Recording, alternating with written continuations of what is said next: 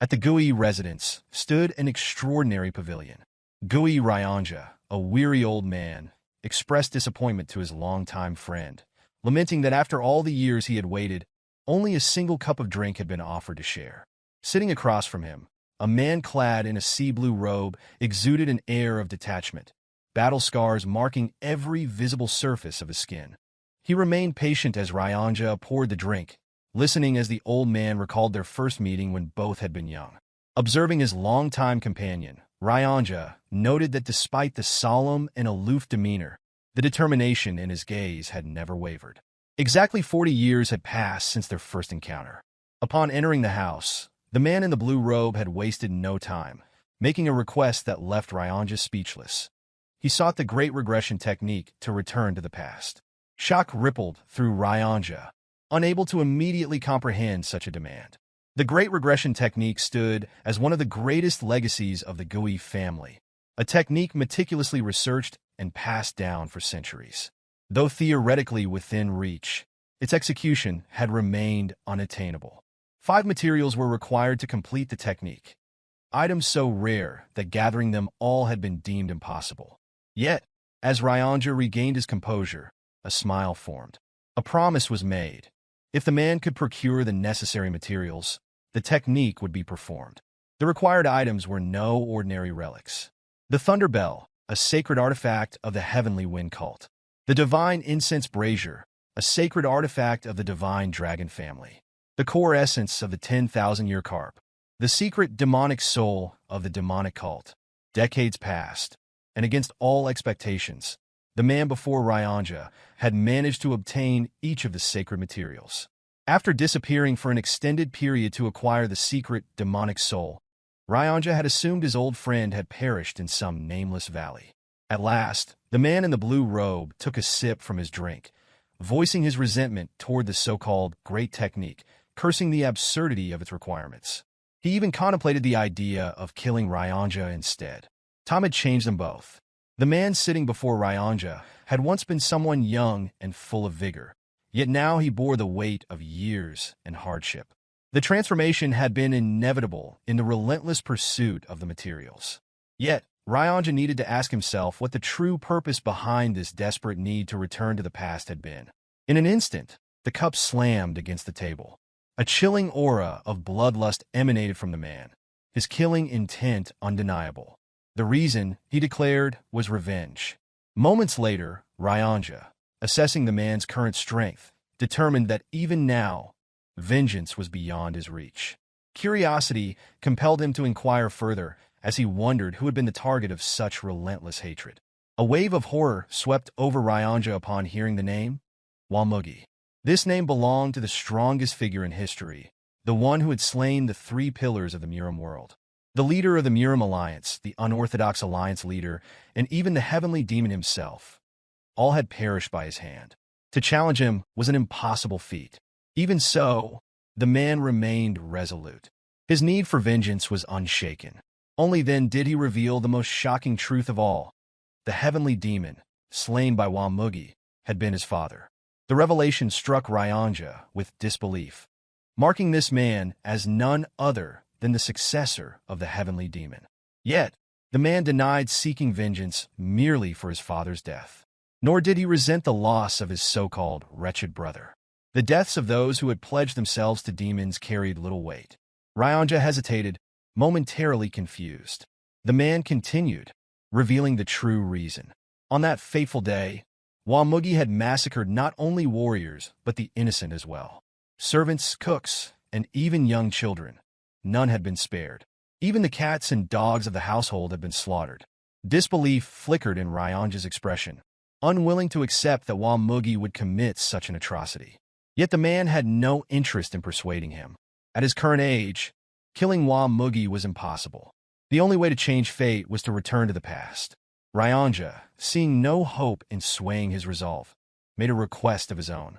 If the past were to be rewritten, he wanted the man to prevent his own marriage. A strange silence filled the room, as if time itself had momentarily stopped. Considering Ryanja's grave expression, the man had expected something of great importance. Yet upon hearing the request, laughter erupted from deep within him. unrestrained and genuine. Ryanja, however, was not jesting. He pleaded earnestly, begging to be convinced to remain alone for the rest of his life. Feeling the sincerity in Ryanja's voice, the man agreed to fulfill this request.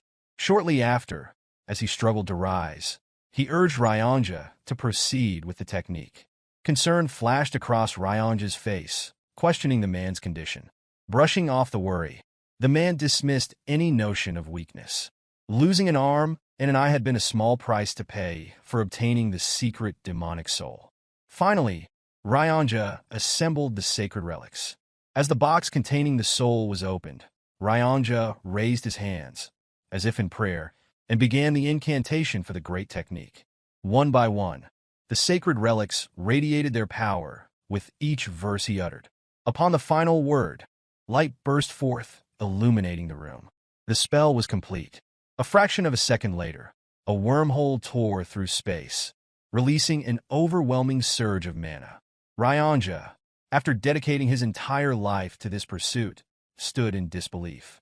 The culmination of his research had finally manifested before his eyes. Turning excitedly to share this moment with his old friend, his breath hitched. The old man lay slumped against a pillar, exhaustion evident in every shallow breath. Though battered and weary, he had drifted into an oddly peaceful sleep. Ryanja's gaze shifted toward the portal, the chance to redo everything. Temptation took hold. An apology escaped his lips for what he was about to do. Looking at his sleeping companion, he swore to find him in the past and deliver a warning of the impending disaster. Stepping toward the wormhole, conviction filled his heart. To return to the past had been his lifelong wish, one as great as his family itself. Then his body froze. Realization struck.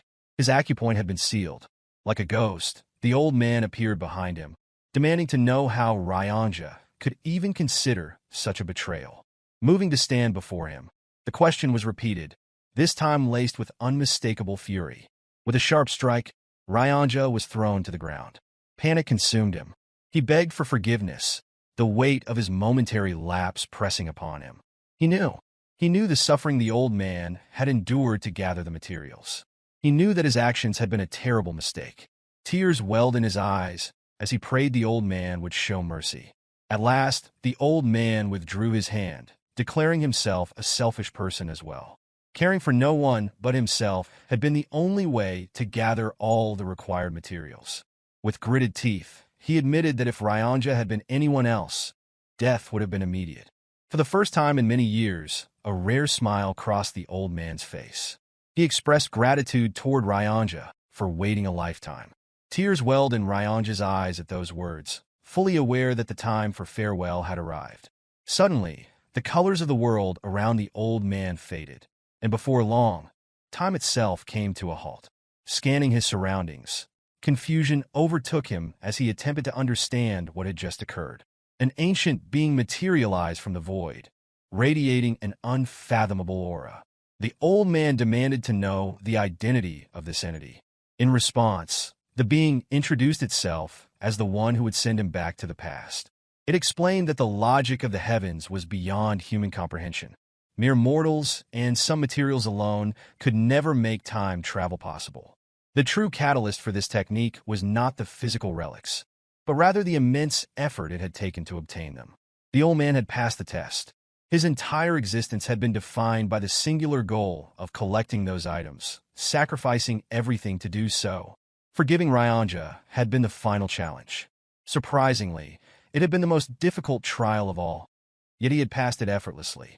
With no hesitation, the old man instructed the being to proceed. In return, the being posed a question, wondering what would be done once back in the past. Without a moment's doubt, the old man answered.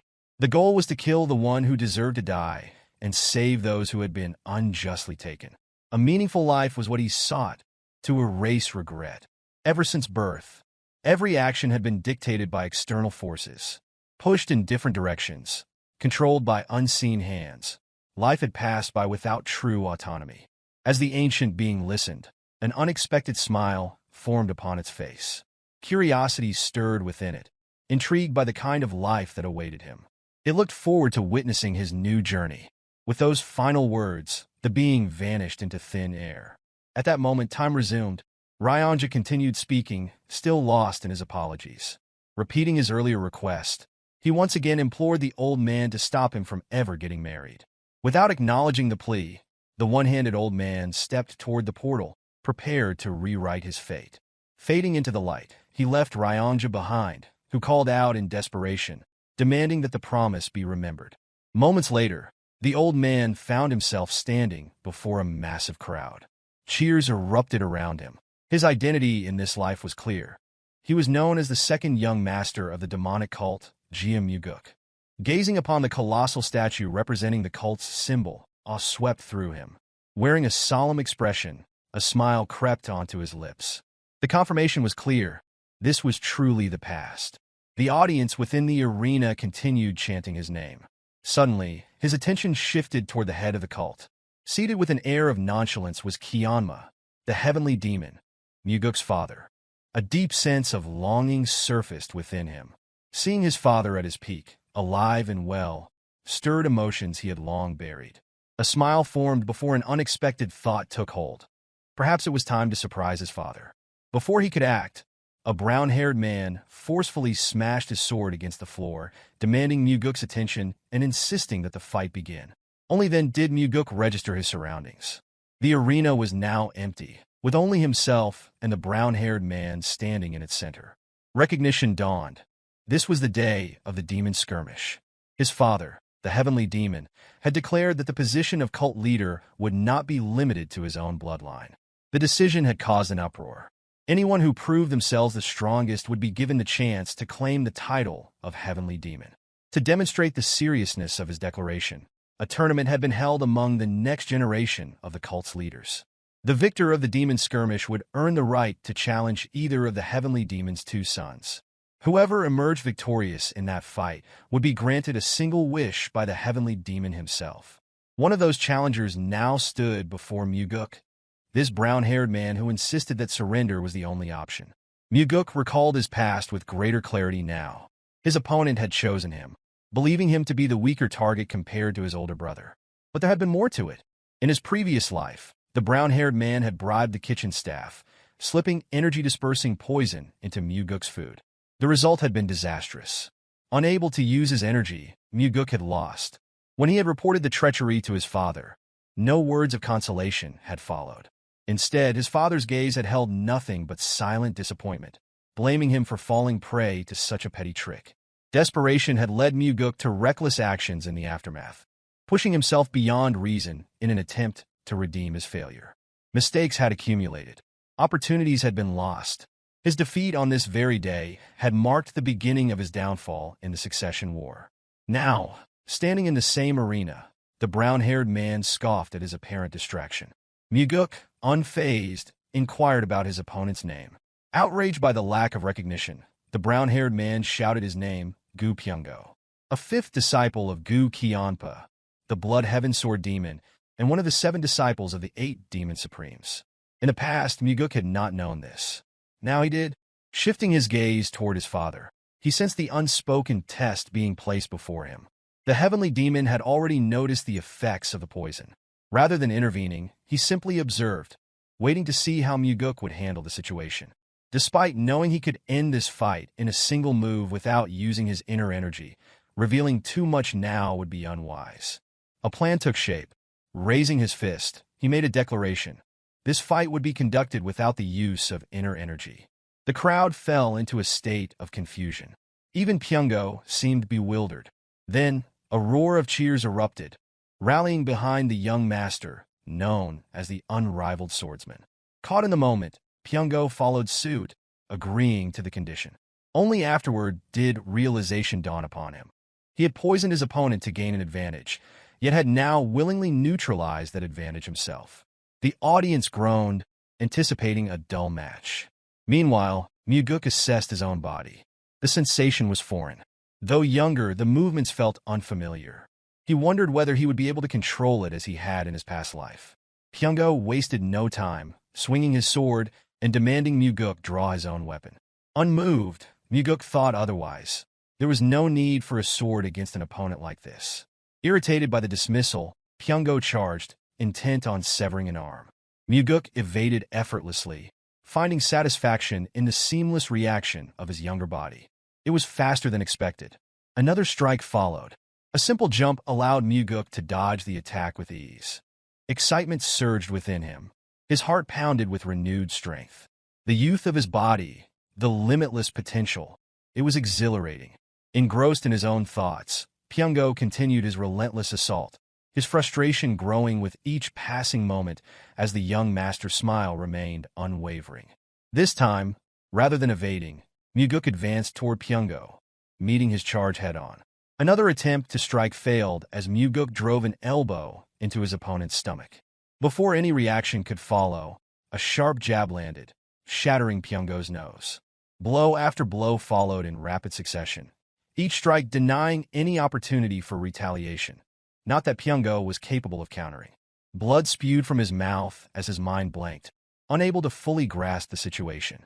Before he could collapse or concede defeat, Mugeuk seized his hand, questioning if it was the same hand used to administer the poison. Without waiting for an answer, he crushed it, eliciting a scream of agony. The gathered audience watched in stunned silence as the young master displayed ruthless precision, utterly unfazed by the prospect of maiming a disciple of the Blood Heaven Sword Demon. In that moment, the determination in Mugeuk's eyes was unmistakable. Having returned to the past, he resolved to live without allowing anyone to dictate his fate. A single raised hand from the heavenly demon commanded immediate silence across the arena. His gaze settled on his son as he instructed him to declare his wish for winning the duel. Traditionally, victors requested artisan weaponry or secret martial arts manuals. Such expectations lingered in the air, yet Mugeuk chose instead to follow his instincts. His request was simple. He wished to accompany his father on a hunt. Manhua, as if ensuring clarity, questioned whether this was truly the desire being put forth. Mugeuk expressed his intent, stating that he had heard tales of his father's fondness for hunting in his youth and wished to learn from him firsthand. Rising from his seat, Manhua agreed, announcing their departure at dawn. Without another word, he turned and walked away, signaling the official conclusion of the demonic skirmish. Meanwhile, as Pyongo was assisted to his feet, he scoffed at Mugeuk's choice, deeming him a fool for wasting such an opportunity on a mere hunting trip instead of a valuable treasure. In response, Mugeuk simply inquired about his name, his tone laced with provocation, making it clear that Pyongo was beneath his notice. Now that he had returned, the reckless existence that once defined those around him no longer held any appeal. Later, as the sun set in brilliant hues along the horizon, Mugeuk stood in his quarters, gazing at his youthful reflection. Yet within, an aged and seasoned soul resided. A lingering thought crossed his mind as he wondered what Mugeuk could be doing at that moment. If he could locate and eliminate him before he reached the peak of his power, then perhaps everything could be resolved effortlessly. The difficulty, however, lay in finding him. Mugeuk had emerged in Jianghu, as though he had fallen from the heavens. After annihilating the Murim alliance, the unorthodox alliance, and the demonic cult, he had vanished from sight, leaving little trace of his existence. To announce his name publicly would serve only as a reckless provocation, an unnecessary risk. Ultimately, Mugeuk's primary goal remained unchanged, to surpass Mugeuk in strength. A soft and gentle voice broke the silence, offering praise for the remarkable performance displayed earlier. Turning, Mugeuk was momentarily taken aback by the sight of Leon, his personal bodyguard. His expression darkened once more. In the past, he had remained ignorant of the truth, that her imposing stature was a direct result of the martial art she had mastered. The body petrification technique granted its user the temporary ability to harden their body to the density of stone. A secret technique known to only a select few, it had been imparted to her for one sole purpose, his protection. The greatest flaw of this art, however, was its effect on the user's physique, enlarging their body significantly. She had once shielded him, throwing herself in the path of Mugeuk's sword aura, sacrificing her life so that he could live. Yet at the time, he had regarded her as nothing more than a mere bodyguard. He had taken her presence for granted, much like one fails to acknowledge the necessity of air until it is no longer there. Stepping closer, he now noticed how much larger she appeared compared to his memories. The observation only deepened her confusion. It was widely believed that, had she continued growing naturally, she would have become the most beautiful woman in the world. However, the commitment to safeguarding her young master had changed everything. One day, her delicate form had transformed, her beauty buried beneath a physique sculpted for battle. Unbeknownst to him at the time, she had wept over her transformation, struggling with the loss of what she once was. He had never even noticed the swelling in her eyes, the silent proof of her grief. As he walked, his thoughts lingered on her. She, who devoted her existence to protecting him, had clearly sensed the changes within him. When he beckoned her to follow, she hesitated, questioning his intentions. He merely stated that he intended to show her something strange. The destination soon became clear as they arrived at the kitchen, where the cooking staff stood lined up. Without hesitation, Mugeuk posed a simple question, wondering how it had been done.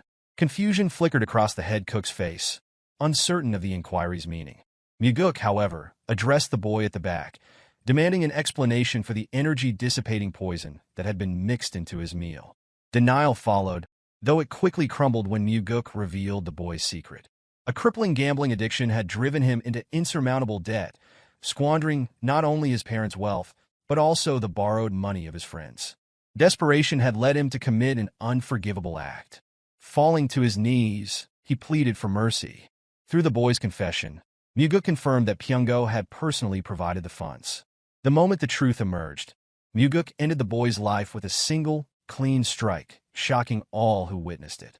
Shame accompanied his final moments, as Mugeuk condemned the act of poisoning another's food. The head cook, bowing low, immediately accepted full responsibility. Yet Mugeuk dismissed any need for punishment, reasoning that the crime was not his to bear. In the end, no further lives were taken, and Mugeuk simply placed an order for his dinner: shredded chicken noodles.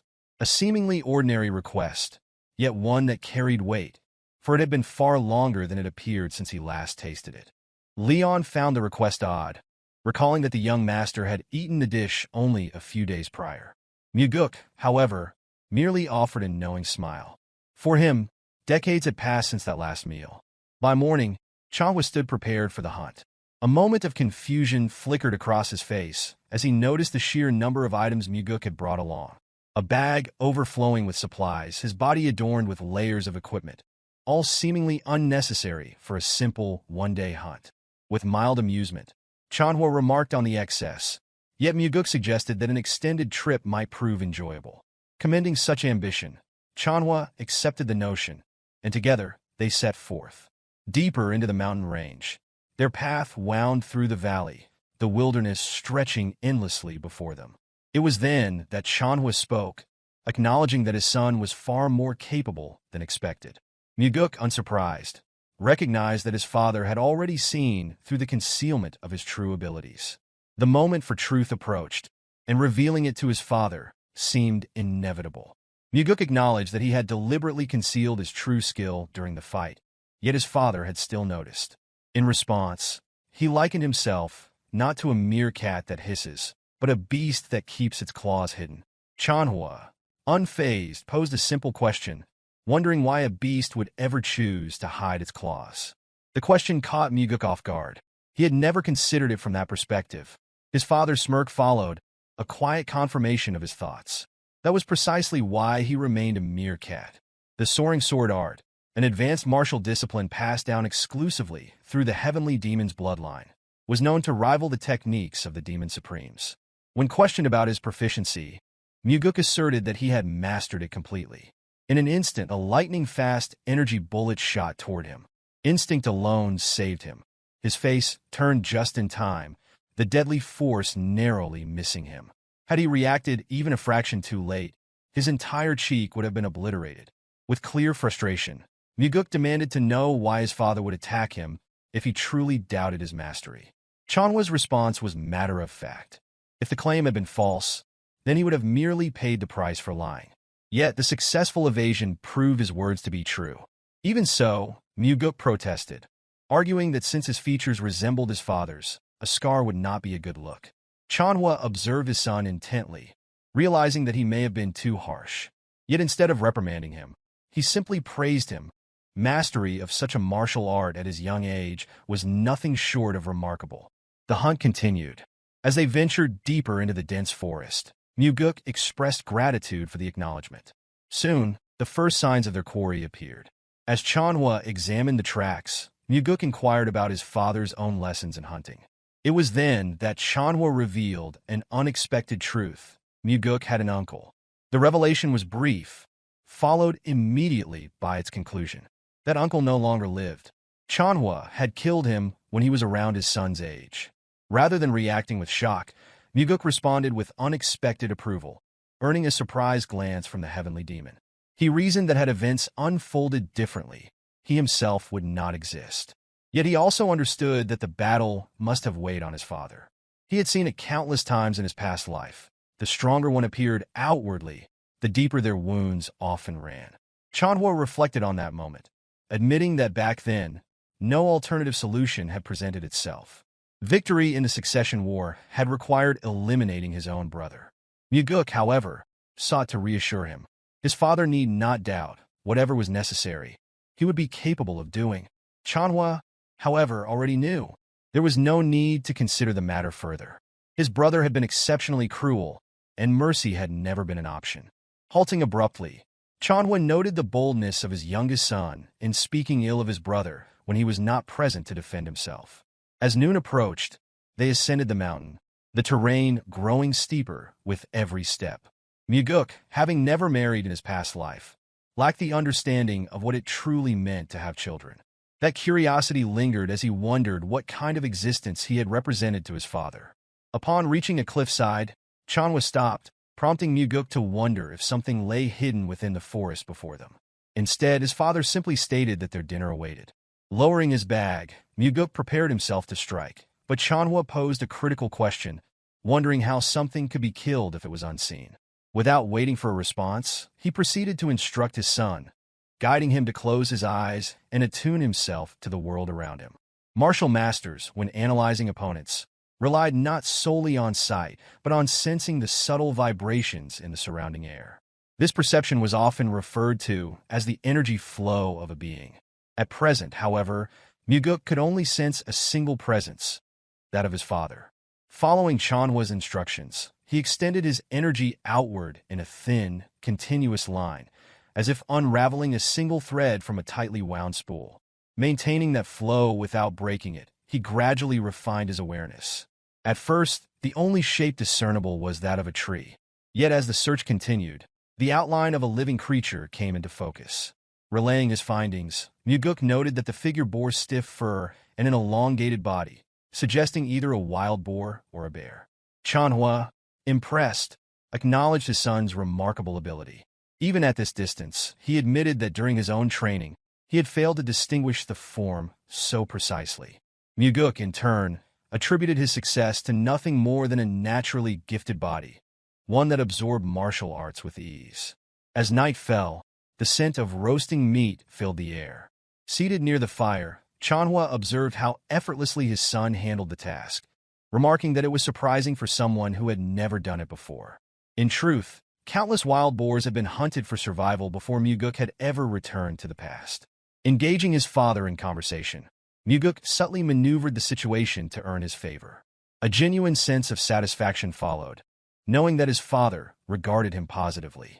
Chanhua then posed a pointed question, wondering whether this hunting excursion had merely been an attempt to impress him and secure the role of successor. The notion, however, was dismissed outright. Mugeuk had no need to rely on his father's influence to attain that position. He could become the successor on his own terms. Chanhua, acknowledging the confidence in that statement, then inquired about the true motivation behind the hunt. Mugeuk offered two reasons. The first was simple. He wished to learn all that he could from his father, to grow stronger. Before divulging the second, he launched into an explanation. Strength was not something he pursued merely to become the heavenly demon. His father was still alive, healthy, and strong. Wasting his youth fixated on succession held no appeal. Instead, his true goal lay in mastering the heavenly demon's martial arts. If becoming the successor was what it took to obtain that knowledge, then so be it. Above all, there was one art in particular he needed to learn and master as quickly as possible, the Nine Calamities demonic art. Even his father, a master of the Nine Calamities demonic art, had fallen to Mugeuk. That reality left Mugeuk with no choice.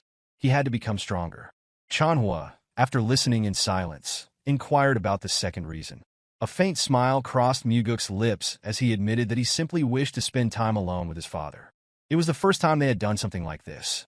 At those words, Chanhua responded with a slight smirk, dismissing the sentiment as a useless emotion, one that would only lead to death. Mugeuk, however, rejected the notion outright. He saw it differently. This was a rare opportunity to spend time with the strongest person in the world. In the end, Chanhua made no further remarks, yet something in his expression suggested a quiet contentment. Even without words, it was clear he did not resent the moment they shared. For Mugeuk, recalling memories of his father had always been difficult. There were none to draw from, only the lingering sensation of fear. But fear could not be considered a memory, not truly.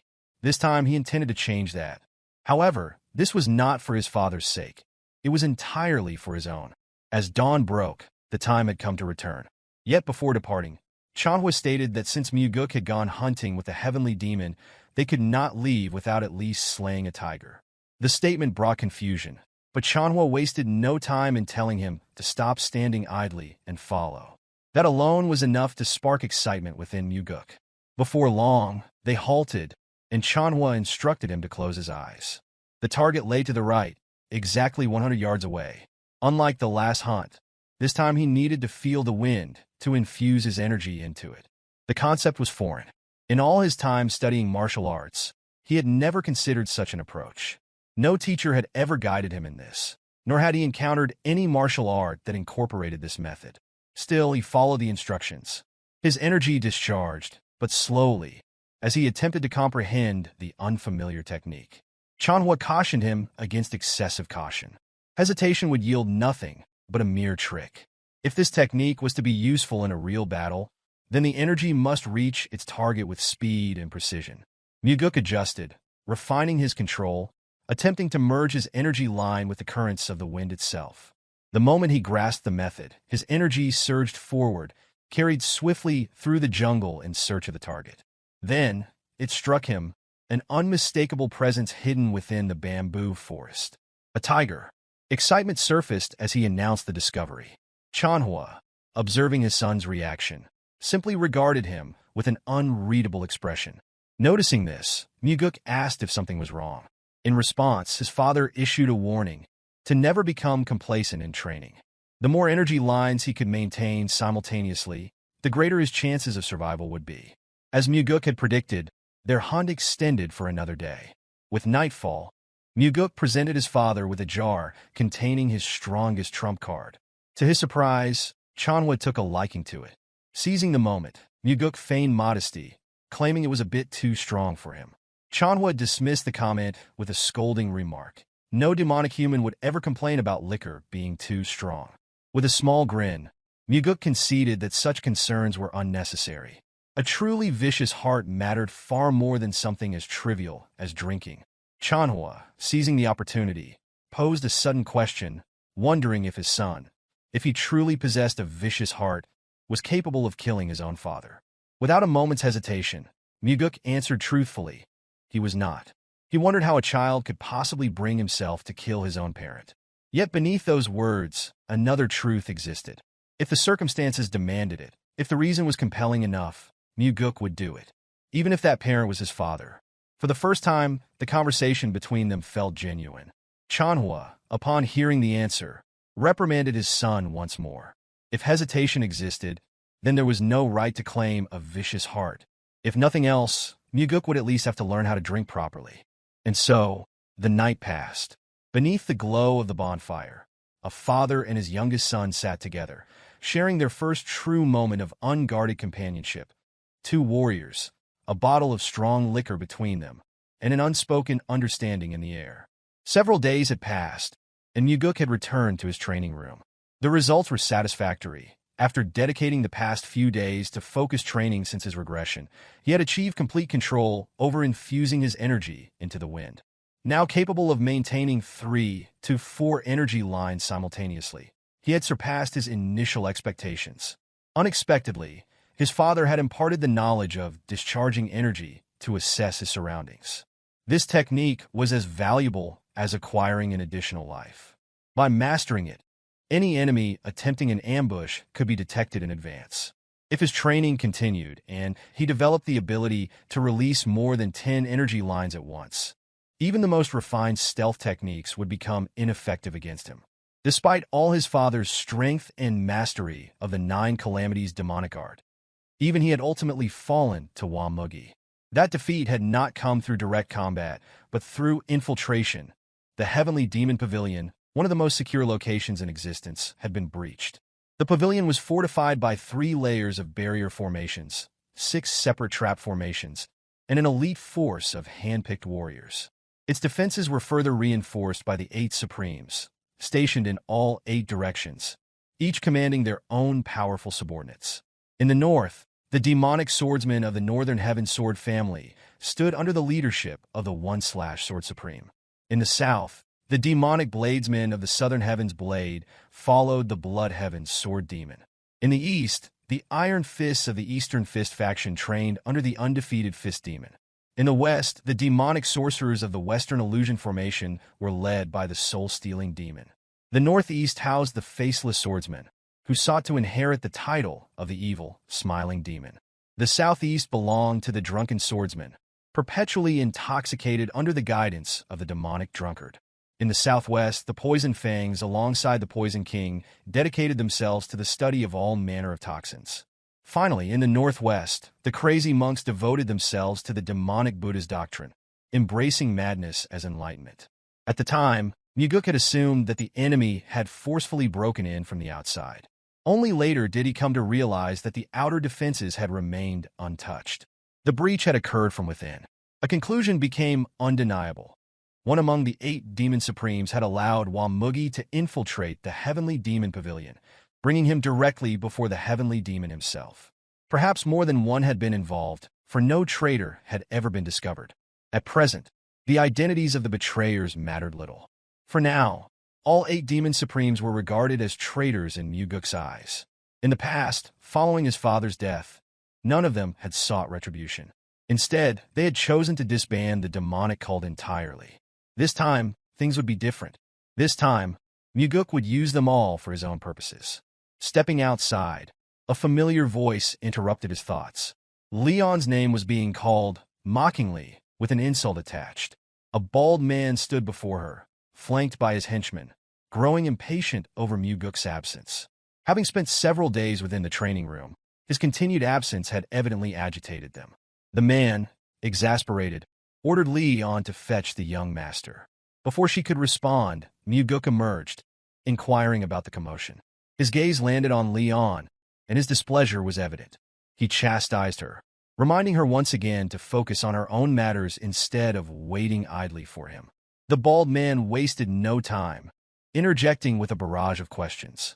A disciple of the Blood Heaven's Sword Demon, Yangpu. His arrogance was unmistakable. The only reason he dared to behave this way was simple. Chanhua's decree had changed everything. When the Heavenly Demon had declared that anyone in the cult could become his successor, being the son of the Heavenly Demon had lost its former prestige. Instead, the announcement had ignited the ambitions of many within the cult, spurring them to seek victory over the demon's sons. Yangpa had come with grievances. Pyongo could no longer practice martial arts, and for that, Mugeuk was to blame. His frustration stemmed from Mugeuk's apparent lack of concern for the matter. He demanded an apology, expecting a direct acknowledgement of fault. Mugeuk, however, had no interest in entertaining the conversation. Their relationship was not close enough to warrant such discussions. The true reason behind Yangpo's presence was already known. Following Pyongo's downfall, the Blood Heaven's Sword Demon had yet to select another disciple to be his successor. As a result, his followers had grown desperate, eager to prove their worth. Yangpa sought an official apology, believing that earning such a concession would grant him favor with his master and salvage his reputation. A calm smile surfaced on Mugeuk's face. His next words carried no hostility, only amusement. His master would not necessarily choose him, regardless of his efforts. Yangpa bristled at the remark, his anger barely concealed as he declared that his presence was solely on Pyongo's behalf. That was enough for Mugeuk. His expression sharpened, and a chilling aura settled around him. Enough insolence had already been tolerated. His killing intent surged as he issued a command. Yongpo was to apologize immediately. Confusion flickered across the bald man's face as he wondered for what purpose. Mugeuk's response was simple. He had spoken to his subordinate without permission. Leon's eyes widened at the unexpected gesture. Never before had she been treated in such a way by her young master. Yongpo, however, struggled to comprehend the situation. Leon attempted to de-escalate the confrontation, but it was already too late. Mugeuk had made his decision. Stepping forward, he issued a direct order. Yongpo was to kneel and apologize for speaking rudely to Leon. The demand was met with outright rejection. Pointing toward Leon, Yongpo sneered once more, using the same insult as before. That was the final straw. Mugeuk's fury flared at the audacity. Yongpo, still oblivious to the danger, scoffed at the reaction. He would sooner die than kneel before her. A wicked grin spread across Mugeuk's face. Then so be it. If that was his wish, it would be granted. His sword left its sheath in an instant, the gleam of steel reflecting his unwavering conviction. Yongpo hesitated, taken aback by the unexpected escalation. A choice was presented: fight or kneel. Mugeuk ensured that the weight of the decision was clear. If Yongpo chose to retreat, his master would not be pleased. For the first time, true understanding dawned upon the bald disciple. Mugeuk was serious. To him, Leon was not just a subordinate. She was someone who mattered. The veins in Yongpo's forehead throbbed as rage consumed him. He found it absurd to have fought over someone he had seen as nothing more than a pig. And yet, Mugeuk remained unmoved. The demand had been made. That instant, Yongpo's blade was drawn, the fight inevitable. His henchmen tried in vain to stop him. Leon reached out, hoping to restrain her young master. But the battle had already begun. As Yongpo took his stance, his voice rang with arrogance. Since his opponent was the son of the heavenly demon, he would settle for taking an arm instead of his life. But in Mugeuk's eyes, that choice had never been his to make. Yongpo positioned himself for an immediate attack, his movements sharp and decisive, while Mugeuk observed him with an impassive gaze. Yongpo swiftly swung his sword, aiming to sever the young master's hand, but the strike was effortlessly avoided. Before another move could be made, Mugeuk's blade had already pierced through his opponent's mouth. It was an instant kill, executed without hesitation. The sudden and brutal end left the surrounding henchmen, along with Leon, in shock. Mugeuk regarded the scene with detached finality, stating that the cause of death was the man's own mouth. That same mouth had been used to insult a subordinate and had refused to offer an apology. Withdrawing his sword, he allowed Yongpo's lifeless body to collapse.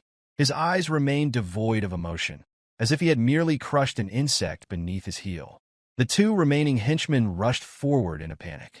One of them, his voice trembling, questioned whether the young master was prepared to face the consequences of such an act. Fear seized their expressions as Mugeuk remarked on the striking similarity between their mouths and Yongpo's. Without pause, he issued a demand, instructing them to deliver his words precisely as spoken. Understanding the unspoken threat, they retreated to their own pavilion. Leon, her voice laced with unease, hesitated before asking why such an action was taken on her behalf. Mugeuk responded with a smile, noting the irony of her concern for his well-being despite the emotional wound she bore. Locking eyes with her, he clarified that the act had not been solely for her sake. Justice had simply been served to one who deserved death. Even so, her concern was valid. The Blood Heaven Sword Demon would not have overlooked such an event. Her fear was justified. The 8 martial masters of the demonic cult wielded both immense influence and unparalleled martial prowess. Commanding subordinates, even the heavenly demon himself, could not easily disregard. Among them, the Blood Heaven Sword Demon stood as one of the 8 demon supremes. Mugeuk had crippled one of his disciples and slain another. Despite this, he maintained a warm smile, assuring Leon that no real consequences would follow. At most, the Blood Heaven Sword Demon would be chastised for failing to properly teach his disciples. Stepping closer, Mugeuk placed a reassuring hand on her shoulder, urging her not to waste worry on his behalf. In reality, Yongpo's death held an advantage for him. Moments later, gratitude filled Leon's expression as she thanked the young master for taking her side. In return, Mugeuk instructed her to never forget this moment. He wished for her to live a life adorned with that very smile. Time passed, and Mugeuk found himself reclining in his backyard, his thoughts drifting. Memories of fleeing in the wake of the demonic cult's disbandment resurfaced, each one laced with a bitter taste of defeat. The weight of despair had been unbearable, leaving no will to live had it not been for the pursuit of a singular goal. Suddenly, the presence of a sword manifested beside him, its steel an unspoken threat resting against his neck. Without a word, an old man materialized, exuding a suffocating killing intent. The Blood Heaven's sword demon, one of the pillars supporting the demonic cult, had arrived. Mugeuk tensed, unprepared for such swift retribution. Despite the knowledge accumulated from a past life, his lack of inner energy left him vulnerable. There would be no evading this attack. Yet, as abruptly as it had appeared, the oppressive aura dissipated. The old man settled beside him, a wicked grin tugging at his lips. Nudging the pommel of his sword toward the young master, he inquired about the reasoning behind recent events. Mugeuk, suppressing any visible signs of unease, admitted that Yongpa had been nothing more than a fool. As though provoking a reaction, he questioned why the old man concerned himself with such insignificance when fools mattered to no one. Without hesitation, the sword once more rested against Mugeuk's throat. The old man posed a simple question, wondering whether the heavenly demon would care if his son's severed head were delivered into his hands. Mugeuk considered the possibility, but concluded that the old man would hesitate if he truly feared the heavenly demon's gaze. In response, a line was drawn into the earth, illustrating the perceived ratio of the heavenly demon's concern, an overwhelming portion for the Blood Heaven's sword demon, with a mere fraction allotted to his son. Mugeuk disagreed, confidently asserting the ratio to be 7-3 in his favor, for he was the son of the heavenly demon.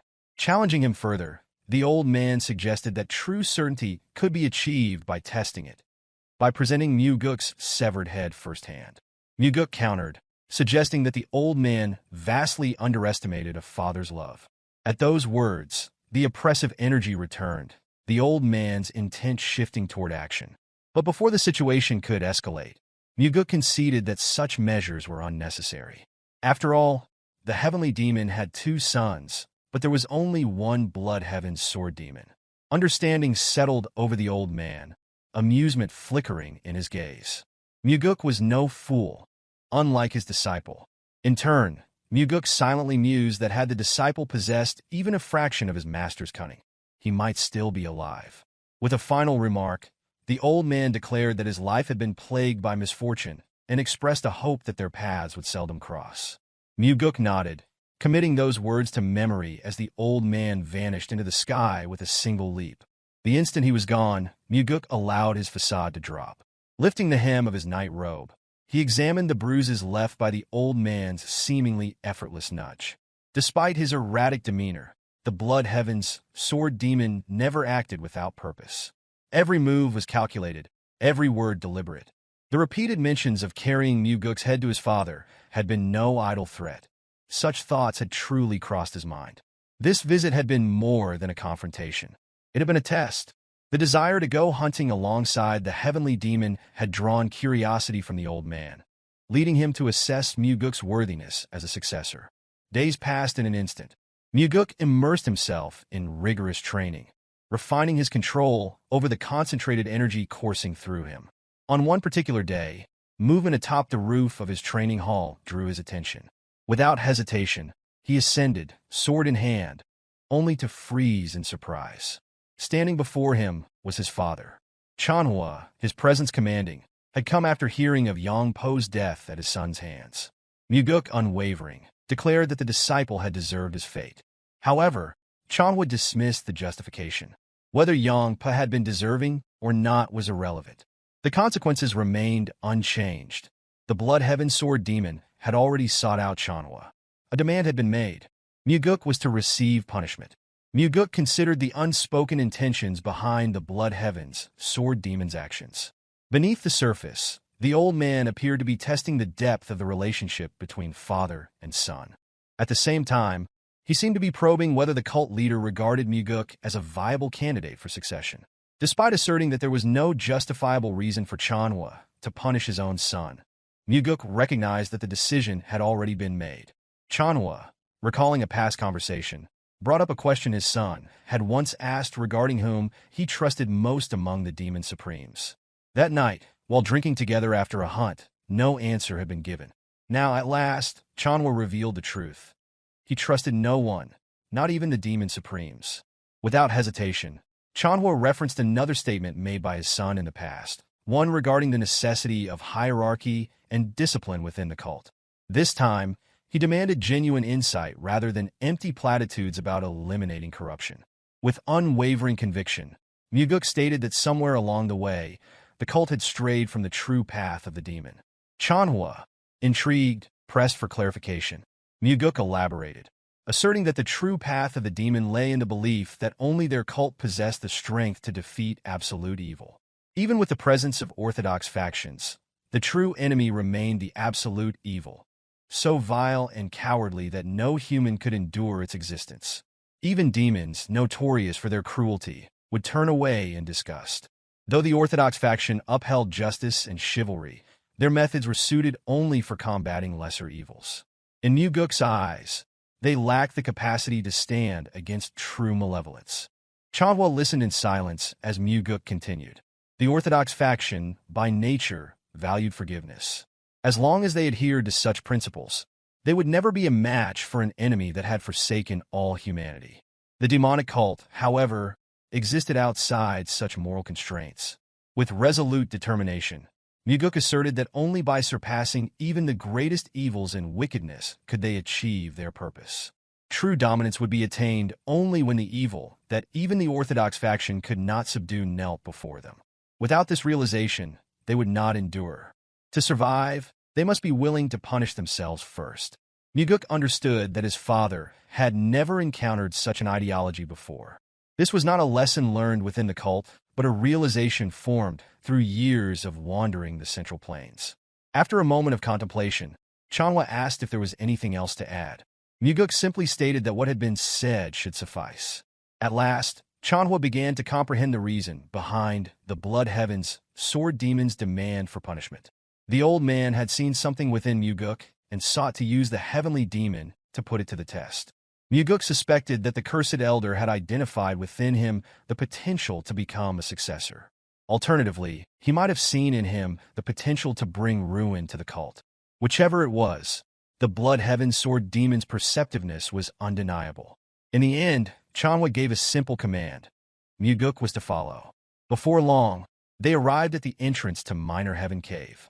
This place was reserved for those with the potential to become the Heavenly Demon, disciples of the Heavenly Demon, or the children of the Heavenly Demon. Entry was easy, but failing to clear its trials meant being trapped within forever. Half of those who shared the Heavenly Demon's blood had perished inside.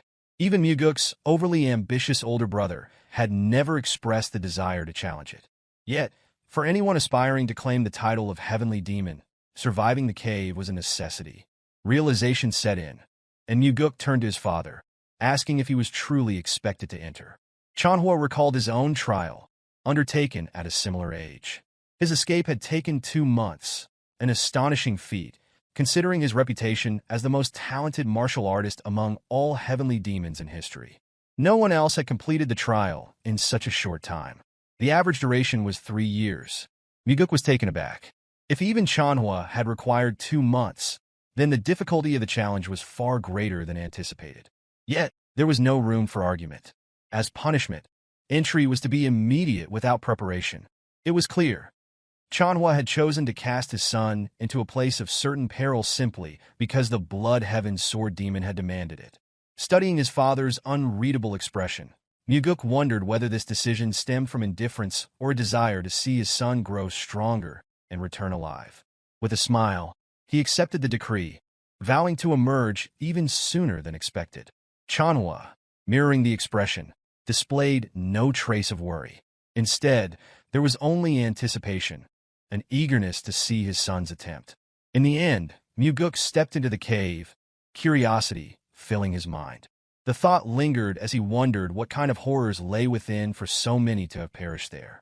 Reaching the first chamber, his gaze settled on a pedestal bearing instructions for the initial trial. The task was simple in theory.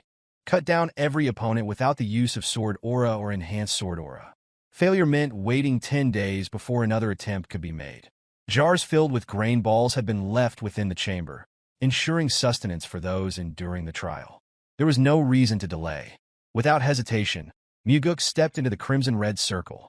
The moment he did, mannequins emerged from a gaping hole in the floor. A single glance was enough to discern the objective. Each opponent bore red markings, the designated points for a successful strike. Without pause, Mugeuk launched into action. His movements were fluid, striking with deadly precision as he transitioned seamlessly from one target to the next. Like an unrelenting tidal wave, he carved through the endless sea of mannequins within the allotted time. Despite his skill, the challenge proved more arduous than expected. As the trial progressed, fatigue weighed upon him, and a handful of targets remained standing. A single failure would mean repeating the trial. Reacting instantly, he surged forward, cutting down another foe. Only 4 remained. Mugeuk surged forward, his blade flashing as he swiftly cut down 3 more targets. Turning back, his gaze locked onto the final opponent, its red-marked neck presenting the designated strike zone. Without hesitation, he planted his foot firmly and launched himself forward. In the last possible moment, his sword met its mark, and the final mannequin collapsed. Regulating his breath, he steadied himself, acknowledging how dangerously close he had come to spending another 10 days trapped in the trial. A single lapse in focus had nearly cost him. Given his current abilities, he knew that passing this test before his regression would have been impossible. With the completion of the first trial, the path to the second was revealed. Moving forward, his eyes fell upon a stone slab filled with inscriptions, messages left behind by previous challengers. Some had recorded the number of attempts required to succeed, while others had boasted of their superiority. Among them were those who had admitted defeat, despairing over their inability to escape once they had entered. Leaning in to examine the markings, a smirk formed as his gaze landed on a familiar inscription. Chanhua had left his own words, a blunt statement ridiculing those who had failed even once. Though his father was not wrong, Mugeuk found it amusing that he had taken the time to berate their ancestors. Continuing through the hall, he entered a new chamber, where an array of weapons lay meticulously arranged. The variety suggested that the upcoming trial required their usage. Approaching the instruction pedestal, he took in the next challenge. The sword mounted on the wall had to be used to split a stone in half within 2 hours. Unlike the first trial, this one permitted the use of both ordinary and enhanced sword aura. Failure to complete the task within the allotted time meant waiting 20 days before another attempt. Stepping onto the red circle, another pedestal emerged, presenting a single, polished stone ball. 2 hours had been given for a task that, at first glance, seemed laughably simple. Cutting a single ball in half with enhanced sword aura should have been effortless. Hundreds could be cut in that time. Yet something about the instructions seemed off. Mugeuk hesitated, pondering the reasoning behind the task. A simple solution often concealed a deeper complexity. Testing his theory, he swung his chosen sword at the ball. The instant his strength connected with the stone, the blade snapped in two. Observing the result, he quickly deduced that an ordinary strike would not suffice. Sword aura was essential. His first instinct was to channel enhanced sword aura, finish the trial swiftly, and move forward. However, a lingering doubt held him back. If the solution had been so straightforward, he wondered why this trial had been designed at all. Seeking further insight, he examined the inscriptions left by those who had faced this challenge before. One record claimed the task had been completed in a single attempt using enhanced sword aura. Another detailed repeated failures. 89 attempts without aura before ultimately resorting to it. What truly caught his attention, however, was his father's inscription. Unlike the previous trial, where Chanhua had merely ridiculed others, this time, his words carried a deeper implication. If there's heat, they lose. Mugeuk momentarily froze, recognizing the deviation from his father's usual bluntness. Chanhua's statement was not a mere insult, but a warning. Contemplating it further, the meaning became clear. The only true way to pass this trial was to avoid using aura altogether.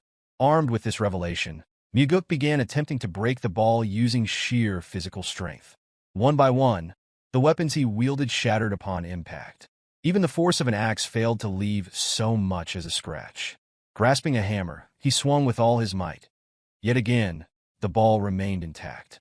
Time dwindled, Breath shallow, muscles fatigued, frustration threatened to consume him. Despite his skill, he had failed repeatedly to overcome this obstacle without aura. Then, with a deep inhale, he forced himself to regain composure. Manhwa had succeeded in splitting this stone without aura. That fact alone was undeniable. A sudden thought crossed his mind. Focusing his inner energy, he directed it in a fine line toward the ball. As the energy spread, something unexpected occurred. A faint, nearly imperceptible line appeared along the ball's surface, a perfect circle invisible to the naked eye. A realization struck. This was no illusion. The key to success had always been embedded within the stone itself.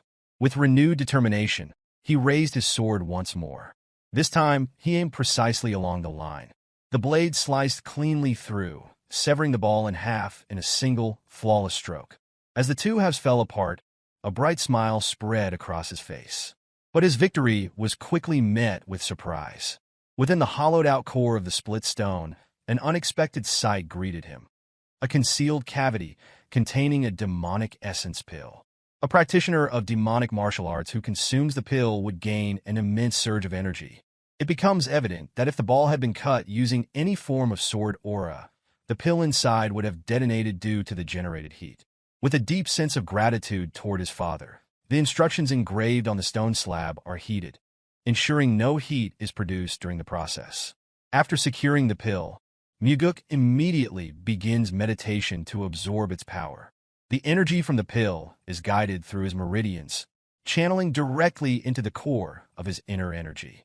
The moment the process is complete, a powerful surge erupts from within. Upon opening his eyes, an unfamiliar, yet formidable strength courses through his body. The deficiency in energy that plagued him upon his return has now been rectified. During the third trial, Mugeuk meticulously analyzes the instruction slab. The engraved guidance demands the ability to distinguish between life and death. Should failure occur, another opportunity would be granted 5 days later. Standing on the red circle, a stone pedestal emerges, presenting a grid filled with various herbs. Recognizing the nature of the trial, it becomes clear that identifying medicinal herbs from poisonous plants is the key to success. Memories of past efforts surface. Extensive searches undertaken to procure the ingredients requested by Ryanja. The ability to differentiate between a multitude of herbs and toxic flora, along with an understanding of their effects, renders this challenge exceedingly simple. The single, non-poisonous herb is selected without hesitation. Moments after the first choice is made, the pedestal descends and rises again, presenting another herb in its place. The trial is designed to prevent reliance on mere luck, ensuring a second round of selections. Those unfamiliar with herbs would be forced to consume them, discerning their nature through experience. Mugeuk swiftly evaluates each herb, making rapid selections as the pedestal continues its cycle. After a brief pause, the mechanism ceases, and the door to the next trial opens. Before proceeding, the stone slab is examined once more. Complaints from ancestors regarding the necessity of such trials are evident. His father's reprimands toward their predecessors stand as a firm warning. No one should depend on luck. This revelation confirms that recalling every consumed substance from the initial test is crucial. The following trial demands survival within the illusory life-and-death trap formation. The stone slab explicitly warns that perishing within the formation would result in actual death. Seeking further insights, Mugeuk scrutinizes the inscriptions, but little information is provided beyond his father's words. A directive to never rest. Though indirect, the advice appears more aligned with a philosophy for life rather than the immediate trial ahead. As he steps onto the red circle, the surroundings shift. The air distorts, revealing an expansive desert landscape. The wind howls, carrying the weight of dry heat, while sand and creatures appear as tangible as reality itself. Rising to his feet, a sudden emergence of ghouls encircles him. Though illusions, their presence is unmistakably genuine, exuding a palpable intent to kill. A surge of exhilaration takes hold. This is an opportunity unlike any other. Unsheathing his sword, readiness is signified as the mindless creatures close in. They charge without hesitation, converging upon the lone warrior at the center. With a deft motion, an attack from behind is evaded, followed by a swift stab that eliminates the threat. Additional assaults occur simultaneously, prompting a seamless leap to evade the coordinated strike. No longer bound by restrictions against human opponents, hesitation is unnecessary. Channeling inner energy into his blade, sword aura ignites. A single decisive swing cleaves through dozens of ghouls. The enhancement granted by the demonic essence pill facilitates seamless energy control, yet the adversaries seem endless. They persist, surging forward without reprieve. Drawing a deep breath, Mugeuk remains still, awaiting the opportune moment. As the creatures close in, reaching within arm's length, faint blue marks manifest upon each one within range. In a fraction of a second, a swift execution follows, another dozen ghouls eradicated in an instant. Despite the relentless tide, the onslaught eventually ceases. Satisfaction is momentarily elusive. If this is all the trial offers, then the battle remains unfulfilling. However, another wave soon emerges. This time, the enemies appear noticeably stronger. True to their altered appearance, the newfound opposition proves significantly more formidable than anticipated. Some wield techniques of their own, while others unleash ranged attacks. Clarity dawns regarding his father's cryptic words. With each successive wave, the adversaries steadily increase in strength. Adapting fluidly, every movement becomes precise, dodging attacks with the grace of flowing water while delivering relentless counters. For the first time since Regression, a genuine battle unfolds, demanding a continuous fight with survival at stake. The insights of a past life merge seamlessly with the present. Instincts sharpen. Attacks are deflected and retaliations executed in rapid succession. Sweat trickles down his face, yet an unyielding desire remains. Stronger foes, faster challenges. With a vertical slash, an armored ghoul is felled, concluding the current wave of adversaries. Breathing heavily, uncertainty lingered as he wondered whether it was truly over. Suddenly, the formation abruptly dissipated. The stone slab illuminates, inscribing congratulatory words for the successful completion of the trials. The ancestors' hopes resonate. Strength should serve the advancement and prosperity of the heavenly divine cult. Contentment settles within Mugeuk. The trials, which took his father an entire month to complete, have been conquered within a single day. If such a feat were made known, uproar within the cult would be inevitable. Doubts would overshadow praise, skepticism outweighing acknowledgement. With this in mind, a decision is made to remain and continue training. The intent is clear. Fully assimilate the accumulated insights and solidify mastery. Only upon completion would the journey continue. When the time comes to report to his father, exactly 100 days will have passed. The claim will be simple. Every effort was made, yet the record remains unbroken. A moment of gratitude surfaces. The note left behind, the instruction to sever the stone ball without aura, and the guidance to persist through the final trial. All of it proves invaluable. A fleeting smile graces the face of the heavenly demon before his composed demeanor returns. Chanhua offers praise, albeit in a stern manner. At the very least, the son is not a fool. In response, Mugeuk asserts his identity, the son of the heavenly demon. Before Regression, assumptions dictated the belief that his father merely took pleasure in forcing children into battles of life and death for succession. Now perception shifts. The heavenly demon is not one who relishes the bloodshed of his offspring, but one willing to endure their deaths if it serves the greater good of the cult. Shortly after, the second-in-command of the cult, the individual whom the heavenly demon trusts the most, the chief advisor, Sima Myung, arrives to acknowledge the young master's remarkable feat of completing the Minor Heaven Caves trial in only 100 days. Myung approaches with a matter of importance regarding the cult, a clear indication that the heavenly demon has assigned this task. The matter at hand concerns an anonymous letter received, detailing ongoing corruption within the demonic army, one of the cult's formidable combat divisions. The leader of this army is a direct sibling of the Bloodheaven sword demon. Myung explains that a similar letter surfaced the previous year, prompting an independent investigation that ultimately failed.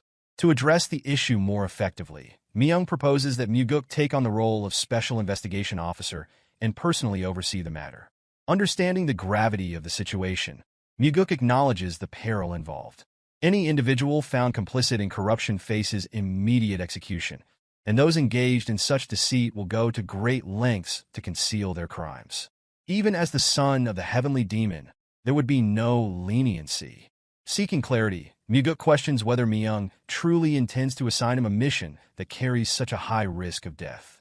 Myung does not refute the notion, reinforcing the suspicion that this is yet another trial orchestrated by his father. The silence is soon broken as Chanhua speaks, referencing his son's conviction regarding the principles of the demonic cult.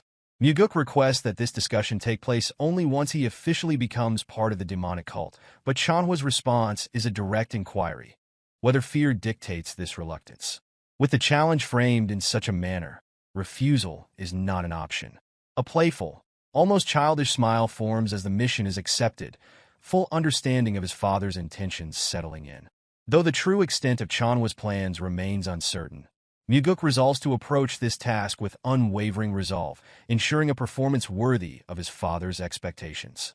Believing this may be his last opportunity, a request is made to share a drink with his father before departure. Without a word, Chanhua turns away, dismissing the request entirely.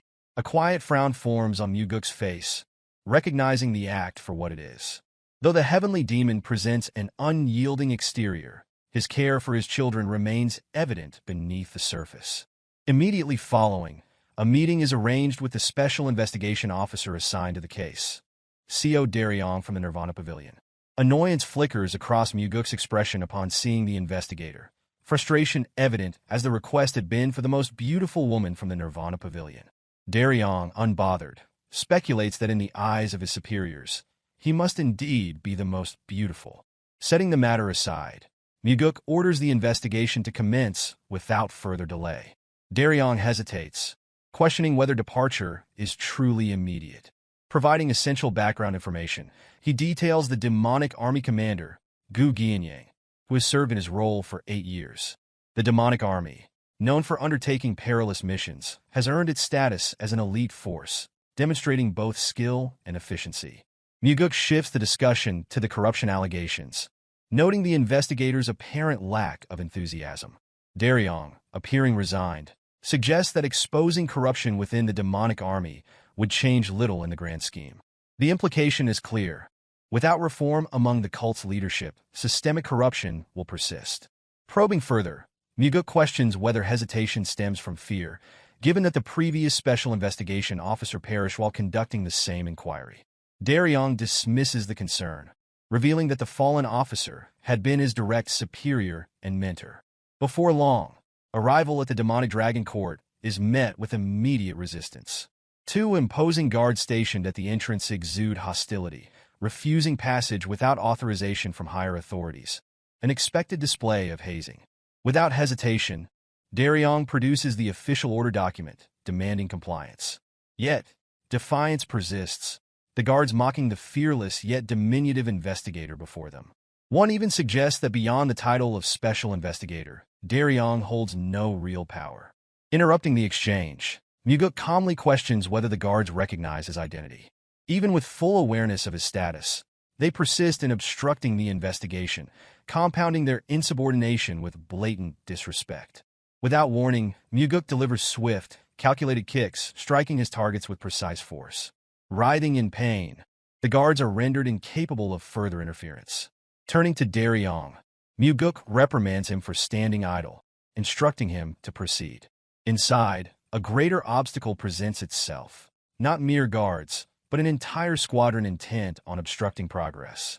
Raising his voice, Daryong brandishes the official document, accusing those present of actively impeding an investigation sanctioned by the cult's leadership. From the rear of the formation, an accusation is hurled, alleging that the investigators seek only to cause disruption. In response, Daryong demands the identity of the speaker. The figure identifies himself as Go Dang, First Corps Captain of the Demonic Army. A reputation for ruthless acts precedes him, making him notorious even among his peers. Undeterred, Daryong asserts authority, warning that interference will result in formal charges for disrupting an investigation conducted by the Nirvana Pavilion. Wearing a smug expression, Go Dang scoffs, dismissing the threat entirely. Stepping forward, Mugeuk addresses the brute, remarking that their meeting is long overdue. Closing the distance, a handshake is extended, an act that swiftly transitions into a crushing grip. A sharp, involuntary wince betrays Go Dang's pain. Mugeuk calmly reiterates the urgent need to meet the demonic army commander, issuing a subtle yet undeniable warning through sound transmission. Further resistance will cost Go Dang his hand. A tense silence lingers between them. For a moment, defiance flickers in Go Dang's gaze, his voice low with threat.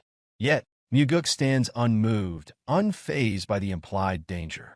Realizing the futility of resistance, Go Dang relents, albeit with lingering humiliation.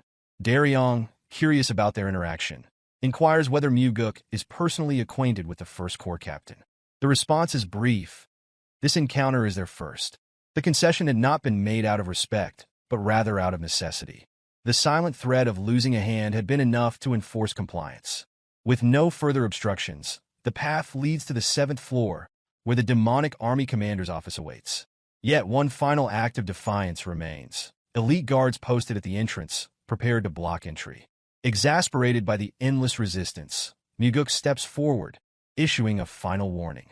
Holding the document aloft, he reminds them that obstructing an officer is one matter, but standing in the way of the cult leader's authority is another entirely.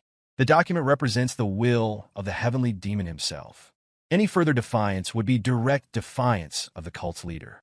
At last, the voice of the commander echoes from within, granting permission for entry. Seated leisurely, the demonic army commander, Geom, extends a welcome to the 2 special investigation officers. Mugeuk regards him with indifferent eyes while Geom offers an apology for his subordinate's rude behavior, attributing it to ignorance. Despite appearing ordinary and composed, Geom exudes an immeasurable strength, one that Mugeuk can clearly perceive. This overwhelming energy causes Daryong to tremble, struggling to maintain composure. Observing their confrontational stance, Mugeuk remarks on their apparent eagerness to provoke conflict, suggesting that they must have an excess of free time. Rather than engaging in such disputes, he advises them to occupy themselves with reading instead. Geom, unfazed by the remark, casually references an old saying, stating that ignorance often breeds courage. In response, Mugeuk counters with a modern perspective, asserting that in this era, true courage stems from knowledge. Those who possess it not only develop superior strategies, but also gain clarity on what must be done. Geom remains composed despite the provocation, instead remarking that perhaps age has caused him to fall behind. His curiosity leads him to question how Mugeuk became involved in the investigation.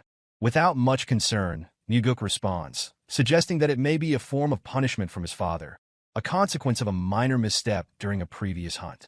A knowing smile spreads across Geom's face, as if finally piecing together the situation. Mugeuk recognizes that they must have deliberated extensively over the reasons behind his appointment as an investigator. Geom then inquires further, asking whether another anonymous letter had been sent, similar to the previous incident. While Daryong hesitates, insisting that such information cannot be disclosed, Mugeuk openly confirms it, surprising his companion with this revelation. Geom expresses frustration, explaining that as the leader of the demonic army, which consists of unruly and unrefined individuals, he frequently becomes the target of various slanders. Mugeuk assures him that the investigation will be concluded swiftly, though it may cause some inconvenience. In return, Geom dismisses the concern, stating that their relationship is close enough that such matters do not trouble him. Acknowledging this, Mugeuk reveals a widely known fact, that the Blood Heaven Sword Demon supports Mugeuk's brother as the rightful successor. In response, Geom asserts that his brother and he are separate individuals, declaring his support for the second son instead. Mugeuk acknowledges these words with a bright smile, expressing his anticipation for Geom's cooperation in the coming days. As the conversation concludes and Mugeuk prepares to depart, Geom reminds him to be cautious. Mugeuk, without hesitation, asks if this warning pertains to the previous incident in which the former investigator met a grim fate. A vicious smile forms on Geom's face as he suggests that the cult leader would not have sent his son merely to perish. Mugeuk offers his gratitude for the concern before departing with Daryong. Turning away from the commander, a quiet smile forms on Mugeuk's lips as realization dawns. His father's true intention in sending him here was to ensure that either he or Ginyang would not leave this place alive. Elsewhere, Myung contemplates the situation, questioning why Chanhua would send his son into such a grave matter. In Myung's view, this is a burden that should fall upon his own shoulders. However, shock overtakes him when Chanhua reveals the reasoning. His son believes that the demonic path has been lost. For this reason, Chanhua reasons, if his son dares to speak so boldly, he must now prove his words through action. The following morning, a rotting crow carcass emits a foul stench throughout the hall, unsettling members of the army. Many immediately assume that the investigator is responsible for the disturbance. With a single glance, Mugeuk identifies the individual who had initially barred their entry, now the loudest in protest. Moments later, a massive figure emerges from the side of the hall, demanding to know the cause of the commotion. The booming voice belongs to Jang Ho, the Third Corps commander of the demonic army. Recognizing him instantly, Daryong recalls his reputation, an individual known not only for his overwhelming martial prowess, but also for his notoriously volatile temper. A faint smile appears on Mugeuk's face as he inquires whether the commander has any grievances. Jang Ho, seething with rage, accuses the investigators of being responsible for the carcass and demands an explanation. In response, Mugeuk discloses that someone within the demonic army had placed it in his bed, leading him to assume it was a cultural practice. Jang Ho suggests a more direct approach, stating that the culprit should simply be punished instead. Mugeuk, however, turns his attention toward the towering commander before him, deciding that the investigation should begin with him. This declaration immediately puts Jang Ho on edge. Without hesitation, Mugeuk demands access to all records related to Jang Ho, including financial transactions and movement logs. In defiance, Jang Ho argues that neither as a special investigation officer nor as the son of the heavenly cult does Mugeuk hold such authority. Unbothered by the protest, Mugeuk calmly asserts otherwise. Enraged, Jang Ho slams his foot against the ground, causing the floor to fracture. Undeterred, Mugeuk explains that such displays of anger are meaningless, cautioning the commander that obstructing an official investigation could be considered treason. Members of the Third Army rush to restrain their commander as Mugeuk repeats his demand to begin the investigation with him. Sometime later, Jang Ho composes himself and sits within the designated office for interrogation. Mugeuk's first words cut straight to the point, questioning how long Jang Ho intends to test him. Though the commander still attempts to feign ignorance, Mugeuk has already discerned the truth. Jang Ho was the one who sent the anonymous letter. Daryong remains perplexed by how Mugeuk arrived at this conclusion. In the end, Jang Ho concedes, admitting to his actions while demanding to know how Mugeuk uncovered the truth. Mugeuk explains that Jang Ho's involvement in the carcass incident was unnecessary, leading to suspicion that he sought to divert attention from himself. Additionally, the members of the Third Corps had reacted with conspicuous restraint when Mugeuk displayed the crow, neither laughing nor expressing outrage.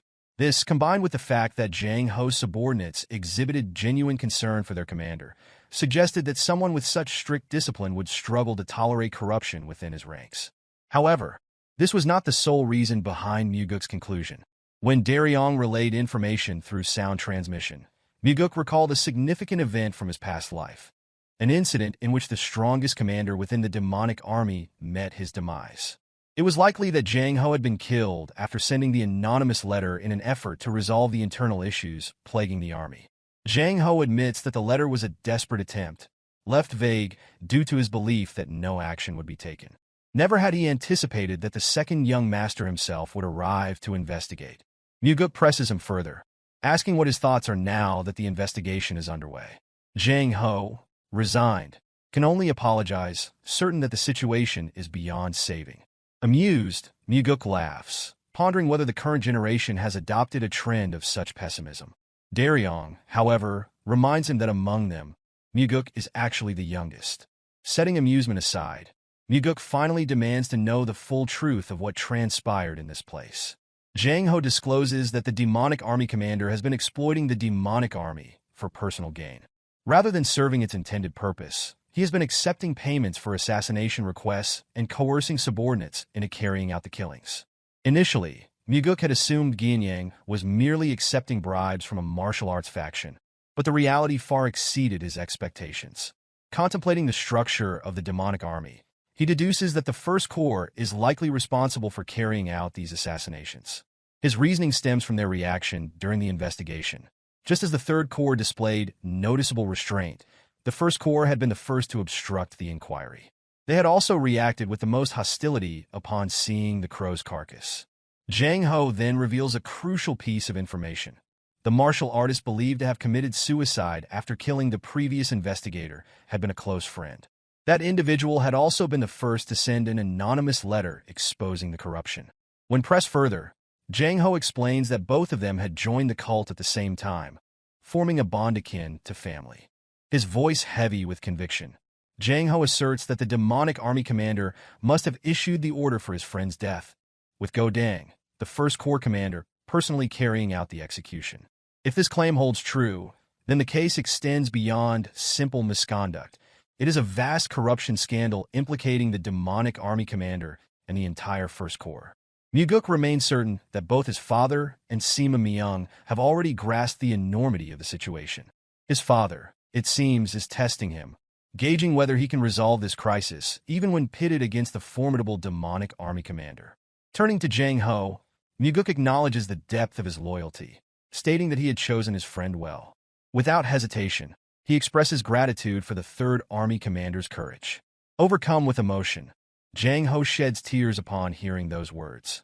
Beside him, Daryong also succumbs to the weight of the moment, his sorrow evident in the face of such a harrowing truth. As this day unfolds, a glimmer of hope begins to stir within Mugeuk. Perhaps the lost demonic path is not as irredeemable as it once seemed. The heavenly demon-divine cult that he envisions is one where individuals like Jang Ho hold significant roles, ensuring that integrity and loyalty prevail. Unlike in his previous life, Jang Ho will not meet his end this time. The purpose of Mugeuk's regression is clear: to prevent the deaths of those who should not perish. Sometime later, the two special investigators walked through the courtyard of the demonic dragon court. As they moved, Daryong remarked on the contrast between the rumors he had heard about Mugeuk and the reality before him. He hesitantly admitted that certain rumors suggested Mugeuk was unfit to become the heavenly demon. Mugeuk responded with a calm smile, regarding such rumors as a form of compliment. To him, being deemed suitable for that role was not necessarily praise, as the cult, in its current state, was not governed by terror. He further noted that change was overdue. Without transformation, only destruction awaited, the annihilation of his family and the downfall of the cult itself. The next day, an officer arrived in distress, urging Mugeuk to come immediately. Without delay, he and Daryong rushed through the corridor leading to the court. Upon arrival, Mugeuk was met with an unsettling sight: a faction of the army blocking the way, while several officers lay on the ground, brutally beaten to the brink of death. Among them, Daryong had also sustained injuries. Despite this, he assured that he was fine and directed attention to a severely wounded colleague. Surveying the injuries, Mugeuk quickly identified broken ribs and instructed the others to escort the wounded man to the infirmary. Without hesitation, they carried him away for treatment, while the First Corps remained stationed, obstructing the corridor. Turning his attention to them, Mugeuk inquired whether Go Dang was responsible for the attack. Without hesitation, Go Dang confirmed it. Pressing further, Mugeuk demanded to know why an investigator from the Nirvana Pavilion had been harmed. The commander nonchalantly explained that the investigator had brushed against his shoulder in passing and failed to offer an apology, so he had simply taught him a lesson. Mugeuk, however, was certain that Go Dang had been the one to initiate the collision and would not have let the matter go, regardless of any apology. In response, Go Dang merely laughed, confirming the accuracy of this assumption. Locking eyes with him, Mugeuk stated that he was nothing more than a poison to the cult. Without hesitation, he laid out the list of crimes committed, revealing that Go Dang had killed other cult members in the same manner before. 2 years prior, he had also slain 3 individuals after an altercation at a bar. Unbothered by the accusations, Go Dang scoffed, dismissing the victims as worthless individuals who failed to show proper reverence to the demonic army. Mugeuk then questioned whether Go Dang was aware of the authority he now held, the power to issue an execution order. Go Dang, however, responded with a challenge of his own, questioning what the young master, as an investigator, could possibly do in this situation. This arrogance, Mugeuk noted, was precisely why he was a poison. A fool would behave this way when conscious of how others perceived him. Despite facing an investigator, Go Dang showed no fear, instead putting on a show of bravado in front of his subordinates. He was oblivious to the significance of the stage he now stood upon. Taking a step forward, Mugeuk provoked the commander, prompting immediate movement from his subordinates. Go Dang responded with arrogance, warning that standing against him was the same as standing against the demonic army itself. Without hesitation, Mugeuk retorted, remarking that at the very least, he did not cower behind his subordinates. Feigning injury, Go Dang shifted the blame onto a supposed coward. In response, Mugeuk merely requested that he not use his right hand. The shamelessness of the commander knew no bounds, as he taunted Mugeuk, questioning whether he intended to report to the cult leader after being injured. With unwavering certainty, Mugeuk assured him that even if he perished here, no responsibility would be placed upon Go Dang. Daryong, watching from the sidelines, could only wonder at his intentions, while a vicious grin spread across Go Dang's face. Without warning, Go Dang unsheathed his sword, ready to engage in battle. Meanwhile, Daryong transmitted a warning through sound transmission, explaining that Go Dang was ambidextrous and could wield a sword with equal proficiency in both hands. This, he suspected, was the source of the commander's confidence. Mugeuk, however, remained composed. Holding his sword in his left hand, he placed his right hand behind his back, unfazed by the rising tension. The battle commenced as Go Dang swung his blade downward in a powerful strike. With effortless grace, Mugeuk sidestepped the attack. The force of the strike shattered the ground, narrowly grazing Daryong in the process. Despite repeated attempts, Go Dang failed to land a single blow. Mugeuk, evading each attack with minimal effort, showed no sign of strain. Then, in one fluid motion, he spun his sword, slashing upward in a precise strike. The next instant, Go Dang's hand was severed. A scream of agony escaped the commander's lips before Mugeuk silenced him, breaking his nose with the hilt of his sword. Enraged, the subordinates of the First Corps reacted immediately, unsheathing their weapons and preparing to strike. Daryong, filled with concern, braced for the impending assault as they moved to protect their commander. Yet, before any of them could act, Mugeuk had already cut down several, slitting their throats in an instant. The remaining members hesitated, halting in their tracks. Mugeuk then declared that those who had just fallen had committed treason. Meanwhile, Go Dang, now reduced to a pitiful state, crawled along the ground, pleading for his life. Ignoring his desperation, Mugeuk inquired whether Go Dang even remembered the families of the men he had slain in the bar fight. He doubted it, given the indifference he had displayed. Those families had lost their fathers, sons, and husbands, lives forever altered. Only at this moment did Go Dang finally admit his wrongdoing. But it was too late. Without hesitation, Mugeuk executed him. The remaining Corps members and Daryong could only watch in silence as their commander met his end. Turning his gaze toward the fallen man, Mugeuk reflected on the arrogance of one who had dared to kill fellow cult members without consequence. Not long after, Mugeuk found himself seated with the demonic army commander, Geom, in the midst of music and dance. As expected, the commander wasted no time shifting the blame on Go Dang, portraying him as a criminal despite having once served under him.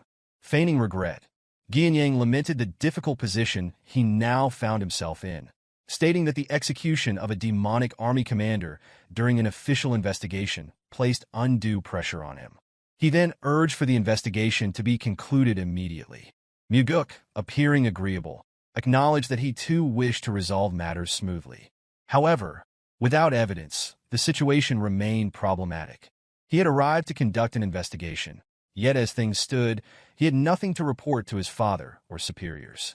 Bringing up the letter that had been sent, Mugeuk referenced the external assassination requests accepted in exchange for money. Without concrete proof, fabricating evidence would be impossible.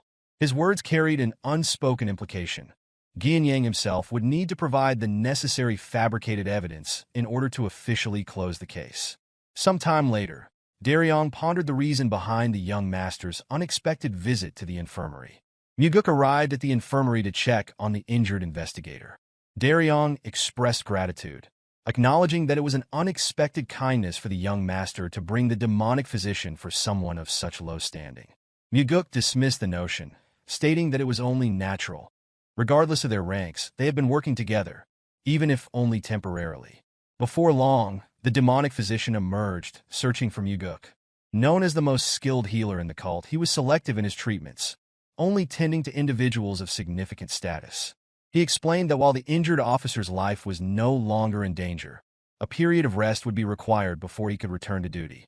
Understanding the gravity of the situation, Mugeuk insisted that the best medicine be used, emphasizing that the officer had suffered these injuries while faithfully serving the cult.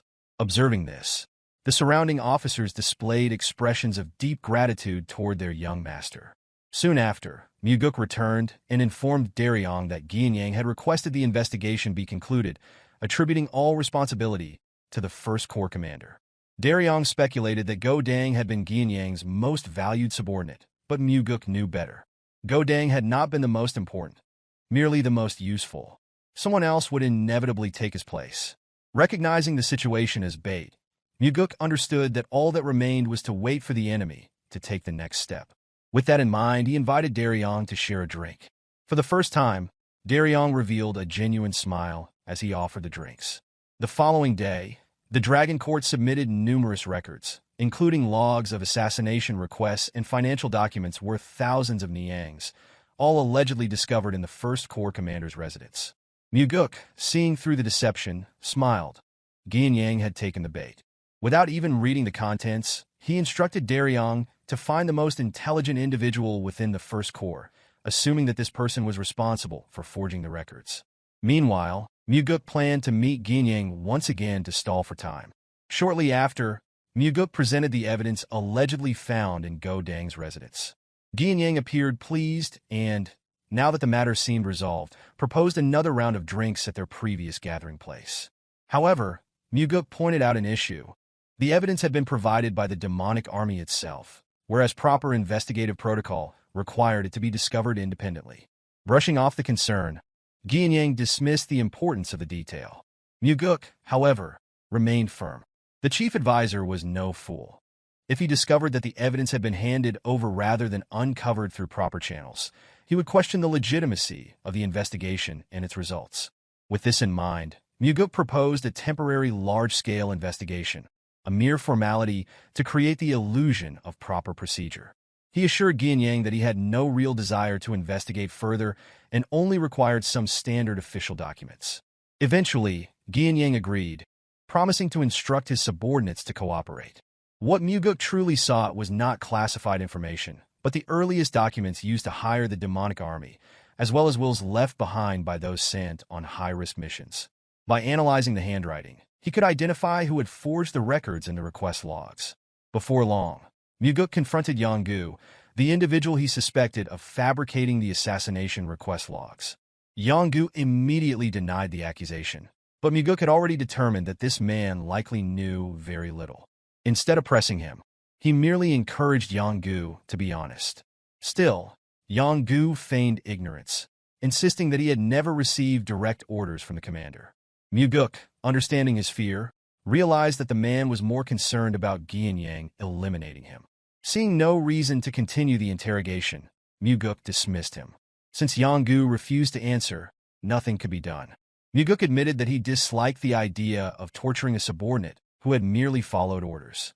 However, he also knew that while the investigator would eventually leave this place, the demonic army commander would not allow Yonggu to survive for long. By now, Geom had likely heard of the investigator questioning Yonggu. Even if nothing had been revealed, suspicion alone would be enough to seal Yonggu's fate. Horror dawned on the man's face as he realized the extent of his predicament. More than anyone else, he understood what happened to those whom Geom no longer trusted. Reflecting on the earlier findings, Mugeuk reviewed Jang Ho's claim. Go Dang had likely been responsible for executing both the Nirvana Pavilion investigator and Jang Ho's close peer. Countless other heinous acts had also been committed under Geom's command. As Daryong reported on these past atrocities, he noted that the demonic army commander would never allow himself to be captured. Mugeuk calmly confirmed this, stating that there were no plans to arrest him. Daryong, taken aback, struggled to comprehend the young master's intentions. Mugeuk had already made his decision. Geom would be executed. Daryong, stunned, instinctively recoiled in surprise. Mugeuk understood the larger implications. If Gianyang were arrested, the Blood Heaven's sword demon would inevitably intervene. There was no chance he would allow his own brother to be executed. If that happened, the situation would spiral out of control. Furthermore, with Gianyang alive, forged evidence would soon surface, shifting all responsibility onto a scapegoat. Rumors, schemes, and counterclaims would cloud the truth. Zhang Ho, the one who had sent the anonymous letter, would likely be eliminated, along with any warriors from the Third Corps who sought to protect him. Even Darion would be targeted. The only way to prevent this was to ensure that Gianyang died during the process of his so-called arrest. If the commander perished, then only his crimes would remain to be proven. Not everyone sought revenge over a fallen ally, and the Blood Heaven Sword Demon was not the type to waste his life on personal vendettas. Without hesitation, Mugeuk departed. His goal now was the execution of the demonic army commander. Before long, Mugeuk sat across from Gianyang, feigning ease as he expressed relief at the conclusion of the investigation. Casually, he mentioned his succession and inquired about Gianyang's support. In response, Gianyang assured him that he would not forget the goodwill Mugeuk had shown. Mugeuk smiled, agreeing that this incident should be forgotten. However, he also knew that a man as greedy as Gianyang would never forget a loss of this magnitude. Raising his jar, Mugeuk proposed a toast to mark the end of the investigation. As he poured the drink, he pondered why Gianyang had done it. Given his vast wealth, he should have had enough resources to live comfortably for the rest of his life. He wondered, then, why he had gone to such extremes, even manipulating the demonic army for profit. Dismissing the accusation, Gianyang deflected, suggesting that such questions be directed at the First Corps commander instead. Mugeuk responded with a taunting remark, questioning how a mere puppet could possibly understand anything. His provocation continued, suggesting that within the pitch darkness inside Gianyang, there was nothing but insatiable greed, a hunger that would never cease. The tension escalated as Gianyang, unable to contain his rage, crushed the glass in his hand. His voice carried both frustration and disbelief as he accused Mugeuk of losing his mind, claiming he was consumed by bloodlust. Mugeuk, unfazed, calmly raised his own glass. Without warning, Gianyang unleashed a surge of inner energy, shattering the table as he roared in frustration, declaring that he had heard enough of Mugeuk's nonsense. Yet his display of fury was met with nothing more than indifference, as Mugeuk continued sipping his drink, unmoved by the outburst. Before Gianyang could even react, a sword had already pierced through his chest. Mugeuk, executing the fifth technique of the soaring sword art, Heavenly Strike, delivered a fatal blow while finishing his drink. As the final drop was consumed, Mugeuk formally declared Gianyang, the demonic army commander, under arrest for the misuse of the demonic army for personal gain, as well as for over 20 murders and the instigation of numerous others. With blood dripping from his lips, Gianyang pleaded, insisting that this was not an arrest but an execution. Mugeuk responded with a cold smile, remarking that the outcome would have been the same regardless. Without hesitation, he urged Gianyang to depart from this world, allowing those who remained to carry on. His expression devoid of emotion, Mugeuk pulled the sword from Gianyang's body. The former commander had only a fleeting moment left to cough up blood before drawing his final breath. Soon after, members of the army gathered in the office, accompanied by several officers. Mugeuk addressed them with authority, announcing that the demonic army commander had died while resisting arrest for his grievous crimes. Without hesitation, he instructed Darion to detain all members of the First Corps and imprison them, ensuring that a formal investigation into the matter would proceed. He then commanded Zhang Ho, the Third Corps commander, to mobilize his forces, excluding any First Corps members, to act as investigators and carry out the arrests. With full authority over the situation, Mugeuk's orders now held the weight of the cult leader himself. Compliance was immediate. Observing those who would carry out his orders, Mugeuk felt a glimmer of hope for the future of the demonic cult. After issuing the necessary commands, he made his way back to the demonic cult's castle, where his father conducted official affairs. Walking alone through the empty hall, he prepared to report his conclusions to his father, accompanied only by Sima Myung and the Blood Heaven Sword Demon. Meeting the gaze of the brother of the man he had just executed, Mugeuk's conviction in the truth remained steadfast. With formal decorum, he bowed before his father and then greeted the Blood Heaven Sword Demon, expressing pleasure in seeing him again. The elder warrior, unceremoniously referred to as a cursed old man, wasted no time in addressing the heavenly demon, demanding an explanation from the second young master regarding the incident. Mugeuk responded curtly, stating that everything was detailed in the report and advising him to simply read it. However, the Blood Heaven Sword Demon insisted on hearing the explanation firsthand. The silence of both the cult leader and Sima Myung signified their approval of this demand. Mugeuk complied, summarizing the investigation's findings. Yang had committed heinous crimes, and during his arrest, he had attempted to retaliate. With a measured tone, Mugeuk offered an apology. Surprisingly, the Blood Heaven's Sword Demon responded with acceptance. If his brother had committed crimes, then punishment was inevitable. However, he admitted there was something he could not comprehend. While he acknowledged his brother's weaknesses, he did not believe Yang was foolish enough to attack while his crimes had been exposed. Mugeuk understood the underlying implication. Had Yang been captured alive, he would have sought aid from his brother. Most likely, Yang had realized his execution was inevitable and sought to eliminate the threat before it was too late. Ultimately, Mugeuk feigned ignorance regarding Yang's motives, suggesting only that he had perhaps been unable to accept the reality of being captured by someone so much younger than himself. The Blood Heaven's Sword Demon, having seen his brother's corpse before arriving, noted that the fatal wound had been inflicted with a single strike to the chest. The fact that Mugeuk had killed him so swiftly demonstrated exceptional martial prowess. To this, Mugeuk attributed his success to his father's teachings, stating that Yang's agitation had prevented him from using his full strength. Accepting this explanation, the Blood Heaven's Sword Demon expressed gratitude for the truth. In return, Mugeuk lowered his gaze and offered condolences for the loss. Despite the situation, Mugeuk was somewhat surprised by the elder's composure. He had expected the Blood Heaven's Sword Demon's anger to reach its peak. Shifting his attention back to the heavenly demon, Kionpa signaled the completion of his business. Chanhua, the cult leader, instructed him to make arrangements for the funeral and take time to rest. The Blood Heaven's Sword Demon bowed in gratitude. Observing this, Mugeuk speculated that the elder warrior wished to question the cult leader's handling of the situation, wondering if such an extreme resolution had truly been necessary.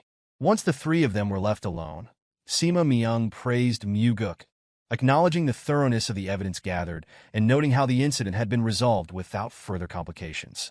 He then inquired whether Mugeuk had sustained any injuries. Mugeuk reassured him that he was unharmed, expressing gratitude for the chief advisor's concern. At that moment, another individual entered, carrying a box.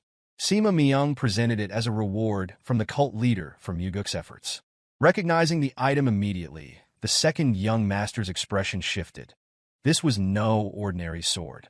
Sima Myung revealed its name, the Black Demonic Sword, one of the cult's treasured blades alongside the White Demonic Sword. Mugeuk, however, requested the White Demonic Sword instead, stating that it suited his aloof nature better. Chanhua firmly denied the request, asserting that the Black Demonic Sword was what best suited him. Unsheathing the blade, Mugeuk remarked that his father understood far too little about him. To his surprise, the sword exuded a chilling energy, even before any internal energy had been infused into it. Sima Myung, equally astonished, observed as the cult leader looked on with satisfaction, seemingly pleased to witness the second young master's genuine reaction. Despite his admiration for the weapon, Mugeuk voiced that the reward felt excessive.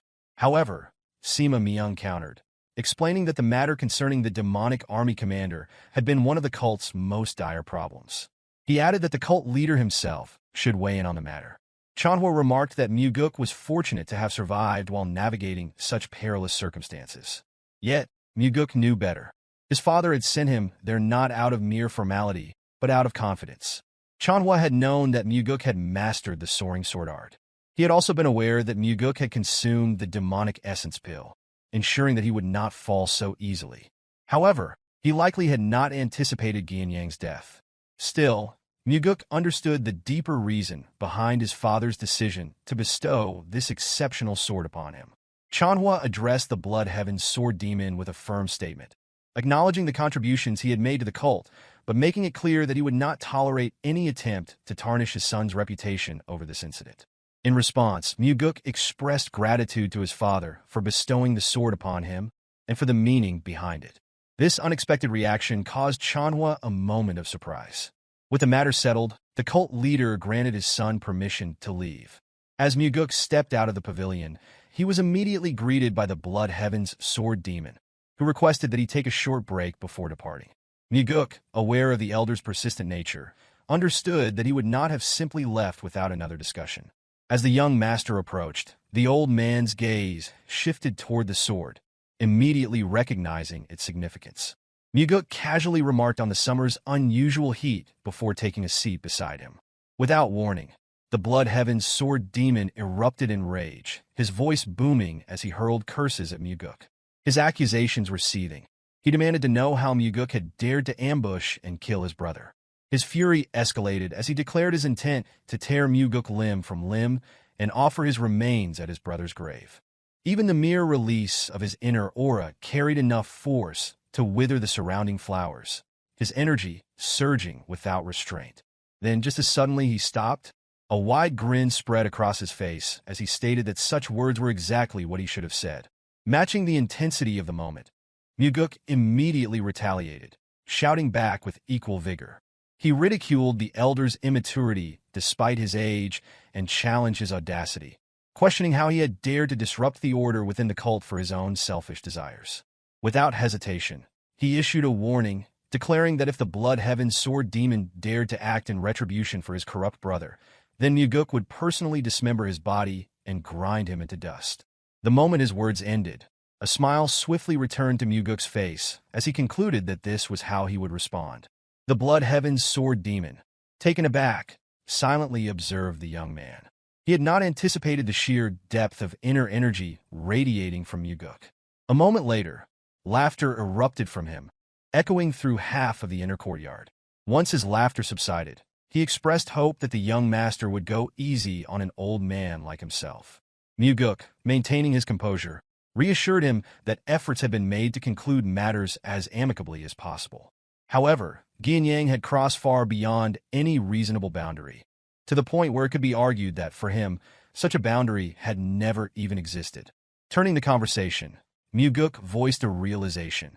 This elder had always been aware of the corruption within the demonic army. If that was the case, he wondered why he had chosen to ignore it. With solemn honesty, the Blood Heaven's sword demon revealed the truth. His brother had never listened to him. Furthermore, he himself was not entirely free of blame in this matter.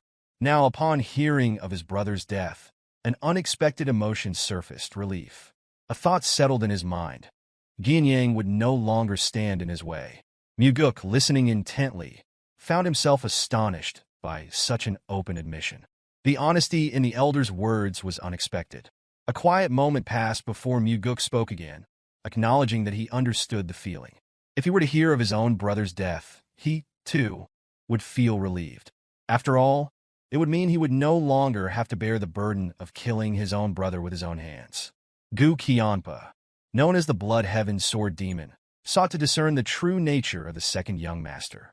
On the other hand, Mugeuk pondered what the old warrior perceived when looking at him. In the end, Qianpa did nothing more than remark that the year would be particularly hot before departing, the heavy broadsword resting on his small, aging shoulders. As he walked away, he solemnly noted that, fortunately, he was not weak against heat. Despite observing the exchange, Mugeuk remained uncertain about Qianpa's true intentions. Though the elder had claimed to feel relief, he was still the brother of the man Mugeuk had killed. It was entirely possible that he was already plotting revenge. Alternatively, he might choose to let the incident drift away, much like the passing clouds in the sky. Whatever the case, Mugeuk had no regrets about his actions. Returning to his training room, he prepared to test his newly acquired sword. The initial moments after receiving a weapon held great significance. A sword and its wielder were meant to commune, and a supreme blade such as the black demonic sword operated on an even deeper level than most. If the bond between them was not properly established, the weapon's true potential could never be realized. Holding the sword, Mugeuk acknowledged its presence as cold energy emanated from the blade in a seemingly joyful response. Taking a deep breath, he infused it with inner energy. At that moment, the sword reacted, releasing an even stronger surge of icy power. A sense of astonishment overtook him as he observed its sheer robustness, noting how vastly different it was from his previous weapon. The strength of this blade was undeniable, and he found himself taking a liking to it. With steady movements, he practiced several sword techniques, allowing his inner energy to flow through the weapon. His purpose was twofold: to familiarize himself with the blade and to convey to it that they would rely on his current techniques for the time being. A silent promise followed. He would display far greater martial prowess in the future, but until then, he sought the sword's cooperation. From that day onward, Mugeuk devoted himself entirely to training within the confines of his room. Day and night, he cultivated his abilities, pushing his sword techniques to the absolute limits of his youthful body, something he had never been able to do in his previous life. By his side, Leon faithfully provided support as his personal bodyguard. Once satisfied with his progress, he finally stepped out of the training room. Awaiting him was an overwhelming crowd. Members of the Sword Demon faction had gathered in great numbers. Whether they had come of their own volition or had been sent by the Bloodheaven's Sword Demon remained unclear. However, one thing was certain: hostility radiated from them. They refrained from drawing their swords, but instead unleashed waves of demonic energy in his direction, expending their power without hesitation. If Mugeuk miscalculated, the sheer force could cause internal injuries. This was not a direct assault, but a battle of attrition. Their aim was intimidation, to turn him into a coward who would not dare step outside. Then, in an instant, an insight dawned upon him. If such an overwhelming amount of demonic energy was being directed toward him, he could turn the situation to his advantage. Recalling the meridian strengthening technique, a secret method designed to fortify the meridians by allowing multiple martial artists to discharge energy at a single target, he realized the greater the number of opponents, the more effective the technique would be. As the surrounding warriors began to reach their limits, Mugeuk seized the opportunity. While others faltered, he pressed forward, absorbing their energy to temper his meridians. Step by step, the concentrated energy grew more intense, but this was exactly what he had intended. The meridian strengthening technique, having already surpassed the second stage, now progressed into the third. Advancing further, Mugeuk continued his steady march, reaching the fourth stage in a remarkably short time. Finally, as the technique neared its ultimate level, the fifth stage, the incoming waves of demonic energy ceased abruptly. Opening his eyes, Mugeuk met the stunned gazes of those before him. Disbelief spread across their faces. Despite their numbers, they had failed to overwhelm him. A particular brood among them, once defiant, now trembled under Mugeuk's gaze. In the end, he stepped aside, followed by those behind him, allowing the young master to pass. A weary yet satisfied smile formed on Mugeuk's face. It was clear that the sword demons had now acknowledged his strength. Upon arriving at the hall of the demonic castle, he found his father's seat empty. Chanhua appeared suddenly behind him, inquiring whether he wished to test sitting in the heavenly demon's throne. As his father made his way toward his seat, Mugeuk dismissed the idea, stating that he had no desire to be confined by that position. Chanhua, unimpressed by the response, instructed his son to come forward and take the seat regardless. Once seated, Mugeuk reflected on the moment. Though he had expected to feel some excitement, he realized he felt nothing at all. Only then did his father express a similar sentiment. Recalling how his father had slaughtered countless individuals, including his own brother, to ascend to this throne, Mugeuk silently wondered what his father must have felt in that moment if there had been no sense of excitement. Chanhua then revealed that the sword demons had sought out Mugeuk of their own accord. The Bloodheaven sword demon had not ordered them to do so.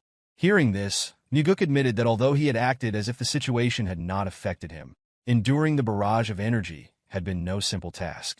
He had refused to submit to their suppression, but the moment he left their presence, his body had begun to tremble. It was not fear of them that unsettled him, but fear that his judgment had been flawed. If any among them had lost control and attacked, he might not have survived. And even if he had, the act of killing so many of the sword demons would have destroyed any chance he had of becoming the successor. His father listened intently as Mugeuk explained the true source of his fear: the possibility of facing another moment where a single decision could determine everything. Strangely, in that moment of doubt, he had found himself missing his father, though he could not fully understand why. In response, Chanhua simply stated that a demonic human does not look back. They look forward and continue advancing. Mugeuk, taken aback by such words from his father, suspected that this was his way of offering comfort.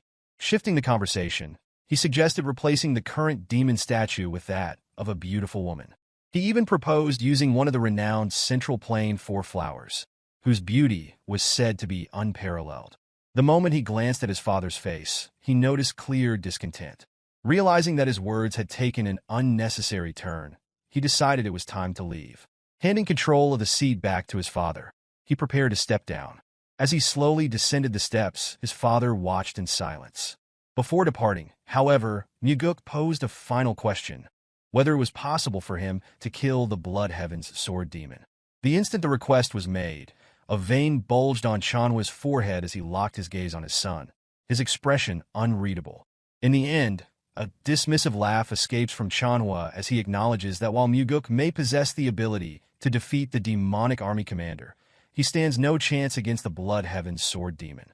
In response, Mugeuk questions the reason behind his father's actions, wondering why conflict was created between them in the first place. He then demands that Chanhwa take responsibility. Chanhwa affirms his responsibility by declaring that Mugeuk will assume leadership of the Nirvana Pavilion, an inspector bureau within the cult. With a calculated tone, he provokes his son by echoing his own words about maintaining discipline and order within the cult. Mugeuk cannot help but speculate whether his father is merely using him to resolve long-delayed matters, indifferent to whether he survives or perishes in the process. Eventually, he abandons any further attempts to decipher his father's true intentions, choosing instead to focus on decisions based on what he directly perceives. Chanhwa is known for leaving cryptic messages on walls for his children. Yet he is also a man who will not hesitate to place them in peril if they prove useful to his plans. Mugeuk then expresses his thoughts, likening his father's expectations to sending a man to slaughter a cow without so much as a sword in hand. His words hint at a deeper intent. Surprise flickers across Chanhwa's face upon realizing that Mugeuk seeks entry into the Heavenly Demon Archives, a repository of rare and secret Murim manuals. Only a select few, including the Heavenly Demon, are granted access. With a skeptical tone, Chanhwa warns that simply entering the archives will not guarantee the discovery of supreme martial arts. The sheer number of manuals housed within would be overwhelming, making it unlikely for Mugeuk to find anything more formidable than the soaring sword art he already possesses. Despite this, Mugeuk expresses a desire to test his luck. Chanhwa, while still harboring suspicions regarding his son's true intentions, ultimately grants Mugeuk 7 days within the archives. Accepting this, Mugeuk subtly implies that his leadership of the Nirvana Pavilion is a price for this opportunity. In another life, Mugeuk was meant to be dead. Years had passed since his departure, and with his disfigured face, none could recognize him. Back then, it had taken him an arduous journey to rise from an ordinary warrior to a position where he could converse privately with the cult leader. During one such meeting, he had learned of a certain martial art. The Strides of the Wind God was regarded as the greatest mobility technique, consisting of only 4 steps. It had once served as a supporting technique for the Heavenly Demon's martial arts, but was eventually lost to history. The manual was said to have been discovered by Ju Baekdo, the cult leader of that time, who secured his rise to power after finding it within the Heavenly Demon Archives.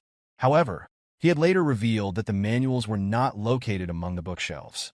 Now, before this knowledge becomes common, Mugeuk enters the archives and discovers the long-lost manual. From the one who was supposed to be the future cult leader, the treasured text had been repurposed to prop up the 19th bookshelf. A knowing smile appears as Mugeuk retrieves the manual, realizing that these 4 strides alone would be enough to traverse the world freely. Without hesitation, he begins meditating to absorb its teachings. The first step, Shadow Step, is designed for infiltration, initially allowing evasion from a single individual. With mastery, however, its effectiveness expands to escape detection from entire groups. The second, Flicker Step, functions as a defensive maneuver, ensuring an escape route even when confronted with an unavoidable attack. The third, Death Step, serves as an aggressive charge, capable of piercing through any defense. The final, Swift Step, is a mobility technique so fast that the word itself fails to encapsulate its true speed. 7 days are spent internalizing the technique.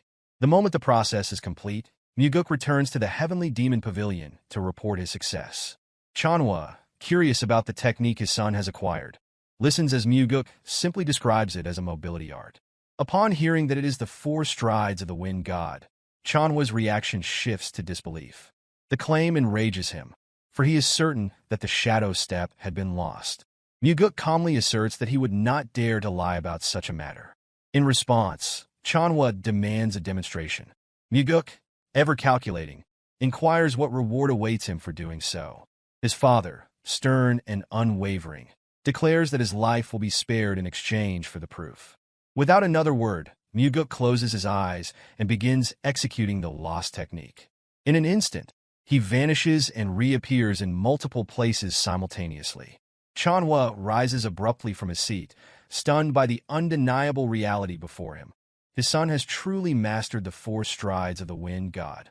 Determined to understand the truth, Chanhwa presses for the origin of the technique. Mugeuk, with conviction in his voice, claims that he learned it within the heavenly demon archives. The response only fuels Chanhwa's anger, for he is certain that the technique had never existed within the library's collection. Mugeuk challenges his father's certainty, questioning whether a book's absence from recorded knowledge means it was never there. With a calm yet pointed revelation, he explains that the manual had been discarded and used as a support beneath a shelf. Upon hearing this, Chanhwa immediately assumes that the most crucial sections of the technique must have been removed. Mugeuk, intrigued, asks how his father could be so certain. With an air of certainty, Chanhwa admits that it is exactly what he would have done, turning the accusation back onto his son. Following this, he orders Mugeuk to demonstrate each step of the technique. However, Mugeuk's true ambition does not lie in defeating his father or usurping the title of Heavenly Demon. His goal is to eliminate Mugeuk, ensuring the survival of both his father and the cult.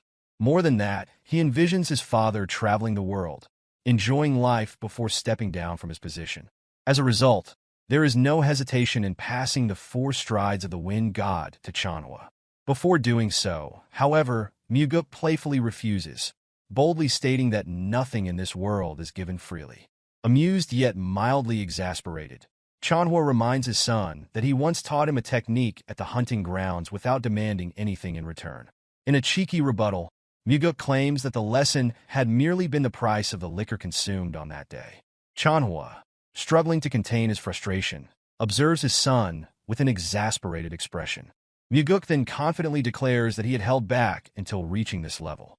Recognizing this, Chanhwa finally asks if there is something his son desires. Without hesitation, Mugeuk addresses his father, expressing his desire to learn the Heavenly Demon defense art. This technique, known for its ability to fortify the body, remains an exclusive martial art reserved solely for the Heavenly Demon. If he were to master it, it would be tantamount to gaining an extra life. Chanhwa swiftly dismisses the request, stating that the Heavenly Demon defense art can only be inherited by the Heavenly Demon or the chosen successor. In response, Mugeuk suggests an alternative. He asks for the technique to be taught in secret. He explains that since the art's effects remain invisible to the outside world, its clandestine transmission would go unnoticed. Before any further discussion, Mugeuk requests permission to leave. However, before he can exit, Chanhwa unexpectedly agrees, but with one condition. His son must first teach him the 4 strides of the wind god. Mugeuk is momentarily taken aback by his father's willingness to impart the Heavenly Demon defense art in secrecy. Accepting the terms, he begins to recite the technique manual. As Mugeuk speaks, Chanhwa closes his eyes, his body emanating a powerful energy as he absorbs the teachings relayed through his son's voice. Once the recitation concludes, Mugeuk offers to repeat the manual. But before he can do so, Chanhwa immediately executes the technique. The steps mirror what Mugeuk had demonstrated earlier, yet there is a distinct difference. Chanhwa interprets the technique in his own way. Observing this, Mugeuk is left astounded by his father's ability to instantly grasp and refine the martial art. Once the demonstration ends, Chanhwa acknowledges the formidable nature of the technique. In this altered future, a pressing question arose as he wondered whether Mugeuk would still stand a chance against a father who now possessed the 4 strides of the wind god. Now it is Chanhwa's turn to fulfill his promise. He warns his son that the Heavenly Demon defense art will be explained only once and orders him to commit it to memory. By the time the lesson concludes, Mugeuk departs with a fresh bruise on his forehead. Upon his return, Leon immediately reacts with indignation, demanding to know which audacious fool dared to lay a hand on her young master. She vows to seek retribution. However, the moment Mugeuk reveals that Chanhua was responsible, Leon falls into stunned silence. This reaction stems from the fact that Mugeuk has successfully learned the Heavenly Demon Defense art. Rather than expressing frustration over the injury, he smugly remarks that they now share a secret. More than acquiring the martial art itself, this shared understanding brings him greater satisfaction.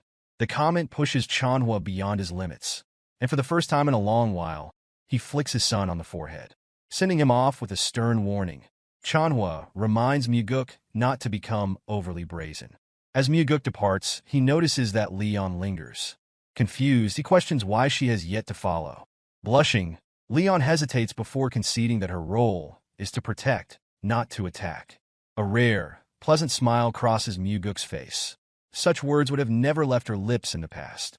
Without missing a beat, he addresses her again, making a solemn promise. Though unable to act immediately, he vows to find a way to counteract the side effects of her petrification technique. He urges her to wait a little longer.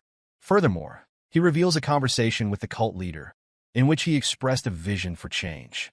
The cult, he declared, must evolve into a place where warriors no longer need to sacrifice their bodies to protect others. It should become a sanctuary where individuals like Leon are not forced into actions they do not wish to take. Leon stands speechless, captivated by the weight of his words. As the moment lingers, Mugeuk shifts his demeanor to a formal stance and commands her to listen carefully. She instinctively places her hands together in a bow, awaiting his next statement. With unwavering authority, he announces that, from this moment forward, she is relieved of her duties as his guard warrior. The abrupt declaration leaves Leon momentarily stunned. However, before any assumptions can settle, Mugeuk continues. She has been chosen to serve as the captain of the Phantom Shadow Corps. Confusion flashes across her face, as such a group does not exist. Mugeuk affirms this fact, but clarifies his intention to establish the unit. This elite force will report directly to him, and he seeks her commitment to lead it. Meeting her gaze, he waits for her response, ensuring she fully grasps the sincerity of his offer. After a moment of contemplation, Leon accepts the role with firm conviction. Days later, Mugeuk departs from the cult, making his way to a city he remembers from his past life. Though he had informed Leon of his intent to form his own faction, the reality of such an endeavor is anything but simple. Running an organization requires significant capital, and he plans to acquire it by exploiting an event that once occurred before his regression. A man named Yang Dang announces himself as the appointed leader of an upcoming mission. Recognizing the high pay, he also acknowledges the dangers involved, cautioning all participants to remain vigilant. Issuing a warning, he threatens that anyone who acts foolishly will meet death by his hand. Turning his attention to Mugeuk, Yang Dang identifies him as a new recruit recommended by Warrior CO. For now, Mugeuk intends to follow orders without drawing unnecessary attention.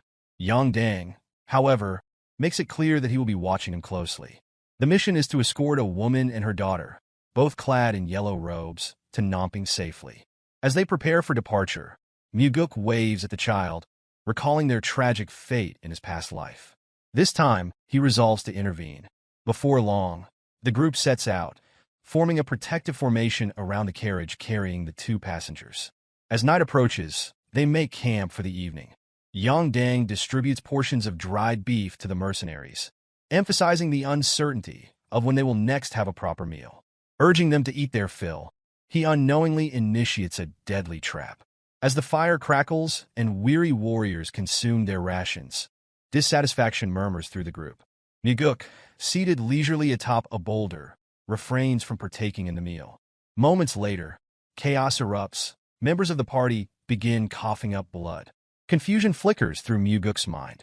Poison has taken hold of the others, yet his own body remains unaffected. The realization dawns as Yang Dang steps forward, perfectly unscathed. His expression betrays no remorse, revealing his role in the treachery. Mugeuk's suspicions are confirmed. The leader himself poisoned the food. Disgusted, he wonders what kind of wretched man would betray his own comrades for mere profit. The answer is as pathetic as expected. Yang Dang seeks only wealth and indulgence. As Yang Dang draw his sword, Mugeuk taunts the traitor, remarking that death by his own poison would have been a fitting punishment. Unfazed, Yang Dang sneers, urging Mugeuk to focus on his own survival. Before retribution can be exacted, another party arrives. A single glance is enough for Mugeuk to discern their strength. Rather than act hastily, he allows events to unfold. The true orchestrator of the ambush steps forward, directing his wrath toward the carriage. With a menacing shout, he orders the occupants to emerge, threatening to set the carriage ablaze if they refuse. The woman and her daughter step out, fear evident in their eyes. Frustration laces the ringleader's voice. He had been reprimanded for failing to locate them sooner. As the tension in the air thickens, Mugeuk remains still, carefully observing the unfolding scene. The woman recognizes the ringleader as Warrior Quan. Tears well up in her eyes as she pleads with him to spare her child. Quan acknowledges her request, agreeing to it only in consideration of their past association. However, his demeanor quickly shifts, his voice rising in fury as he demands that she kneel and beg for mercy. His anger stems from her perceived audacity in acting as though she holds authority over him. As her child clings tightly to her, she continues her desperate plea, offering Quan 10 times the amount he was originally promised. He dismisses her offer with little interest, coldly informing her that her father has already been captured. Unexpectedly, Mugeuk raises a hand in a warm wave toward the woman and her daughter. The sudden gesture catches the surrounding lowlifes off guard, prompting murmurs of confusion about the identity of the young man. Without hesitation, Mugeuk steps forward, positioning himself between the woman and her aggressors. With a calm demeanor, he states that he is merely someone who has been paid to ensure the safe passage of the two travelers. When questioned, Yang Dang can only respond with reluctant acknowledgement, admitting that Mugeuk is simply a vagrant he has yet to deal with. Seizing the moment, Yang Dang immediately moves to attack. Unfazed, Mugeuk responds with provocation, labeling them nothing more than common street thugs. He further remarks that once he is finished dealing with the situation, Yang Dang himself will likely be next to die. Enraged, Quan's face flushes red as he vehemently denies betraying his master. Meanwhile, Mugeuk maintains a composed tone, his speech deliberately polite out of consideration for the presence of the child. Irritated beyond restraint, Quan issues a command to his men. He orders them to kill the young man on the spot. Mugeuk remains undeterred, pointing directly at Yang Dang and reiterating that his death will come next. Before the traitor has a chance to fully process the words, an attack strikes from behind, severing his neck in an instant. Quan, having deemed Yang Dang too careless, eliminates him first.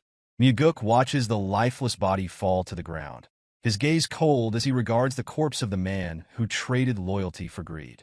With a quiet farewell, he remarks that such is the fate of those who betray others for money. Enraged by Mugeuk's defiance, Quan orders his henchmen to strike him down immediately. As the attackers close in, Mugeuk turns toward the woman and calmly instructs her to shield the child's eyes and ears. Without hesitation, she follows his command. Meanwhile, Mugeuk remains still, awaiting the incoming attacks. He waits until the very last possible moment, allowing the strikes to approach dangerously close. Just as a blade reaches his head, he executes the death step, one of the 4 strides of the wind god, evading all attacks in an instant and reappearing directly in front of Quan. A flicker of confusion crosses Quan's face as he wonders how Mugeuk closed the distance so effortlessly. In the brief moment it takes to process what happened, Mugeuk has already beheaded 3 of Quan's men, their bodies collapsing behind him. Stunned, Quan demands to know who Mugeuk truly is, refusing to believe that a mere vagrant could possess such abilities. Mugeuk responds with a question of his own, mocking Quan by asking who this pathetic excuse of a man could be. The woman interjects, revealing that Quan is one of the vassals assigned to protect her household. Introducing herself as Geom Seyon, she identifies herself as the daughter of the Golden Manor Master. Mugeuk, already aware of this from his past life, had deliberately concealed his identity by joining as a vagrant warrior. Her father, Geom Asu, stands among the 10 most powerful merchants in the Central Plains. As the wealthiest man in Fujian and the master of the Golden Manor, his influence is significant. However, Mugeuk recalls a tragedy from his previous life. Geom Asu had been betrayed by his most trusted vassal, and lost his life, with his daughter perishing soon after. Now, by interfering in this event, Mugeuk has the chance to change their fate. As the conversation unfolds, Quan sees an opportunity and lunges forward, sword aimed at Mugeuk's neck. Yet before the strike can land, Mugeuk's blade has already moved. In an instant, Quan's head rolls to the side, severed cleanly. Mugeuk remarks on how those who resort to underhanded tactics always attempt to strike when his attention is elsewhere. With the immediate threat eliminated, he turns back to Seiyon. She wastes no time in making an offer, pleading for his aid. Since the situation has shifted from what was originally agreed upon, Mugeuk demands a far greater payment for his services. Without hesitation, Seiyon agrees. Regardless of the cost, she remains determined to secure his help in saving her father. At the Golden Manor, the true orchestrator of the betrayal revels in his success. Years of meticulous planning have led to this moment, and with his underlings, he finally believes he has ensnared both Seiyon and her daughter. However, as the carriage arrives, he is met with an unexpected sight. They have returned unharmed, accompanied by an unfamiliar young man. Suspicion sets in as he demands to know Quan's whereabouts. Mugeuk responds with a cold, unyielding gaze, informing him that everyone except for himself has perished. The betrayer, puzzled, demands to know who is responsible for their deaths. With a slight smirk, Mugeuk offers an answer, an elusive martial master, both young and striking in appearance. The remark sends the lowlife into a fit of rage, unable to comprehend why his enemy would be praised. Mugeuk chooses silence, watching as realization dawns. Recognition flickers across the traitor's face as he finally understands that the person standing before him is the very same young and skilled warrior he was just questioning. The instant that truth settles, the henchmen draw their weapons, swiftly surrounding Mugeuk. Their leader sneers, mocking Mugeuk for his decision to return. In his eyes, escaping after saving the woman and child would have been the wiser choice, rather than stepping back into danger. Mugeuk, unshaken, meets his gaze and dismisses his words with ease. What stands before him are not tigers, but mere dogs barking loudly. For the first time, the ringleader acknowledges the reality before him. The young man who eliminated Quan and arrived unscathed is not ordinary. Mugeuk exudes confidence, appearing entirely at ease despite being encircled by enemies. Suddenly, the betrayer adopts a more cordial tone, placing his hands together in a gesture of peace. He extends an invitation, suggesting they discuss matters over a drink. Mugeuk, unimpressed, refuses outright. No amount of forced hospitality will change the inevitable outcome. Realizing that diplomacy has failed, the ringleader issues the command to kill him. The moment the order is given, Mugeuk vanishes from sight, reappearing before one of the henchmen with lethal precision. With a single decisive strike, the man collapses lifelessly. The remaining henchmen quickly realize the truth. Mugeuk is far too fast for them to handle. Before any of them can retaliate meaningfully, they fall one after another. The massacre unfolds before their very eyes, each betrayal answered with swift execution. Despite their overwhelming numbers, they stand no chance. Their bodies drop like flies, paying the price for their treachery. The betrayer stands frozen in shock, forced to watch as his underlings are slaughtered by a single man. Horror grips him as he struggles to comprehend the force before him. He could only ask himself who exactly this young warrior was. Mugeuk, unbothered by the disbelief, offers only a simple reply. He is no one, just a hired swordsman who saw an opportunity for great profit. Seizing on this, the ringleader hurriedly offers Mugeuk money in exchange for walking away. Yet Mugeuk remains unmoved. He has already been hired, and he has no interest in the wealth stolen from Geom. Suddenly, a remaining henchman emerges, gripping a sword against Geom's neck. A demand is made. Mugeuk must lower his weapon, or the Golden Manor Master will die. Seiyon, helpless and desperate, pleads for her father's safety. The ringleader, emboldened, reinforces the threat, warning Mugeuk to comply or face the consequences. Instead of obeying, Mugeuk moves swiftly. His sword arcs upward, slicing through the air in a flash. Confusion spreads across the ringleader's face as he fails to grasp what just happened. Within a blink, the blade held against Geom shatters where it was struck. Mugeuk had executed the soaring sword art's fourth form, Flaming Heaven. The technique travels through its target, splitting the henchman cleanly in two. A scream erupts from the ringleader as he witnesses his final ally fall to ruin. Mugeuk turns toward him, expression cold, and mockingly asks him to repeat what he had just said about dropping his sword. Panic overtakes the betrayer, who now pleads for his life, urging Mugeuk to listen. But Mugeuk shows no interest in idle discussions. He tells the traitor to come at him if he wishes to live. Believing Mugeuk has exhausted his energy, the ringleader grips his sword tightly and lunges forward in an all-or-nothing attack. Feigning struggle, Mugeuk pretends to falter, giving the illusion of difficulty. Sensing an advantage, the ringleader pours all of his strength into his assault, convinced that victory is within reach. One after another, his frenzied attacks are deflected. Confusion clouds his mind as he wonders how such a young man can maintain both overwhelming offense and unbreakable defense. In his desperation, he convinces himself that one final push will turn the battle in his favor. But in that moment, he realizes the truth. Mugeuk's sword is already buried deep within his chest. Disappointment laces Mugeuk's voice as he condemns the ringleader's wasted potential. Had he spent his life honing his skills rather than indulging in greed, he might have been worthy of his title. A vassal meant to protect the Golden Manor should have upheld his duty, not succumbed to corruption. With everything settled, Geom steps forward, expressing deep gratitude. He promises never to forget what has been done for him and his family. Mugeuk, however, dismisses it lightly. He claims to be nothing more than a wandering vagrant passing through. Yet, for those who witnessed his skill, it is clear that no mere vagrant could possess such ability.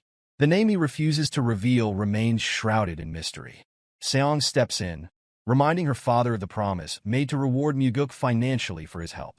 Geom responds with a nod of approval, praising his daughter for making a promise they are more than capable of keeping.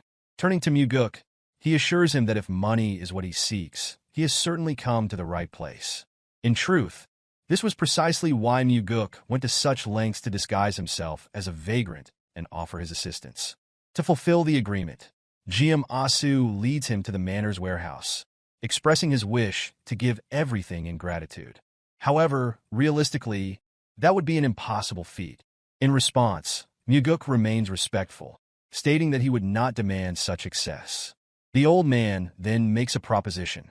Mugeuk may enter the warehouse and take as much as he can carry as payment. However, there are conditions. He must not use any carts or seek help from others. Only his own strength and inner energy may be used. Before proceeding, Mugeuk asks if the old man is truly certain, warning that he is capable of carrying an immense amount. Geom stands firm in his decision, reaffirming that he and his family owe their lives to Mugeuk. Acknowledging this kindness, Mugeuk bows respectfully before stepping into the warehouse.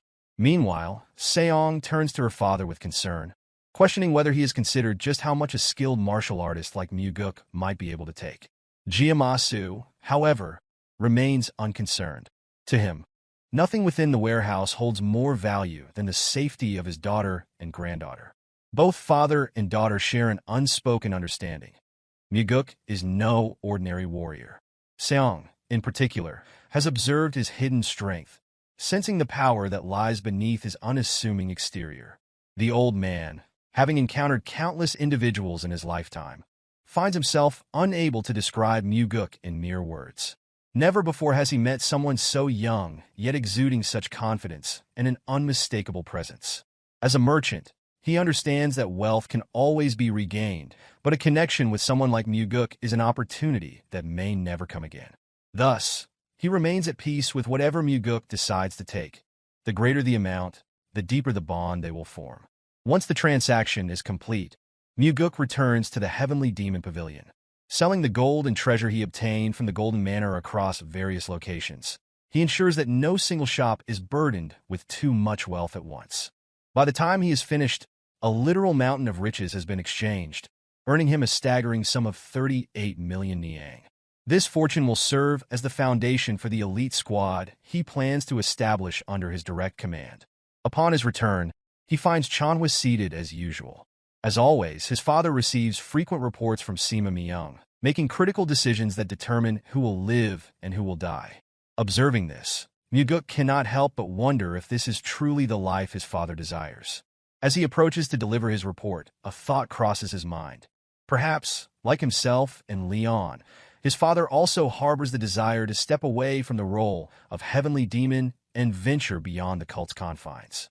Standing before his father, Mugeuk explains that he ventured outside to earn money, reasoning that he cannot continue to rely on his father's wealth and will require substantial funding for the future. This piques Chanhwa's curiosity, prompting him to inquire about how his son intends to use it. The response leaves Chanhwa momentarily stunned. Mugeuk wishes to form his own private faction. Just as the Demon Supremes each command their own subordinates, he asserts that he will need his own force to contend with them. Chanhwa, however, rejects the idea outright. If Mugeuk establishes his own squad, his brother will demand the same, leading to division within both the family and the cult. Anticipating this resistance, Mugeuk presents a bamboo slip, offering it to his father. Upon inspecting its contents, Chanhwa immediately questions the meaning of the sum written inside. Shock overtakes him when Mugeuk calmly explains that the money is an allowance from son to father. Chanhwa dismisses the notion, insisting that his wealth is already beyond measure. However, Mugeuk is well aware that while his father is the wealthiest individual in the world, the vast fortune he commands belongs to the cult. What he has just given is his personal token of gratitude, an offering to thank his father for bringing him into the world and raising him. He simply wishes to do this once and requests permission to leave, encouraging his father to rest well. Chanhwa remains silent, pride evident in his expression. Yet, due to his position as heavenly demon, he cannot openly acknowledge the sentiment. Beyond that, the money he has just received is his alone, separate from the cult's resources. With this gift, Mugeuk hopes that his father will be able to enjoy life as he desires. Not as the leader of the cult, but as a man free to make his own choices. The next day, preparations begin for Mugeuk's official induction as the master of the Nirvana Pavilion. Leon stands beside him as final arrangements are made. Once all is set, Daryong arrives to inform them that everything is ready. The announcement surprises Mugeuk, as he had not expected Daryong to personally report on the matter. Despite the unexpected nature of the appointment, Daryong expresses full confidence that his new master will serve the cult well. Under the bright morning sky, the members of the pavilion gather in neat formation. The next chapter of Mugeuk's life begins with capable allies at his side. Stepping outside, he is met with enthusiastic greetings from the pavilion members. The warm reception catches him off guard. He had not expected such a friendly atmosphere. Suspicious, he suspects that Daryong may have threatened them with pay cuts if they failed to show enthusiasm. However, Daryong denies this, explaining that the pavilion's members hold genuine respect for their new leader. Their admiration stems from the events surrounding the demonic army commander's investigation. Previously, Go Dang, the first corps commander, had killed the investigator assigned to the case. Yet when Mugeuk conducted his own inquiry, only one investigator was injured. In that moment, Mugeuk personally ensured the man received medical attention from the demonic physician. Beyond that, he had personally avenged them by crushing Go Dang's skull. With the gathered members awaiting his address, Daryong prompts him to speak. Mugeuk steps forward and begins. He admits that even he does not know whether their lives will improve or worsen under his leadership. However, there is one certainty. Under his command, their hearts will race faster than ever before. The ceremony concludes with resounding cheers from the pavilion members, a clear signal of the unity and direction they will move toward. Once fully immersed in his duties, Mugeuk quickly discovers troubling information. Upon requesting reports of past cases where justice had been obstructed, he finds multiple instances involving the heaven demons. Daryong shares in his frustration, but acknowledges that the timing of this discovery is particularly unfortunate. It coincides with the involvement of a subordinate of the Blood Heaven Sword Demon. Leon, sensing the gravity of the situation, advises caution, urging her young master to restrain himself. She knows all too well that the cursed old man's wrath is about to erupt. Mugeuk, however, merely hands her the report and instructs her to read it. The injustice detailed within the pages is too egregious to be ignored. As her eyes scan the document, her expression shifts. Any hesitation vanishes. Rather than advising restraint, she now insists that something must be done. At the entertainment pavilion, a middle-aged man sat alone, drinking in silence. The barkeeper, observing his pitiful state, urged him to stop, concerned by how helpless he appeared. However, the man, drowning in despair, continued, unable to suppress his misery. He muttered bitterly about the scum from the heaven demons, the ones who had left his child in a coma for 10 days, yet were acquitted as innocent. The barkeeper, attempting to console him, reminded him that the Nirvana Pavilion was investigating the case. But the man had already lost faith, revealing that the investigator concluded his child had merely been sparring with a friend and was injured in the process. Seething with anger, he cursed the father of the child who led the attack. 100-Sword Demon, a subordinate of the Blood Heaven Sword Demon and the leader of the 100-Sword Demons. Hopelessness filled his voice as he lamented that the Nirvana Pavilion investigator was no different from the rest. The barkeeper, worried for his safety, repeatedly urged him to stop speaking in such a manner, fearing that an investigator might overhear and take his life. But the man no longer cared. Having lost everything, he had already given up on life. If his son did not wake, his wife would not be able to endure either. When that happened, he resolved that he would kill the one responsible himself. Before another word could be spoken, an arrogant figure entered the establishment, flanked by 2 henchmen. The smug-faced man approached abruptly, claiming responsibility for what had happened to the middle-aged man's child. The father immediately rose from his seat, his eyes burning with rage as he demanded the return of his son and an apology. To his surprise, the smug-faced man bowed, acknowledging his wrongdoing and admitting to committing a terrible crime. But before any relief could be felt, the smirk returned to his face as he lifted his head, mockingly declaring that his bow was the extent of his apology. Laughter erupted from his companions, turning the scene into a cruel spectacle. Unable to restrain himself, the drunken father reached for his sword in fury. Yet before he could unsheath it, the smug-faced man delivered a brutal punch to his face, sending him sprawling across the floor.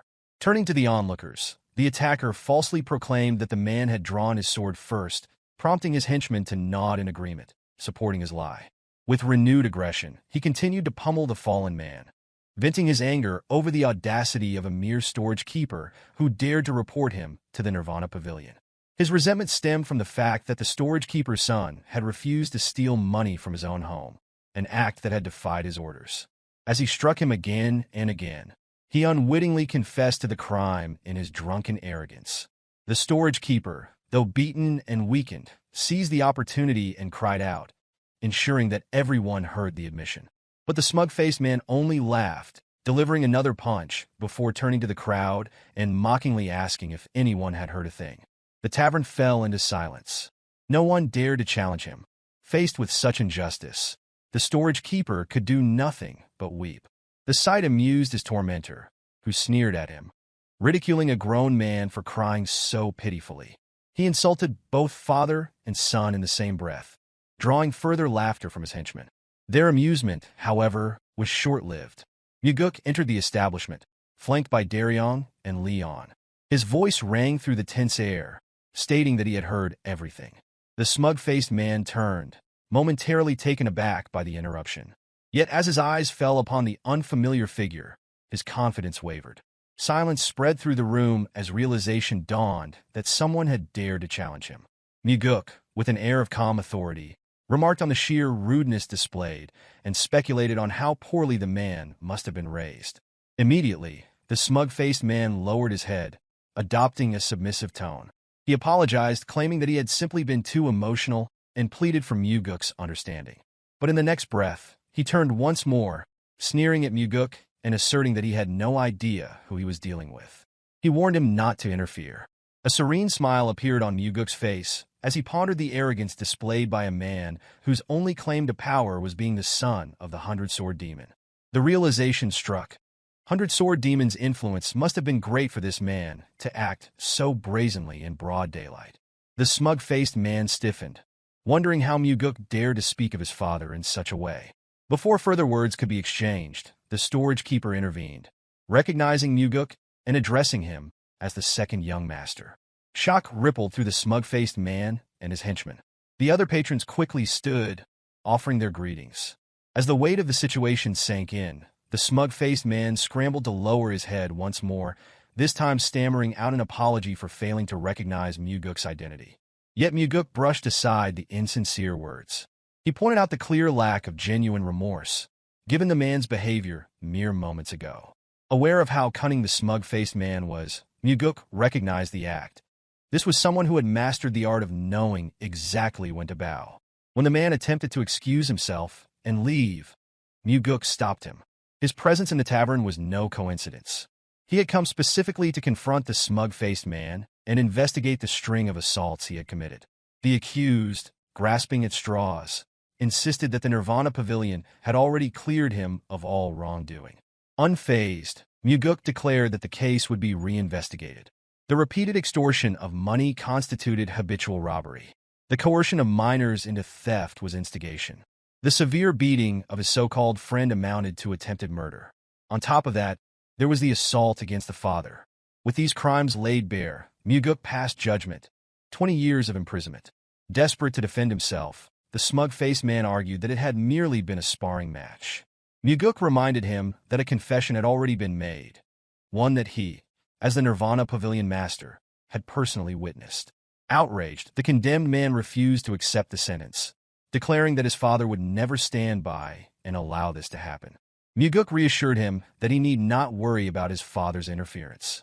The 100-sword demon would soon be too occupied to come to his aid. The smug-faced man froze as Mugeuk continued.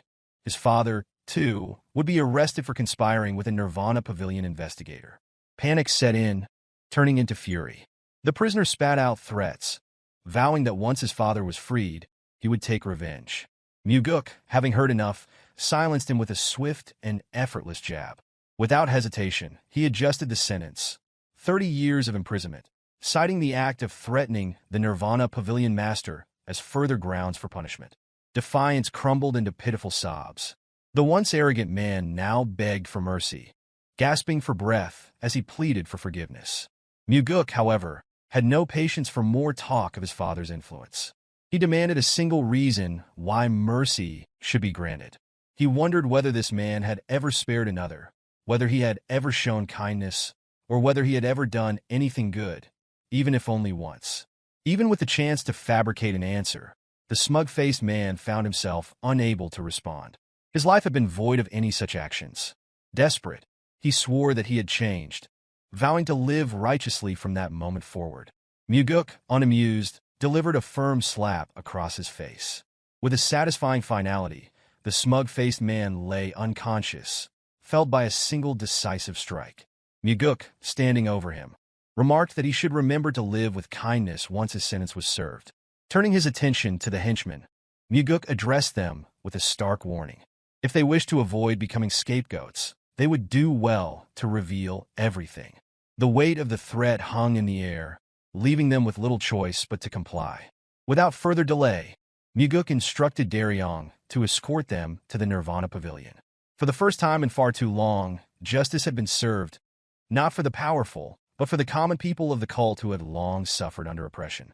With the matter settled, Mugeuk turned to the gathered crowd and urged them to report any future injustices. As long as he remained the Nirvana Pavilion master, he assured them that no amount of external influence would be allowed to interfere with the pavilion's decisions. Furthermore, he added a final warning.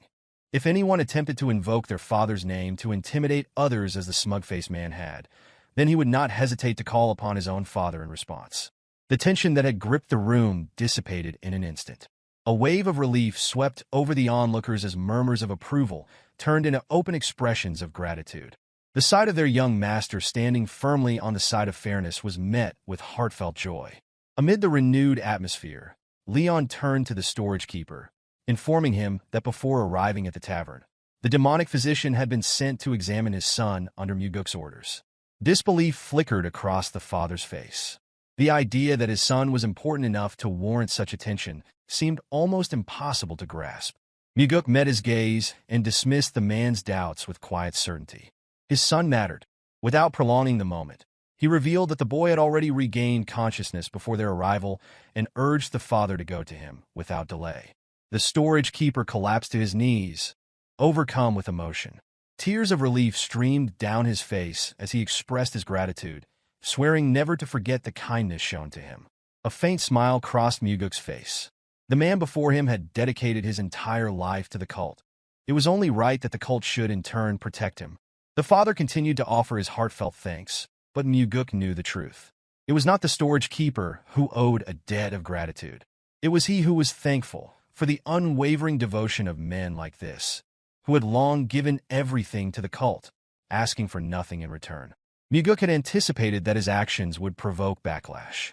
However, he had not expected the opposition to emerge from within the Nirvana Pavilion itself. Approximately 30 investigators gathered in protest against Yang Ho's arrest. Leading them was Gok Myung, the most senior special investigator. With measured words, he expressed that he should have sought out Mugeuk in his office, but given the number of people involved, they had chosen to assemble in front of the pavilion instead. When questioned about their intent, Gok Myung explained that they had come to discuss Mugeuk's decision to reopen an investigation that had already been ruled upon. The primary concern among the investigators was that such an action would undermine both their authority and morale. Turning his gaze to those standing behind Gok Myung, Mugeuk asked whether they all shared the same belief. In unison, they responded with a resounding affirmation. Standing firm, Mugeuk declared that his perspective differed entirely. In his view, it was not the reinvestigation that would weaken the Nirvana Pavilion's authority, but rather the original mishandling of the Yang Ho case itself. His words, sharp and deliberate, caused Gok Myung to pause, uncertain of the full meaning behind them. Without hesitation, Mugeuk elaborated. Yang Ho had publicly confessed to his crimes before his arrest. Gok Myung acknowledged that he was already aware of this fact. Mugeuk, unimpressed, questioned why they were gathered there at all. Gok Myung clarified that their concern was not about Yang Ho's guilt, but rather the implications of reopening a closed case. Mugeuk quickly understood. This was a matter of principle. With unwavering conviction, he reminded them that an innocent child had been beaten to the brink of death, and a confession had already been secured from the perpetrator. Such a case demanded reinvestigation. Sighing, Gok Myung admitted that there was little that could be done. He considered himself old-fashioned, valuing the importance of adhering to principles within an organization. Mugeuk silently observed the man, questioning whether he was merely stubborn or actively attempting to pressure him. Without further delay, he instructed all those in favor of reinvestigating the case to step to one side of the court. If their gathering was truly meant as a collective statement, then surely someone would be willing to break formation. A brief silence followed before one individual stepped forward. Co Daryong was the first to move, voicing his agreement that a reinvestigation was necessary. When prompted for his reasoning, he stated that the initial inquiry had been insufficient and could not rule out the possibility of external influence. Mugeuk agreed with his assessment and turned his attention to the rest of the investigators, asking for their thoughts. Another figure came forward, accompanied by his colleagues. Echhi, the investigator injured during the demonic dragon court case, now stood in support of the reinvestigation. Before making his stance known, he took a moment to express gratitude to his young leader for ensuring that medical aid was sent to him. Despite these defections, the majority of the investigators remained aligned with Gok Myung. Mugeuk then turned his attention to Zhang Hua, the investigator originally responsible for handling the case. Looking directly at him, Mugeuk asked for his assessment of the situation. Without hesitation, Zhang Hua maintained that he had conducted the investigation properly. Fixing his gaze on him, Mugeuk bluntly questioned whether he had accepted a bribe from the 100-sword demon. For a fleeting moment, Zhang Hua's expression hardened, though before he could respond, Gok Myung reacted with immediate outrage. In that instant, Mugeuk unleashed his inner energy, silencing him. A wave of killing intent radiated from his entire being, serving as a warning for Gok Myung to remain silent unless given permission to speak. Beads of sweat formed on the senior investigator's forehead as the weight of fear settled over him. Turning back to Zhang Hua, Mugeuk demanded an answer. In that moment, Zhang Hua swore upon his life that he had never accepted any money. If there was any doubt, he invited Mugeuk to investigate him thoroughly. A brief smile crossed Mugeuk's face as he revealed that such an investigation had already been conducted. No evidence of bribery had been found. The revelation sparked protests among the other investigators, but Mugeuk quickly silenced them with another revelation. This special investigation had been carried out under direct orders from the cult leader. Gok Myung's expression shifted to one of shock upon hearing that the cult leader himself had been involved. Curious, Mugeuk then questioned why Zhang Hua had covered up the case if he had not been bribed. Zhang Hua, unwavering, insisted that he had not engaged in a cover-up and attempted to defend himself further. Mugeuk cut him off, pointedly questioning whether he had been threatened with harm to his sister. A brief moment of silence followed before Zhang Hua's expression betrayed him. Without directly answering, his reaction confirmed the truth. Mugeuk, in a roundabout way, commended him. The reports had described Zhang Hua as an incorruptible investigator, and this proved it. But then, he wondered why someone with such integrity had handled the case so poorly. The answer became clear. Zhang Hua had a singular weakness. His younger sister, the only family he had been used as leverage against him. Gok Myung, still processing the situation, demanded confirmation. He repeated the question, pressing for an answer, wondering whether Zhang Hua had truly been threatened by the 100-sword demon. Zhang Hua remained silent. Meanwhile, Mugeuk understood why Gok Myung had gathered so many people in protest. Zhang Hua was a junior investigator he cared for deeply. The entire demonstration had been orchestrated to ensure that Zhang Hua's reputation remained untarnished. After allowing the weight of the moment to settle, Mugeuk reassured Zhang Hua that there was no longer any reason to fear. Warriors had already been sent to his house to guard his sister. Until the matter was resolved, she would be kept safe. At those words, visible relief washed over Zhang Hua's face. A burden that had weighed heavily upon him was finally lifted. Without hesitation, he dropped to his knees before Mugeuk, acknowledging his failure and admitting to his grave offense. Gok Myung, unable to process the moment, stammered, questioning whether the junior investigator he had tried so hard to protect had truly covered up an investigation. Mugeuk, unyielding, reminded Zhang Hua that his duty remained unchanged, regardless of the threats he faced. Without resistance, Zhang Hua submitted himself and accepted whatever punishment would be given. The gathered investigators watched in silence, their expressions reflecting a mix of emotions. Ultimately, the matter was no longer their concern. The decision now rested solely in their young leader's hands. Mugeuk instructed Zhang Hua to stand. Calmly, he explained that had this incident occurred after he had assumed his position as pavilion master, the consequences would have been far graver. Tears welled in Zhang Hua's eyes as he struggled to process the words. Hesitantly, he asked whether Mugeuk truly intended to forgive him. Without hesitation, Mugeuk confirmed it. However, he left him with a single truth to remember. His forgiveness was not an act of mercy. It was granted because of the life Zhang Hua had lived before this incident. That incorruptible life had been tarnished, but Mugeuk urged him to rebuild it. Zhang Hua, deeply moved, found himself at a loss for words. Even if he could not yet forgive himself, he could only offer gratitude to the young leader standing before him. At that moment, Mugeuk's voice carried through the court, imbued with internal energy. As pavilion master, he declared that he regarded the Nirvana Pavilion as his family. If anyone dared to threaten them, he would personally ensure their destruction. From this moment forward, the Nirvana Pavilion would no longer be swayed by any external influence. In return, he gives his assurance that no one will be allowed to escape unpunished for their transgressions, just as had been demonstrated this time. A reminder follows. Should any of them receive a threat and report it to him, their family will be protected without fail. If his youthful appearance seems untrustworthy, then faith should instead be placed in the cult leader. Should his own efforts prove insufficient, he is willing to plead for his father's assistance. With that in mind, Mugeuk seeks to instill confidence in their work, ensuring that it can be carried out with dignity. Only when absolute safety for them and their families is secured will the Nirvana Pavilion function as intended. Regardless of the perpetrator, all crimes should be met with punishment. Even should someone within the Heavenly Demon Pavilion commit an offense, no leniency will be granted. Should the cult leader himself be found guilty of wrongdoing, accountability will be demanded. His true fear does not lie with the cult leader or the 8 demon supremes. A brief silence follows this declaration, as the weight of his words is equivalent to challenging the cult leader directly, an act no different from inviting death. What he truly fears is the possibility of the Nirvana Pavilion losing its purpose, becoming incapable of protecting those under its care.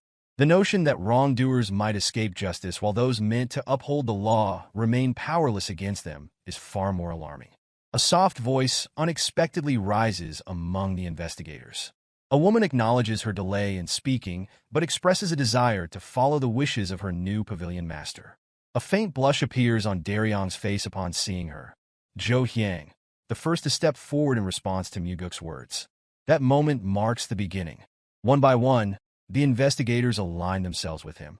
Some do so sincerely, while others hesitate, but ultimately yield to the prevailing atmosphere. For Mugeuk, their motivations are of little concern. What matters now is their collective movement in a single direction. Only one remains, Gakmyeong, who had arrived with a sense of purpose and momentum, now stripped of both. A desire to stand beside the young leader exists within him, yet his pride restrains him. Mugeuk addresses him directly, assuring him of his sincerity and emphasizing the need for his experience and assistance in making this resolve a reality. Extending a hand first, Mugeuk waits. After a moment's hesitation, the old man accepts the gesture, silently committing himself to the path ahead while offering quiet gratitude in return. Without delay, Mugeuk issues an order to Daryong to accompany the enforcement warriors and arrest Yang Tae, the 100-sword demon and father of Yang Ho. A warning follows from Gakmyeong. Compliance will not come easily. Yang Tae commands 100-sword demons who will not allow their leader to be taken without resistance. Mugeuk remains unfazed, instructing that the necessary actions be taken, for should Yang Tae refuse to submit, he will be charged with mutiny. Before long, the man in question stands before Mugeuk. With a respectful tone, he greets him as the young master. However, Mugeuk immediately corrects him, instructing that he be addressed as pavilion master instead. Despite the significant age gap, Yang Tae maintains a composed manner in his speech, addressing the mutiny charge directly and inquiring about its meaning. Mugeuk reveals the truth. It had been the only means of ensuring his presence. An apology follows from Yang Tae, citing the complexities involved in managing an organization. He explains that maintaining pride before one's subordinates is essential. The incident, he insists, was never intended to escalate. It had begun as nothing more than children at play. For the sake of appearances, Mugeuk acknowledges the statement without dispute. Yang Tae then shifts the conversation, alluding to the necessity of external support for the continued operation of the Nirvana Pavilion, emphasizing the significant financial resources required. The underlying intent is evident, an offer of bribery, veiled within the discussion. A reminder is given. Those in power have already placed their support behind the first young master. Before further persuasion can be attempted, Mugeuk interrupts, offering what appears to be an expression of gratitude.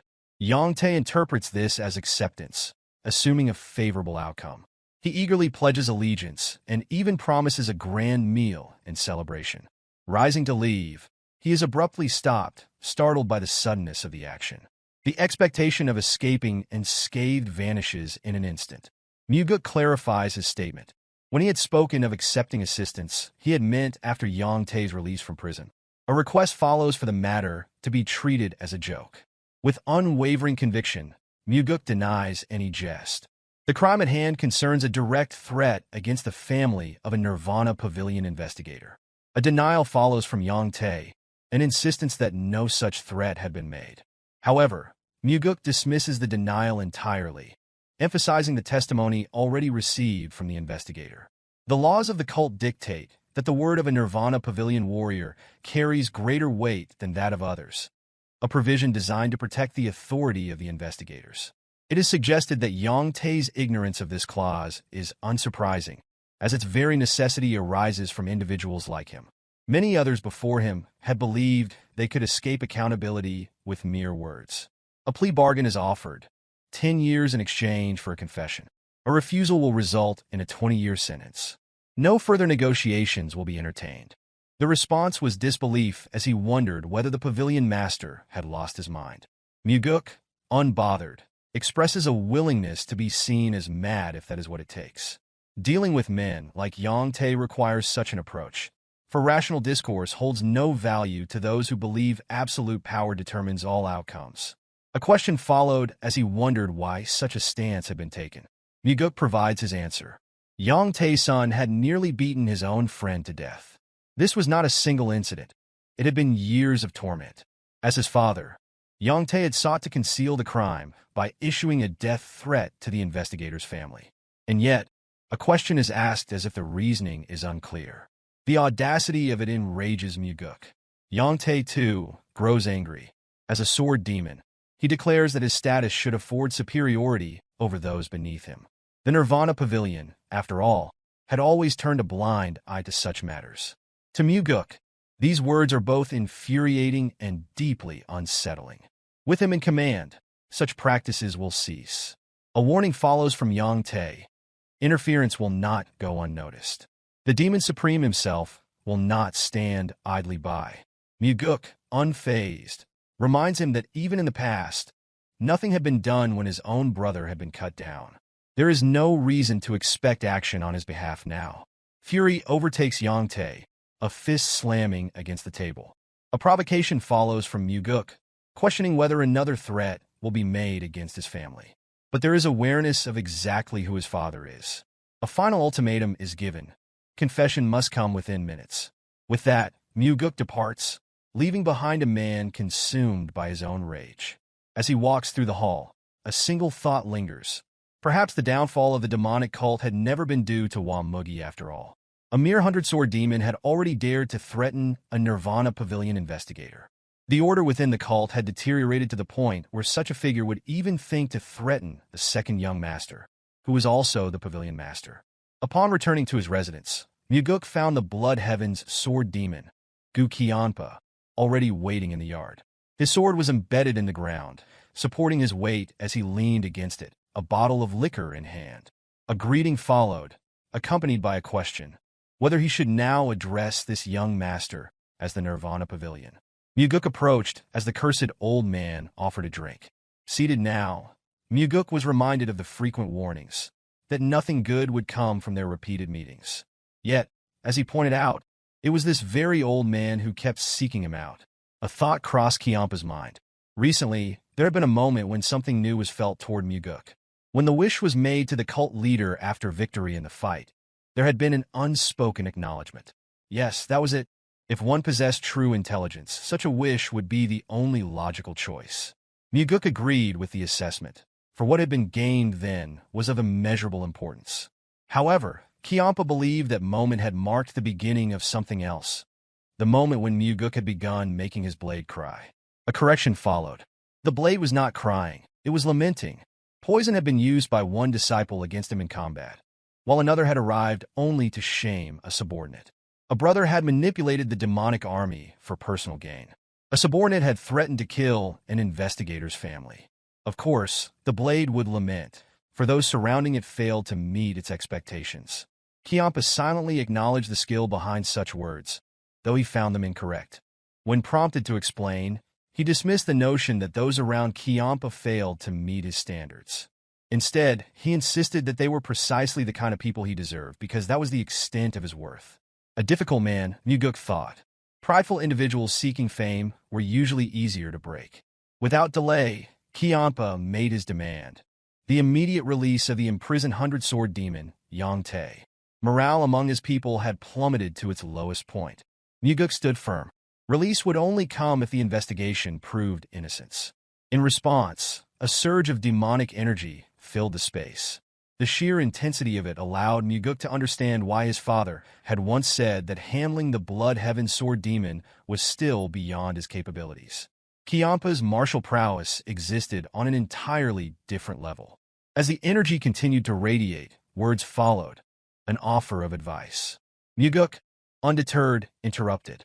If a favor was being requested, it should be done plainly. A request should not be made while simultaneously offering unsolicited counsel. The oppressive aura vanished in an instant. A rare admission followed. Mugeuk was right. Few had ever spoken so directly to him. A warning was given in return. Stagnant water was bound to rot. No one remained stagnant by choice. Yet, over time, as familiarity settled in, the chance to escape was lost. This was an opportunity to release that stagnant water. Yang Te was not someone worthy of the cursed old man's protection. A drink was poured, and an agreement was reached. The route would be cleansed. A wise decision, Mugeuk noted. However, surprise struck as Qiampa took the matter further. Mugeuk was to become his water. The condition was simple. Drink, and in doing so, accept the role of the next heavenly demon, with Qiampa as his backer. It was unexpected. Everyone knew where the Blood Heaven's sword demon's allegiance lay. Yet now the decision had shifted. A question formed as he wondered why the first young master was being abandoned now. A simple response: Mugeuk's madness had been unknown before. A realization settled. This old man was untrustworthy, willing to cast aside anyone for his own ambitions. Mugeuk acknowledged a truth: the brother had been killed. To Kianpa, bonds ended the moment one stepped beyond a parent's embrace. No suffering would be endured for the sake of lost kin. With the Blood Heaven Sword Demon support came an entire army. Yet the timing remained suspicious as he wondered why this moment had been chosen. The answer lay in what had been witnessed. A relentless force that bulldozed through everything, fearless and unyielding. Had he been younger, Mugeuk might have been taken in by the flattery, blindly trusting the old man's words. But experience had already taught the dangers of such tricks. The offer was nothing more than a carefully disguised ploy. The glass was set down. Gratitude was expressed for the high regard, but duty called. Mugeuk had no intention of abandoning his responsibilities as Nirvana Pavilion Master. A father's disappointment would follow if work was neglected in favor of political maneuvering. Another challenge followed as he wondered whether, if the cult leader intended to keep him in his current position indefinitely, he would truly be content to remain there, stagnating forever. There was only one path: to become the heir or not. Collaboration would only draw the cult leader's attention further. The reasoning was sound, but a crucial detail had been overlooked. Mugeuk was not the only one seeking to restore order within the cult. His father shared the same objective. A decision would require time. The drink would be taken only once that choice was made. Kianpa rose, retrieving the immortal blade from where it had been embedded in the ground. Without hesitation, the blade was swung at full force toward the second young master. No attempt was made to evade. The black sword at Mugeuk's waist was drawn, clashing against the attack. The resulting impact sent a resounding explosion of metal through the air. From behind the crossed blades, a demand was made. An answer would be given by tomorrow. A bead of sweat formed on Mugeuk's face. 5 days would be needed. The brief but intense confrontation ended. Kianpa accepted the counteroffer: 3 days. No response was awaited. In an instant, he soared into the sky, vanishing beyond the walls. As the sword returned to its scabbard, Mugeuk rotated his wrist. Pain shot through his arm. The old man was cursed indeed. Blocking that strike had been agony. The following day, Mugeuk observed the enforcement warriors undergoing training from a hill overlooking the grounds. Jang Ho's methods were ruthless, a regimen that involved the tearing of flesh and the breaking of bones. Yet, the warriors endured, gritting their teeth as they pressed forward. This, Jang Ho declared, was the true nature of demonic army training. A resounding cry followed. Loyalty could not be placed in a wife, a child, or a friend, for all could betray. Only the sweat shed in training would remain steadfast. Daryong chuckled at the remark, well aware that Jang Ho had never once mentioned having a wife or child. Mugeuk acknowledged the humor, but the conversation quickly shifted as Daryong inquired about the unprecedented apology statement issued by the Southern Blade House. A knowing smile formed on Mugeuk's face as he suggested that if curiosity persisted, Daryong should ask them directly. Panic flashed across Daryong's expression as he protested against the idea, fearing that such an action would result in broken legs. Mugeuk dismissed the concern, stating that even if Daryong were to dance in the Southern Blade House's training grounds, he would walk away unscathed. The reason was simple. The cursed old man had chosen to support him and had begun severing the stagnant influences they had previously discussed. Without further delay, Mugeuk issued an order. Yang Tae and his son were to be imprisoned in a location where outside contact would be nearly impossible. Full accountability for their actions would be enforced. A thought lingered. Had interference not occurred, they would have continued living as they pleased while victims such as Guak, Su suffered in silence. And if there was one, then surely there had been others before, and there would have been many more to follow.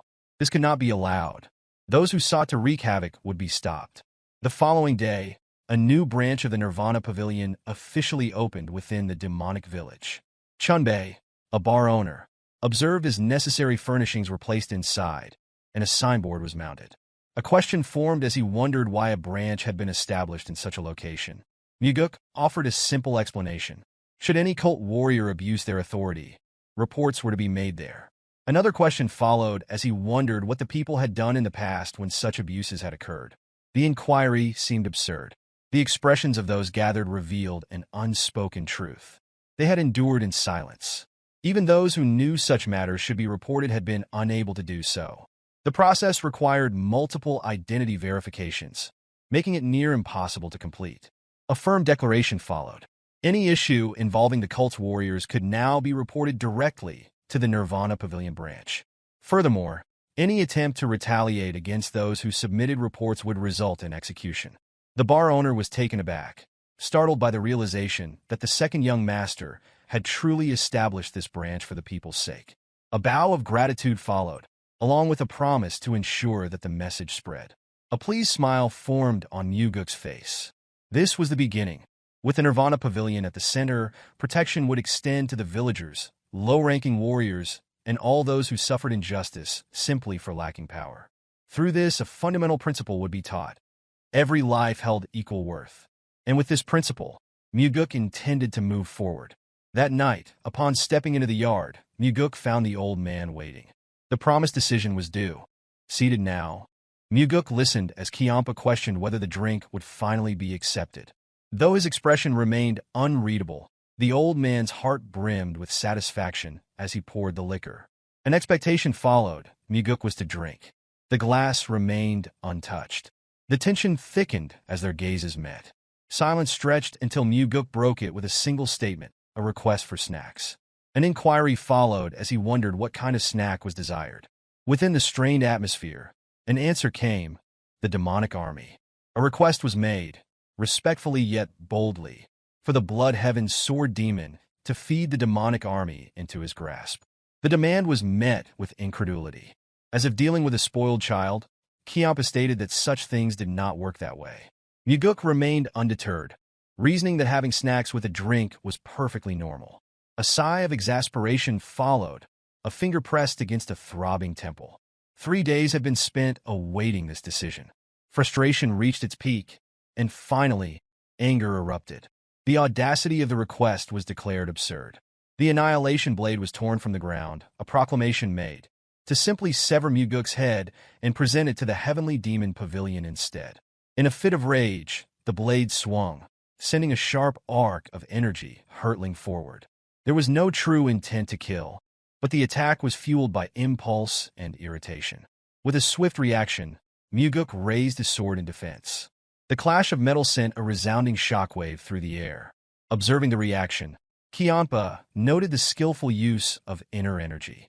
Considerable demonic energy had been imbued into the strike, yet Mugeuk had blocked it with apparent ease. Without hesitation, the Blood Heaven Sword Demon struck again, this time faster and with greater force.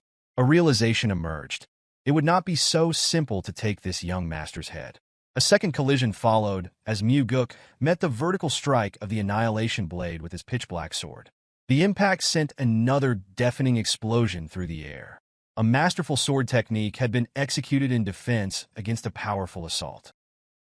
The impact sent a shockwave rippling through the air, obliterating the surroundings. The Blood Heaven Sword Demon, appearing exhilarated, pressed forward, his excitement growing at the prospect of ending Mugeuk's life. As their blades clashed, an overwhelming surge of energy erupted, flinging Mugeuk backward while the old swordsman stood his ground. Recovering quickly, Mugeuk steadied himself, but the Blood Heaven Sword Demon had already taken notice. His opponent's sword was shaking. A smirk formed on the old man's face as he acknowledged the thrill of the battle. His energy flared as he assumed another stance, preparing for the next strike. Frustration flickered in Mugeuk's eyes. Clenching his teeth, he considered using the 4 strides of the Wind God technique against his formidable opponent. Curiosity gnawed at him as he wondered whether Kiampa had the ability to counter the death step. However, the technique remained beyond his full mastery. The realization settled in. Engaging in such a high-risk confrontation without sufficient inner energy would be reckless. With a defiant shout, he demanded that Kiampa hand over control of the demonic army. The Blood Heaven Sword Demon, unfazed, inquired about Mugeuk's choice for demonic commander. There was no expectation that Mugeuk would assume the role himself, given his position as the Nirvana Pavilion Master. In response, Mugeuk declared his choice. Jang Ho, the 3rd Corps Captain. A pointed reminder followed. The Blood Heaven Sword Demon cautioned him. emphasizing that Jang Ho belonged to his faction, and warned of the dangers of overstepping. Mugeuk, unfazed, countered with a sharp remark. It was not greed, but an intentional pursuit of chaos that drove his actions. He reminded the old man that their collaboration had been his suggestion in the first place. A path walked only by madmen could never be ordinary. For a brief moment, there was visible shock on the old swordsman's face. Being called a lunatic struck a chord. Mugeuk, unwavering, pressed further, questioning whether it had been madness to seek an alliance in the first place. The words seemed to resonate in a way Mugeuk did not fully understand. In a past life, Kiampa's ambitions had never been realized. He had died before unveiling his true goal to the world. Strangely, among the 8 demon supremes, he was the first to perish. How such a ruthless and calculating individual had met an early demise remained an enigma. The Blood Heaven Sword Demon's gaze darkened. Fury smoldered beneath the surface as he accused Mugeuk of letting greed ruin their negotiation. Frustration boiled over. His foot came down, shattering a cup in a sharp display of anger. Without another word, he leapt from Mugeuk's residence. Watching him disappear into the night, Mugeuk's lips curled into a knowing smile. Rejecting the proposal was never an option. Kiampa understood better than anyone that there were still 7 other demon supremes Mugeuk could turn to. 2 days passed. Jang Ho stood before Mugeuk, a look of confusion on his face. His voice carried uncertainty as he questioned the situation. The Blood Heaven Sword Demon had recommended him for the position of demonic army commander, and Jang Ho wanted to know if Mugeuk was behind it. The confirmation came swiftly. Mugeuk's judgment had been correct. Jang Ho was perceptive enough to recognize the maneuver. Without hesitation, Mugeuk admitted to orchestrating the decision. Gratitude flickered across Jang Ho's face, but hesitation followed. He did not believe himself worthy of the role. Mugeuk dismissed the humility, insisting that Jang Ho simply lead the demonic army as he had led the Third Corps. If he succeeded, he would go down in history as the greatest demonic commander to ever live. The weight of those words left Jang Ho momentarily speechless. A hint of doubt crept into his voice as he questioned whether Mugeuk was overestimating him. Mugeuk acknowledged the possibility, reminding him that other candidates remained under consideration. Nothing had been finalized and the situation could still change. Jang Ho accepted this explanation, though he remained unsettled. However, despite what was said, Mugeuk had already set his plans in motion. He intended to ensure Jang Ho became the next demonic army commander. The scene shifted. Shock flickered across Mugeuk's face as he stood before his father. The heavenly demon's appearance was unusual. His long hair fell loosely, and his robe was adorned with floral patterns. It was an unfamiliar sight, one that left Mugeuk uncertain of how to react. After a moment, he inquired whether this was a new garment. The response was unexpected. The heavenly demon explained that it was merely his sleepwear. For a brief moment, Mugeuk was at a loss for words. His father, unfazed, asked why he had come at such a late hour. Surprise flickered in Mugeuk's expression as he corrected him. The time was still early evening. A smirk threatened to break through as he pointed out that his father's early bedtime was supposed to be a closely guarded secret. Mugeuk stated that if the Murim Alliance discovered the exact time the heavenly demon went to sleep, they could use it as a vulnerability against him. Despite this, the cult leader remained focused, urging his son to explain the purpose of his visit. Without hesitation, Mugeuk revealed his intentions. He planned to use the Blood Heaven Sword Demon as one of his swords. The heavenly demon regarded him with scrutiny, reminding him that not long ago, he had declared his desire to kill Kiampa. In response, Mugeuk admitted that eliminating the old man would be a waste. It was evident that his father had already deduced his involvement with Kiampa, likely realizing it when the Blood Heaven Sword Demon recommended Jang Ho. A knowing look crossed the heavenly demon's face as he warned Mugeuk that Kiampa was not someone who could be easily tamed. Making him into a weapon would be far from simple. Mugeuk, unfazed, clarified that taming was never his goal. Instead, he intended to use Kiampa until he was completely broken. The old man had not yet proven valuable enough to be considered a permanent part of his collection. With a calm yet pointed inquiry, the heavenly demon asked what Mugeuk would do if the sword he wielded turned against him. A smirk formed on Mugeuk's lips as he welcomed the possibility. There was a fundamental difference between them, he explained. If Kiampa were to break, nothing would come of it. He was already old. However, for Mugeuk, every slash he delivered only made him stronger. The heavenly demon dismissed such words as meaningless and pressed for the real reason behind this conversation. Mugeuk replied that, as someone receiving a salary from his father, it was only natural to report his actions.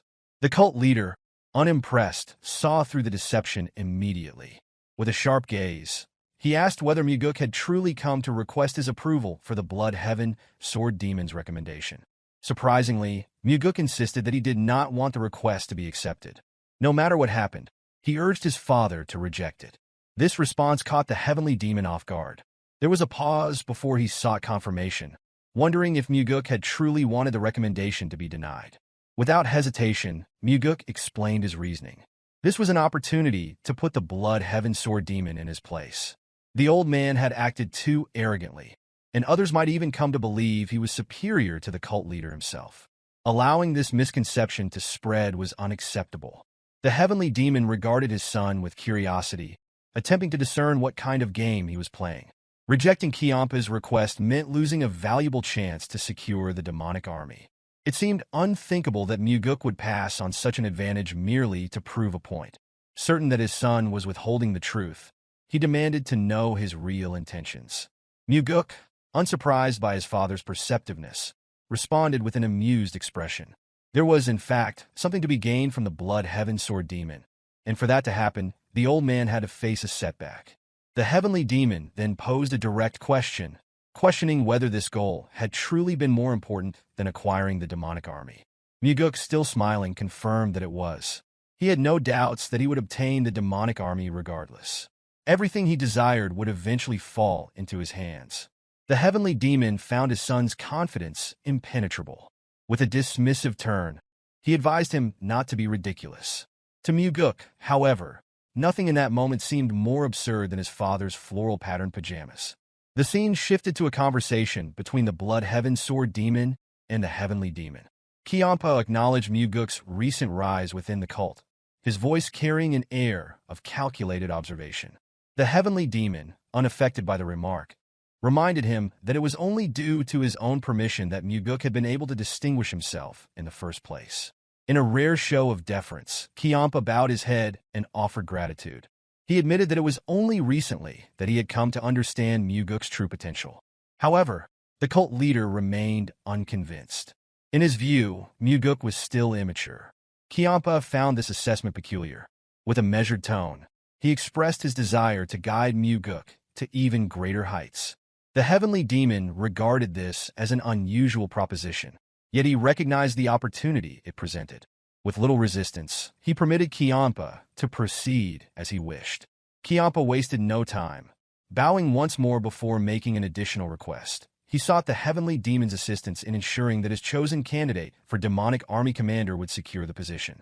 The cult leader immediately recalled Mugeuk's earlier plea to deny Kiampa's recommendation at all costs. Weighing both requests, he informed the Blood Heaven Sword Demon that granting such a favor would be difficult. Kiampa then revealed a critical piece of information. Mugeuk himself was vying for the position. The heavenly demon, considering this, acknowledged that he had already done much to support his second son. However, the feelings of his firstborn needed to be taken into account as well. Kiampa, showing understanding, reflected on a lesson learned from his years training disciples. He had often been criticized for failing to commit fully to a single candidate. True support, he believed, required unwavering loyalty to one individual. The heavenly demon, unmoved, dismissed such concerns. With a cold, unyielding stare, he declared that unlike Kiampa, he did not concern himself with the opinions of others. Rather than tolerating criticism, he simply eliminated anyone who dared to voice it. The Blood Heaven Sword Demon found himself at a loss for words. The cult leader inquired whether there was anything else to discuss, but Kiampa simply bowed his head and stated that there was nothing further to address. He assured the heavenly demon that they would meet again before turning to leave the building. As he stepped outside, his thoughts lingered on the shift in the cult leader's support. Doubt clouded his mind as he wondered why the heavenly demon had withdrawn his backing for Mugeuk. If a choice had already been made, it seemed only logical that unwavering support should follow. The scene shifted to Mugeuk's residence, where Kiampa sat with a cup of liquor in hand. He remarked that Mugeuk's father placed greater value on his older brother. Mugeuk, unfazed, questioned whether that was truly Kiampa's belief.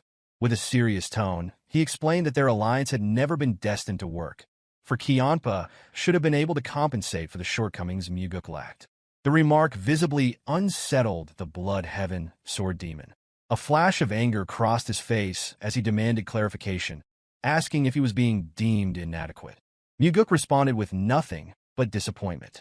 Placing his cup down, Kiampa asserted that Jang Ho had never been a viable candidate for the position of demonic army commander. Mugeuk, however, challenged his resolve, questioning whether he had already abandoned the notion. With a measured motion, the older man poured himself another drink and cautioned against pursuing something unattainable. Mugeuk dismissed the advice, pointing out that Kiampa spoke with authority despite having failed to accomplish even a single task for him. The pouring of the liquor ceased as Kiampa's grip tightened around the bottle. His expression darkened as he demanded that Mugeuk repeat himself. Without hesitation, Mugeuk reminded him of the promise made to support him and act as his backer. The blood heaven sword demon countered, insisting that it was Mugeuk who had persistently urged him, like a stubborn child, to accomplish something impossible. In response, Mugeuk argued that if the task was unattainable, the proposal should have been rejected from the start. He accused Kiampa of making a mistake by recommending Jang Ho for the position in the first place. Kiampa found himself unable to formulate a response. Mugeuk drew his sword from his hip, using the sheath to carve a line in the dirt before them. He reminded the older man of a similar line drawn in the past, a representation of the heavenly demon's regard for them. At that time, a mere fraction of the line had belonged to Mugeuk, while the majority had been reserved for another. Now, however, a second line was etched into the earth, this time with Kiampa on the smaller side. A quiet understanding passed between them as the blood heaven sword demon found himself unable to refute the implied message. Mugeuk's lips curled into a knowing smile. He recognized the silence for what it was: acknowledgement. If their roles had been reversed, he claimed, Jang Ho would have secured the position no matter what. Kiampa's response was swift and unwavering. He challenged Mugeuk to prove it. The unexpected provocation left Mugeuk momentarily stunned. With a serious expression, Kiampa reminded him that he had mocked his supposed incompetence, implying that the task should be effortless for someone like Mugeuk. Curiosity flickered in Mugeuk's eyes as he questioned what would happen if his father granted the request. Unshaken, Kiampa encouraged him to attempt it, assuring him that the endeavor would inevitably fail. The blood heaven sword demon's certainty stemmed from his own rejection, and he believed Mugeuk's fate would be no different. Sensing an opportunity, Mugeuk proposed a wager. Amusement danced in Kiampa's gaze as he accepted, laying out the terms. Should Mugeuk fail, he would align himself fully with Kiampa's side and cease all talk of wanting more from him. Mugeuk, however, was not finished. He pressed further, demanding to know what Kiampa would offer if the bet was won. The older man's eyes narrowed as he issued a simple promise. He would comply with whatever was asked of him. Seizing the opportunity, Mugeuk revealed his demand: an elixir more powerful than the demonic essence pill. The request visibly unsettled Kiampa, who immediately questioned whether Mugeuk understood the rarity of such an item. With unwavering confidence, Mugeuk assured him that he was well aware. He reminded Kiampa that their fortunes were tied together, for as Mugeuk grew stronger, so too would his supporter. The weight of Mugeuk's argument settled over Kiampa. He knew the younger man was correct. The request was not without reason. Mugeuk had surmised that Kiampa possessed the elusive heavenly divine pill, an elixir surpassing the power of the demonic essence pill. With that knowledge, Mugeuk saw little value in an alliance if neither the commander's position nor the elixir could be secured. Left with no alternative, Kiampa conceded. He agreed to the terms, promising to hand over the elixir should Mugeuk succeed in securing Jang Ho's promotion. With the agreement sealed, Mugeuk raised his sword, demanding a final vow. Kiampa responded by striking his massive weapon against Mugeuk's own, solidifying the promise in a show of unwavering commitment. Without another word, he turned and leaped from Mugeuk's residence, leaving the wager hanging between them. Mugeuk understood that consuming the heavenly divine pill in addition to the demonic essence pill would ensure that energy would never be a limiting factor in any confrontation with the Demon Supremes. Fortunately, a perfect strategy had already formed in his mind. In the following scene, Mugeuk sought an audience with the chief advisor, Myung. Without hesitation, he inquired about the probability of Jang Ho securing the position of demonic army commander. He insisted that the advisor be completely honest. Myung, after a brief moment of contemplation, stated that the chances were below 10%. Finding this response peculiar, Mugeuk reminded him that the Blood Heaven Sword Demon had personally recommended Jang Ho. However, Myung revealed that the cult leader had rejected the recommendation outright. He further explained that the Heavenly Demon was not the kind of ruler who would reverse a decision unless provided with a compelling reason. Mugeuk acknowledged this, demonstrating his understanding of his father's unwavering nature. He then pondered another question, considering what would happen if a second Demon Supreme had recommended Jang Ho. Myung found the remark unusual, repeating it back to Mugeuk with a faint smile. A particular Demon Supreme came to Mugeuk's mind, a woman clad in blue robes. The scene transitioned to Myung seated at his desk, reviewing several documents. He recalled Mugeuk's words regarding the influence of two Demon Supremes endorsing the same candidate. Contemplating this, he admitted that such an occurrence was unprecedented. However, if it were to happen, it would provide the cult leader with the justification needed to reconsider his stance. With evident curiosity, Myung asked whether this was a realistic possibility. In response, Mugeuk merely smiled and assured him that he intended to give it a try. He remarked that, at times, it was easier to fight two tigers than one. A lingering sense of unease settled over Myung, who silently hoped that the second tiger in question was not the Sword Supreme. The scene shifted once again, this time introducing a martial artist from the Northern Heaven Sword clan. The man, Bae Jongtak, stood before Mugeuk clad in blue garments. His face betrayed his distress. He had been accused of rape. Desperate to clear his name, he insisted that the servant was attempting to frame him. He pleaded for the opportunity to confront his accuser. Mugeuk, calm and composed, asked the man to explain why he believed the servant would fabricate such a claim. Jongtak speculated that someone might have coerced the girl into making the accusation, or that he had unknowingly offended her in some way. He maintained his innocence, swearing that he had never forced himself on her. Observing him intently, Mugeuk agreed to allow him to face the girl. Calling out to Daryong, who stood outside the door, Mugeuk signaled for him to bring the girl in. The moment she entered, Jongtak sprang to his feet, immediately demanding to know why she was lying. Mugeuk, his voice steady, ordered him to remain silent. If he shouted again, the girl would be dismissed without a word. Instantly, Jongtak clamped his mouth shut. Turning to the servant, Mugeuk asked if Jongtak had indeed violated her. With a slight nod, she confirmed the accusation. The accused, his voice rising in desperation, called her a liar and insisted that her trembling was due to fear of exposure. However, Mugeuk countered that she was simply afraid. Jongtak, disbelief evident in his expression, questioned whether Mugeuk truly believed the girl's words. Without another word, Mugeuk gestured to Daryong, who immediately understood the command. Moments later, two additional young women were ushered into the room. Upon seeing them, a wave of sheer terror washed over Jongtak's face. Mugeuk calmly reminded him that these women had once served under him. With a trembling voice, Jongtak acknowledged them, noting how much they had grown. However, the fiery glares they directed at him left no room for doubt. Dropping all pretenses, Mugeuk declared that there was no point in feigning ignorance any longer.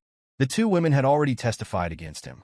They had suffered the same abuse, endured the same threats, and had been discarded in the same cruel manner. Jongtak had treated his servants as disposable, exploiting them for years before replacing them with younger victims. Realization dawned upon the accused. His crimes had been laid bare. In a final attempt to save himself, he muttered that he had merely made a mistake after drinking too much. He begged Mugeuk for mercy, claiming that no one had ever been imprisoned for touching their own servants. Mugeuk acknowledged that this was indeed the case. Thorough research had confirmed as much. Jongtak, sensing an opportunity, swore never to repeat his actions. If necessary, he would even put it in writing. However, Mugeuk reassured him that there was no need for concern. He would not be sent to prison. Jongtak's face lit up with gratitude. Smiling, he promised to repay the favor. Yet before another word could escape his lips, Mugeuk's sword flashed through the air, severing his head in a single, merciless stroke. Coldly, Mugeuk informed the lifeless corpse that he was going somewhere else instead. The room fell in a stunned silence. No one had anticipated such an abrupt and decisive action.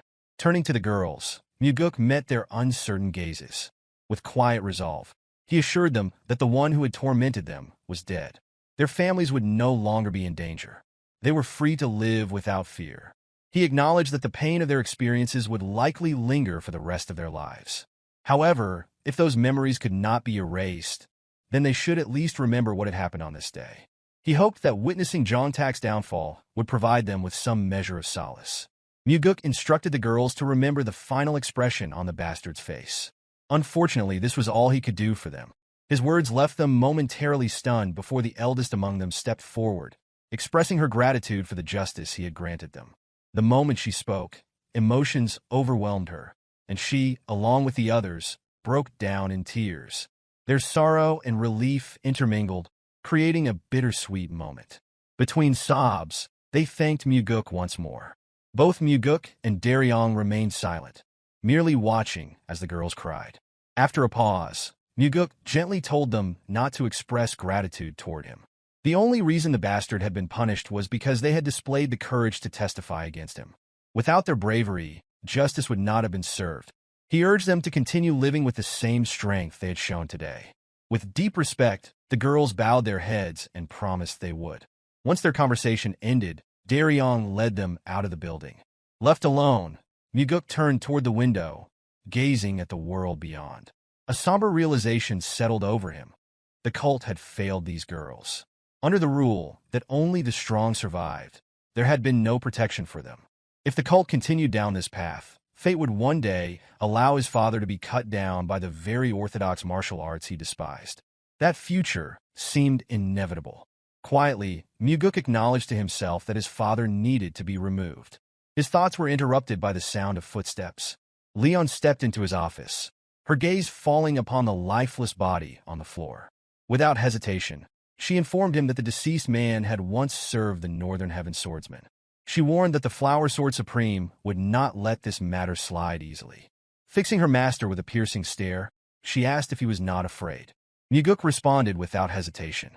He admitted that he was indeed afraid, but his fear was not of reprisal. With a serious expression, he confessed that his true concern was dying before he had finished dealing with all the filth that plagued their world.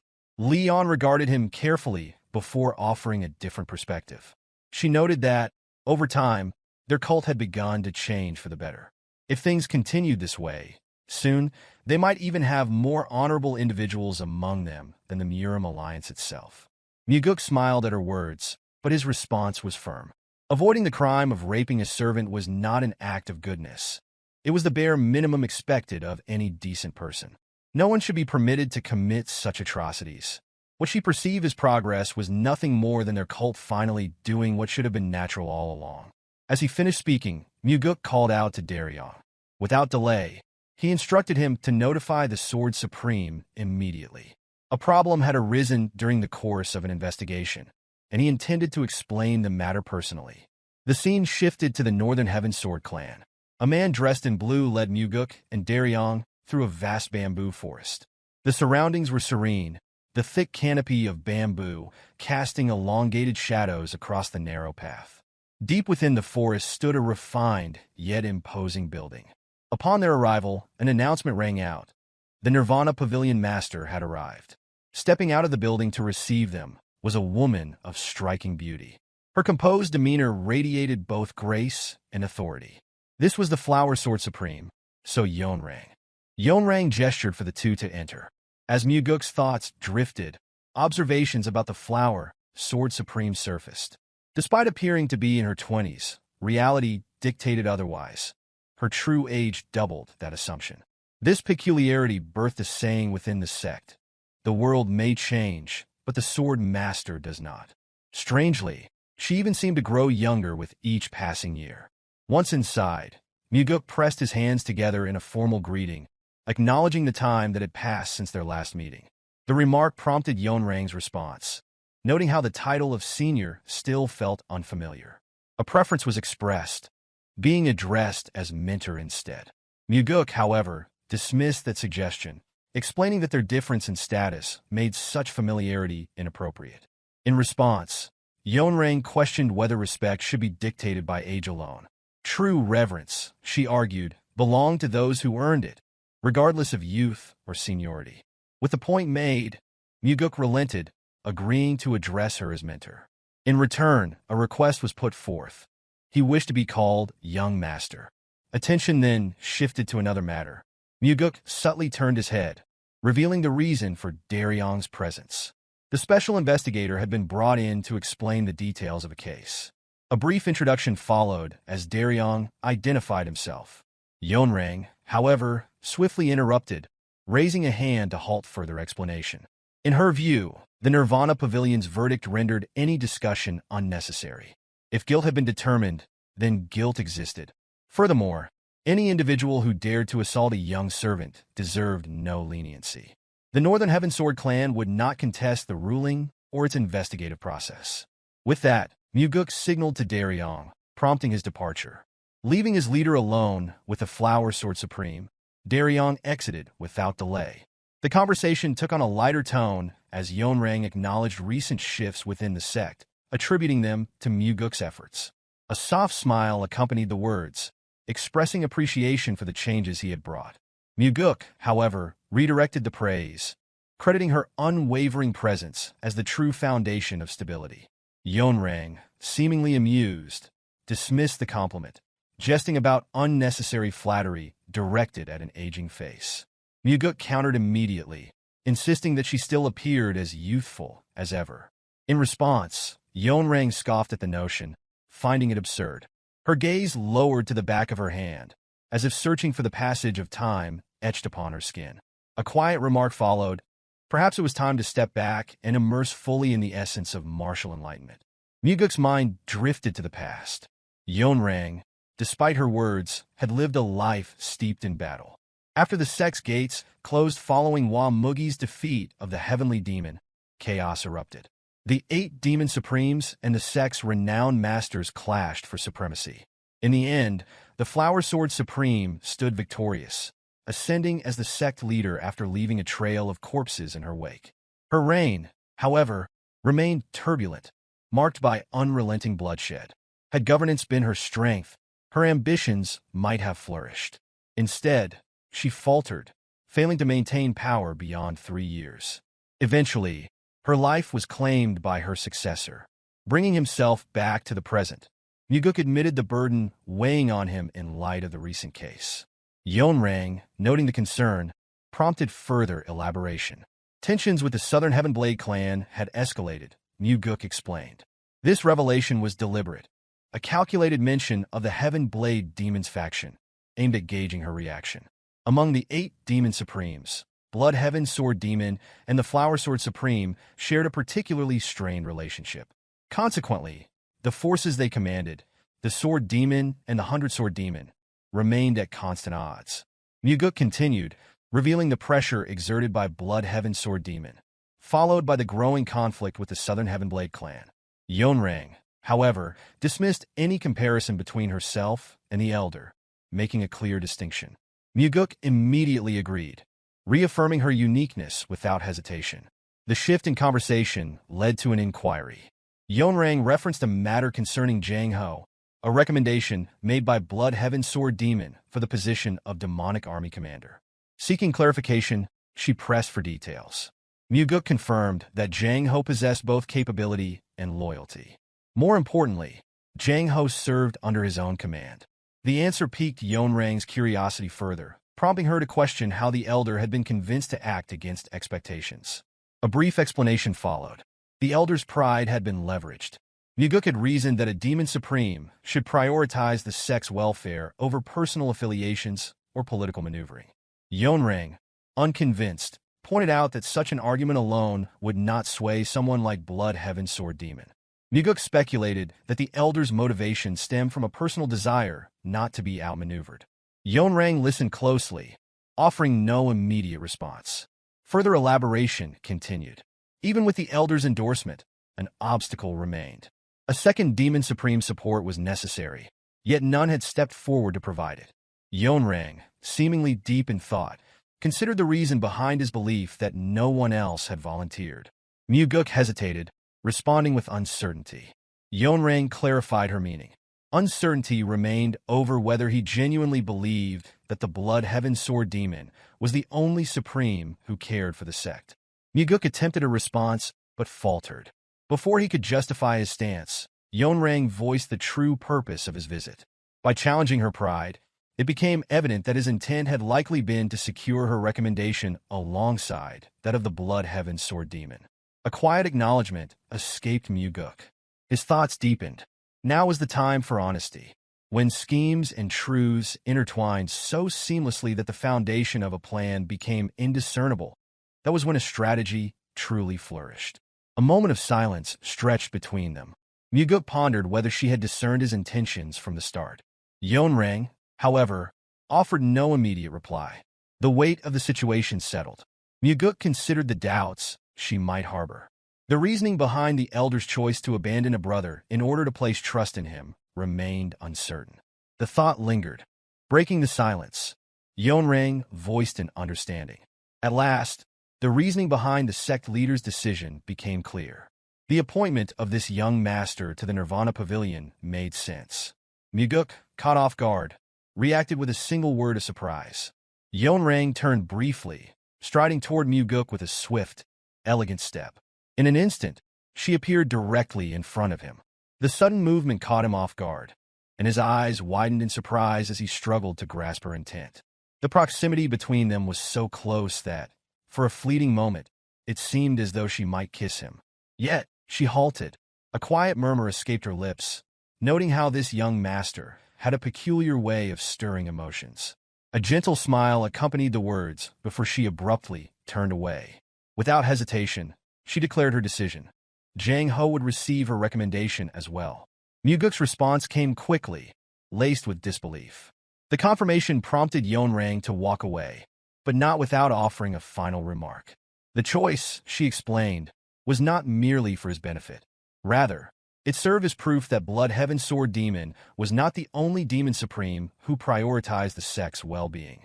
As she spoke, she turned her head back momentarily before continuing forward. Mugeuk clasped his hands together in acceptance, acknowledging the favor. His thoughts deepened as he departed from the Northern Heaven Sword. The outcome had been somewhat expected. If he was indeed perceived as a potential successor, and if Blood Heaven Sword Demon had recognized that possibility before anyone else, then Yeonrang's decision made perfect sense. She would never allow the elder to have complete influence over him. Her disdain for that old man ran too deep. She detested him to such an extent that she wouldn't even spare him discarded refuse from the roadside. Her hatred was absolute. A testament to this was the first act she carried out upon becoming sect leader, eliminating Blood Heaven Sword Demon. Meanwhile, within the Heavenly Demon Pavilion, Myung observed the unfolding situation and addressed Chanhua. The development had been unexpected. The young master had chosen to involve the Sword Elder. Chanhua, seated in his place, voiced his thoughts aloud. The move had clearly been a calculated one, exploiting the deep-seated discord between Yeonrang and Blood Heaven Sword Demon.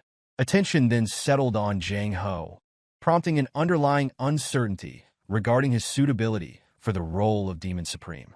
Myung responded without hesitation. Jang Ho's martial abilities were exceptional. However, his political influence remained weak. The young master had been shrewd in selecting someone like Jang Ho. Chanhua contemplated this further. It was unlikely that Jang Ho had been the young master's choice from the beginning. Emotion must have played a role. Despite outward appearances, the boy was more sentimental than he seemed. Myung, the chief advisor, murmured in response, recognizing both the strength and the vulnerability in such a trait. Chanhua, however, dismissed the sentiment entirely. From his perspective, such emotional inclinations were solely a weakness. With the discussion settled, Myung sought clarity on the next step regarding the Demon Supreme appointment. Chanhua considered the matter carefully before deciding aloud. If both Yeonrang and Blood Heaven Sword Demon had issued recommendations, rejecting the nomination would be impossible. For the sake of their standing, Jang Ho would be appointed Demonic Army Commander. Only after reaching his decision did he formally announce it, declaring that Jang Ho would ascend as one of the 8 Demon Supremes. His voice carried the weight of command. Myung acknowledged the ruling with a slight bow. clasping his hands together in formal deference before preparing to act upon the order. Mugeuk watched as Jang Ho stood there, clearly struggling to find the right words to express his gratitude. Jang Ho had spoken earlier, unsure of how he could ever repay the favor. Mugeuk's gaze turned toward the yard, and he responded with a matter-of-fact tone, explaining that Jang Ho probably wouldn't be able to repay it. He went on, elaborating on the reasons behind his decision to appoint Jang Ho as the Demon Supreme. The first reason, Mugeuk explained, was that he believed Jang Ho was the most suitable candidate for the position, not for his own sake, nor Jang Ho's, but for the demonic army and the main sect. Jang Ho, still processing this, asked what the second reason was. Mugeuk then told him that the second reason was his hope that the demonic army would become his strength, although this created a paradox. He explained that while the first and second reasons seemed contradictory, Jang Ho's upright nature would make maintaining personal relationships difficult. Mugeuk added that he had no intention of forcing friendship on him, so Jang Ho needn't worry. Jang Ho then surprised Mugeuk by revealing something unexpected. He said he abandoned the organization for the sake of personal reason, which caught Mugeuk off guard.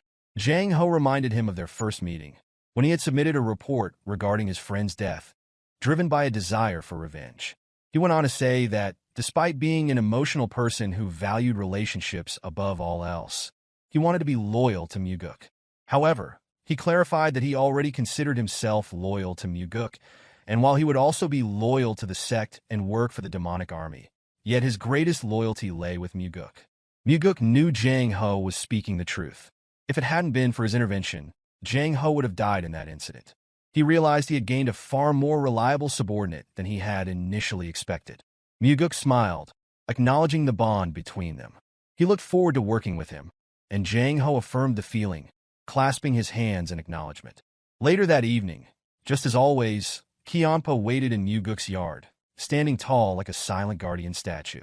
Mugeuk chuckled at the sight of the old man, noting that his presence seemed like a protective force. Kianpa, not one to miss a chance to tease, shot back, asking if Mugeuk was calling him a blockhead. Mugeuk denied it quickly, assuring him that wasn't the case. The conversation shifted when Kianpa congratulated Mugeuk on making Jang Ho the Demon Supreme, and Mugeuk thanked him in return. As Mugeuk pondered the situation, he noted to himself how surprisingly calm Kianpa had been about involving the Flower Sword Supreme. He had expected anger but saw none. However, he reminded himself not to let his guard down, knowing Kianpa's cunning ways. Mugeuk knew the old man might be planning something unexpected. Kianpa, ever inquisitive, asked how Mugeuk had managed to persuade the Sword Supreme. Mugeuk, with a teasing glint in his eye, made a light-hearted promise to tell him honestly, if Kianpa promised not to get angry. Kianpa, half suspicious but intrigued, agreed. Mugeuk then revealed that he had provoked her pride by stating that Kianpa was the true Demon Supreme, using Kianpa as a pawn in the process. Kianpa, with a knowing smile, retorted that Mugeuk had clearly been tricked by the Sword Supreme, who would undoubtedly try to play tricks on him. The conversation grew serious as Kianpa warned Mugeuk not to underestimate her, predicting she would stop him from meeting Kianpa, using the excuse and notion to be helping him. When Kianpa asked Mugeuk what he would do if this came to pass, Mugeuk, without hesitation, declared that for him, Kianpa came first, no matter what. Kianpa's face softened at the loyalty, but he quickly turned the conversation back to strategy. As they spoke, Kianpa pulled out a small black box adorned with golden lines. Mugeuk took it, curious about its contents. Kianpa casually stated that a promise was a promise, but there was more to it than his laid-back tone suggested. When Mugeuk opened the box, his eyes widened in surprise at what lay inside. A marble of medicine, faintly glowing with a blue light that emitted an almost otherworldly energy. Kianpa didn't need to say more. The moment Mugeuk laid eyes on the item, he recognized it instantly, the heavenly divine pill. It was a treasure Kianpa had kept for years, refusing to take it himself, patiently saving it for the right moment. Mugeuk hesitated for a brief moment, then asked, almost teasingly, if Kianpa was truly going to part with it. The question seemed to hit a nerve, and Kianpa's anger flared. His voice sharpened as he threatened to take the pill back, his frustration evident. Mugeuk, half amused by Kianpa's sudden temper, quickly reassured him, making it clear that he wasn't about to let him back out now. Kianpa's actions were not lost on Mugeuk. After a moment, the old man took a seat, planting his broadsword in the ground in front of him, as though preparing for a final stand. Then, with grim determination, Kiampa pledged his loyalty, declaring that he would bet the rest of his life on Mugeuk. His words were solemn, but the resolve in his voice was undeniable. Mugeuk, reflecting on the past, realized the full significance of Kiampa's loyalty. When he had first encountered the Blood Heaven Sword Demon, he had believed that this old man was a liability. Now, Kiampa's willingness to support him meant everything. Mugeuk silently vowed to treasure that loyalty. Mugeuk clasped his hands in gratitude, silently thanking Kiampa for his trust. Kiampa, however, did not respond with words. Instead, he offered a silent nod, his actions speaking far louder than anything he could have said. As Mugeuk prepared to take the heavenly divine pill, he turned to Kiampa, asking if he would stand guard while he meditated. Kiampa's surprise was evident, as he questioned if Mugeuk was serious. Mugeuk confirmed that he was, explaining that since Kiampa had given it to him, it felt right to take it in his presence. The ritual of taking such a powerful pill wasn't something to be done lightly. It held symbolic meaning, signifying trust between a martial artist and their guardian. As Mugeuk sat cross-legged, preparing to absorb the pill's energy, Kiampa's expression faltered for a moment. He was clearly uncertain about Mugeuk's decision, but trusted him nonetheless. Mugeuk's voice was firm as he stated that he was taking the heavenly divine pill because he trusted Kiampa. Kiampa asked, his voice filled with a trace of concern, what would happen if Mugeuk's intuition turned out to be wrong? Mugeuk, however, was unconcerned. He simply replied that he would deal with the consequences when the time came. With that, Mugeuk took the pill without hesitation, closing his eyes as the powerful energy of the heavenly divine pill began to spread through his body. As the energy rushed through his blood vessels, strengthening and opening their passages, Mugeuk focused on absorbing the energy completely, channeling it into his inner reserves. The process was intense, but he had to make sure the energy melded perfectly with his own to achieve its full potential. After several elaborate rotations of his inner energy, Mugeuk finally succeeded in capturing the magical energy of the heavenly divine pill within his meridian. The transformation was palpable. As he opened his eyes, a contented smile spread across his face. The increase in his inner energy was dramatic, far beyond what he had expected. Kiampa, standing at a little distance with his arms crossed, observed him silently. He asked casually how the pill had tasted. Mugeuk's response was almost playful as he confessed that it had been the most delicious thing he'd ever consumed. Kiampa, however, immediately regretted not eating it himself, cursing under his breath at the lost opportunity. Mugeuk chuckled and reassured him that he had likely absorbed the energy far better than Kiampa ever could have. As Mugeuk rose to his feet, a surge of newfound power coursed through him, filling every fiber of his being. The strength he had gained left no room for doubt. If he were to face the Blood Heaven Sword Demon now, the battle would no longer be determined by a lack of inner energy. A deep sense of satisfaction settled within him as he acknowledged this truth, certain that no one could claim his defeat would stem from weakness. Kiampa stepped closer, a playful, yet slightly serious question on his lips. He asked who Mugeuk had become, as if he had somehow transformed before his very eyes. Mugeuk responded with an enigmatic declaration, explaining that he was the one who would lead Kiampa in the future, if the old man was still alive by then. Kiampa, visibly taken aback by the change in Mugeuk's aura, stood his ground despite the suffocating energy that pressed down on him. Emotions flickered across his face, but he didn't laugh or dismiss Mugeuk's words, even though he was clearly annoyed. Mugeuk's next question came unexpectedly, catching Kiampa off guard. With a steady and inquisitive tone, he pressed forward, wanting to know what Kiampa ultimately sought. Kiampa's response was grave. His gaze turned to the night sky as he reflected on his life. He confessed that he was too old to have any grand desires, living only by habit as he moved forward. Mugeuk, however, couldn't help but notice that Kiampa seemed far too passionate to be so indifferent. When Mugeuk pointed this out, Kiampa seemed surprised, asking if he truly appeared that way to the younger man. Mugeuk affirmed, saying that when Kiampa pushed him, he seemed to embody the fire of youth, the same burning spirit that could only come from someone who had much left to prove. Kiampa, still processing Mugeuk's words, admitted that he had begun to feel as though he had cooled down lately. Mugeuk could understand that feeling. He had long realized that no matter how many ambitions and desires one carried, time would inevitably take some of them away. It was a harsh truth, but it was a part of life. Mugeuk's attention was drawn to the cup and jar sitting nearby. He picked up the glass and, with a smirk, asked for some alcohol. Kiampa was puzzled at first, wondering why Mugeuk was asking for a drink after everything that had just transpired. Mugeuk, however, explained that the moment Kiampa had given away the heavenly divine pill without hesitation, he had already won the bet between them. As a result, Mugeuk felt it was only right to accept the drink from the old man. As Kiampa began to pour, Mugeuk's thoughts turned inward. He wondered if it was even possible to fully bring the Blood Heaven Sword Demon into his fold as an ally. With the heavenly divine pill helped his inner strength bolstered, Mugeuk felt that the foundations of his power had been laid, but the true test of his alliances lay ahead. Kiampa told him to drink, and Mugeuk took it without hesitation, savoring the warmth as it slid down his throat. Kiampa, offering a knowing smile, hoped they would do well moving forward. Mugeuk responded with a playful challenge, asking that Kiampa keep his tricks within his limits. Kiampa's voice rose in amusement at the mention of tricks, a hint of mock offense in his tone, before laughter burst from him, hearty and unrestrained. Mugeuk, unable to hold back his own grin, lifted his cup and casually requested another drink. Although Kiampa laughed, Mugeuk understood that the Blood Heaven Sword Demon hadn't yet fully opened his heart to him. There were layers to that man, layers that couldn't be understood by simply peering through a slightly open door. Mugeuk knew that the true nature of their relationship would only be revealed the day that door was fully opened. Whether they would become eternal allies or mortal enemies, whether he would burn to death in Kiampa's flames or he will be pierced by Mugeuk's sword, everything would be decided when that door was finally pushed wide. Later, Mugeuk continued practicing martial arts at the training ground, pushing himself well into the night.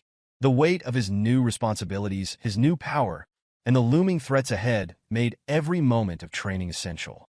He could not afford to lose to Wamugi. If he did, everything he had worked for would be wasted, no matter how valuable it seemed now. When the training became especially difficult, Mugeuk often found himself imagining the worst, dying by fire simply because he wasn't prepared. Though he knew such things were unlikely, these grim thoughts helped fuel his determination to overcome any laziness or hesitation. His strength had grown to the point where he could now compete in a life-or-death battle with the Demon Supremes. The progress he had made at his age was unbelievable to most. Even with continued training, Mugeuk knew there would come a time when he would hit a wall, but for now, he was still in the early stages, feeling the improvement with each strike of his blade. The more he wielded it, the more a burning desire to fight began to rise within him. The blade seemed to awaken a spirit of investment and ambition that urged him forward. Chanhua's voice interrupted Mugeuk's concentration. He was startled and turned to find his father standing nearby. With a smug grin, Mugeuk proudly announced that he had obtained the heavenly divine pill from the cursed old man. Noticing his father's calm reaction, Mugeuk couldn't help but ask, a hint of frustration in his voice, why Chanhua seemed so unfazed. He emphasized again, as if trying to provoke a reaction, that he had indeed obtained the heavenly divine pill. Unfazed, Chanhua revealed that he already knew about it. In fact, he had been aware that the Blood Heaven Sword Demon had the pill for quite some time. When Mugeuk asked how his father had known, Chanhua casually answered that he had given the pill to the Sword Demon long ago. Mugeuk's mind reeled as he processed the information. So, the line that the Blood Heaven Sword Demon had drawn all those nights ago hadn't been entirely wrong. Chanhua then asked what Mugeuk had wagered in his bet with Kiampa. Mugeuk answered simply. He had bet himself. Chanhua chuckled lightly, pointing out that Kiampa had clearly lost in that deal. Now that the game had truly begun, Mugeuk explained his plans to properly challenge the 8 Demon Supremes. But when he looked to his father for acknowledgement, Chanhua remained silent, which struck Mugeuk as odd. He thought his father would dismiss the idea as nonsense, but now, Chanhua was simply listening. Mugeuk asked why his father wasn't saying anything, and Chanhua, after a long pause, finally spoke. He said he thought Mugeuk might actually be able to pull it off. A satisfied smirk spread across Mugeuk's face as he felt a sense of validation. He could sense that his father was beginning to recognize his true worth. Chanhua, however, offered only a brief response, telling him to keep training before turning and walking away. Mugeuk, never one to let an opportunity slip, thanked his father for placing Jang Ho as the Demon Supreme. Chanhua, without turning back, said that it wasn't because of Mugeuk. It was the recommendation of 2 other Demon Supremes. Undeterred, Mugeuk remarked that he will chase to be happy in this path. Just then, he felt his father's back tremble slightly, as if the statement had caught him off guard. Mugeuk pressed on, his voice steady as he expressed his belief that if he was happy, those around him would be happy as well, and that happiness would extend to their sect. Chanhua's response was swift, his tone sharp as if Mugeuk's words had struck a nerve. He asked bluntly if Mugeuk was seeking death. Mugeuk, with a wry smile, anticipated his father's response and beat him to the punch, remarking on how it was a cheap sentiment about a good way to die. Chanhua paused for a moment, his gaze settling on his son before he responded. He spoke firmly, warning that if Mugeuk was truly set on this path, he should not expect to find happiness along the way. With those words, Chanhua turned and opened the door, ready to leave.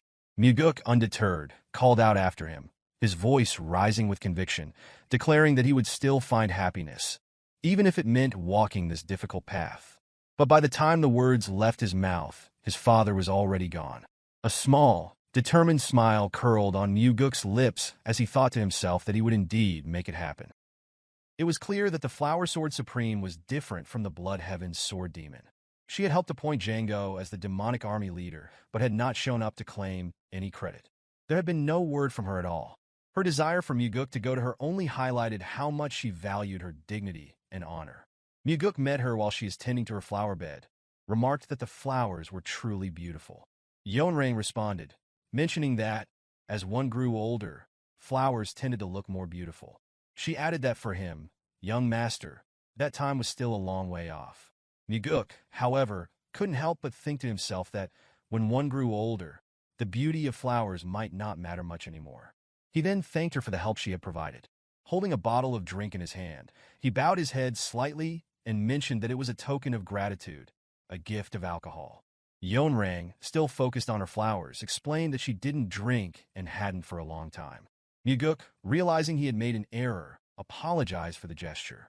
He had known she didn't drink, but he had brought it anyway, wanting to avoid the impression that he knew her too well. Mugeuk pondered whether he really needed to go this far, but he knew it was essential to build relationships, even through small gestures. He spoke as he reflected on his upbringing. When one received help, one was expected to repay it. He asked if there was anything she desired. Yeonrang stopped for a moment, her gaze shifting far ahead. Finally, she spoke, asking him to sever ties with Kianpa. Mugeuk, inwardly bracing himself, thought that it was exactly as the Blood Heaven's Sword Demon had predicted. He then inquired about her reasons. Yeonrang explained that Kianpa's values were at odds with the ideals Mugeuk sought. She explained how, unlike him, who wanted to bring order and discipline to the sect, Kianpa abhorred being bound by rules. Mugeuk paused as if reflecting deeply, though he was well aware of her personality. What still eluded him was the exact nature of the relationship between Yeonrang and Kianpa. Finally, he answered, stating that he could not follow her request. Yeonrang was surprised, asking if he truly couldn't. Mugeuk clarified that he couldn't because Elder Kianpa had given him an invaluable gift. Normally, he wouldn't mention such a gift, but this time, he felt it necessary to speak of it. In his mind, he knew that he planned to make both the Blood Heaven's Sword Demon and the Flower Sword Supreme his subordinates. Yeonrang pressed further, curious about what the gift was. Mugeuk replied that it was a personal gift, making it difficult to explain. Yeonrang, feeling they were at a level where they should be able to have such conversations, asked if she was mistaken in thinking they could.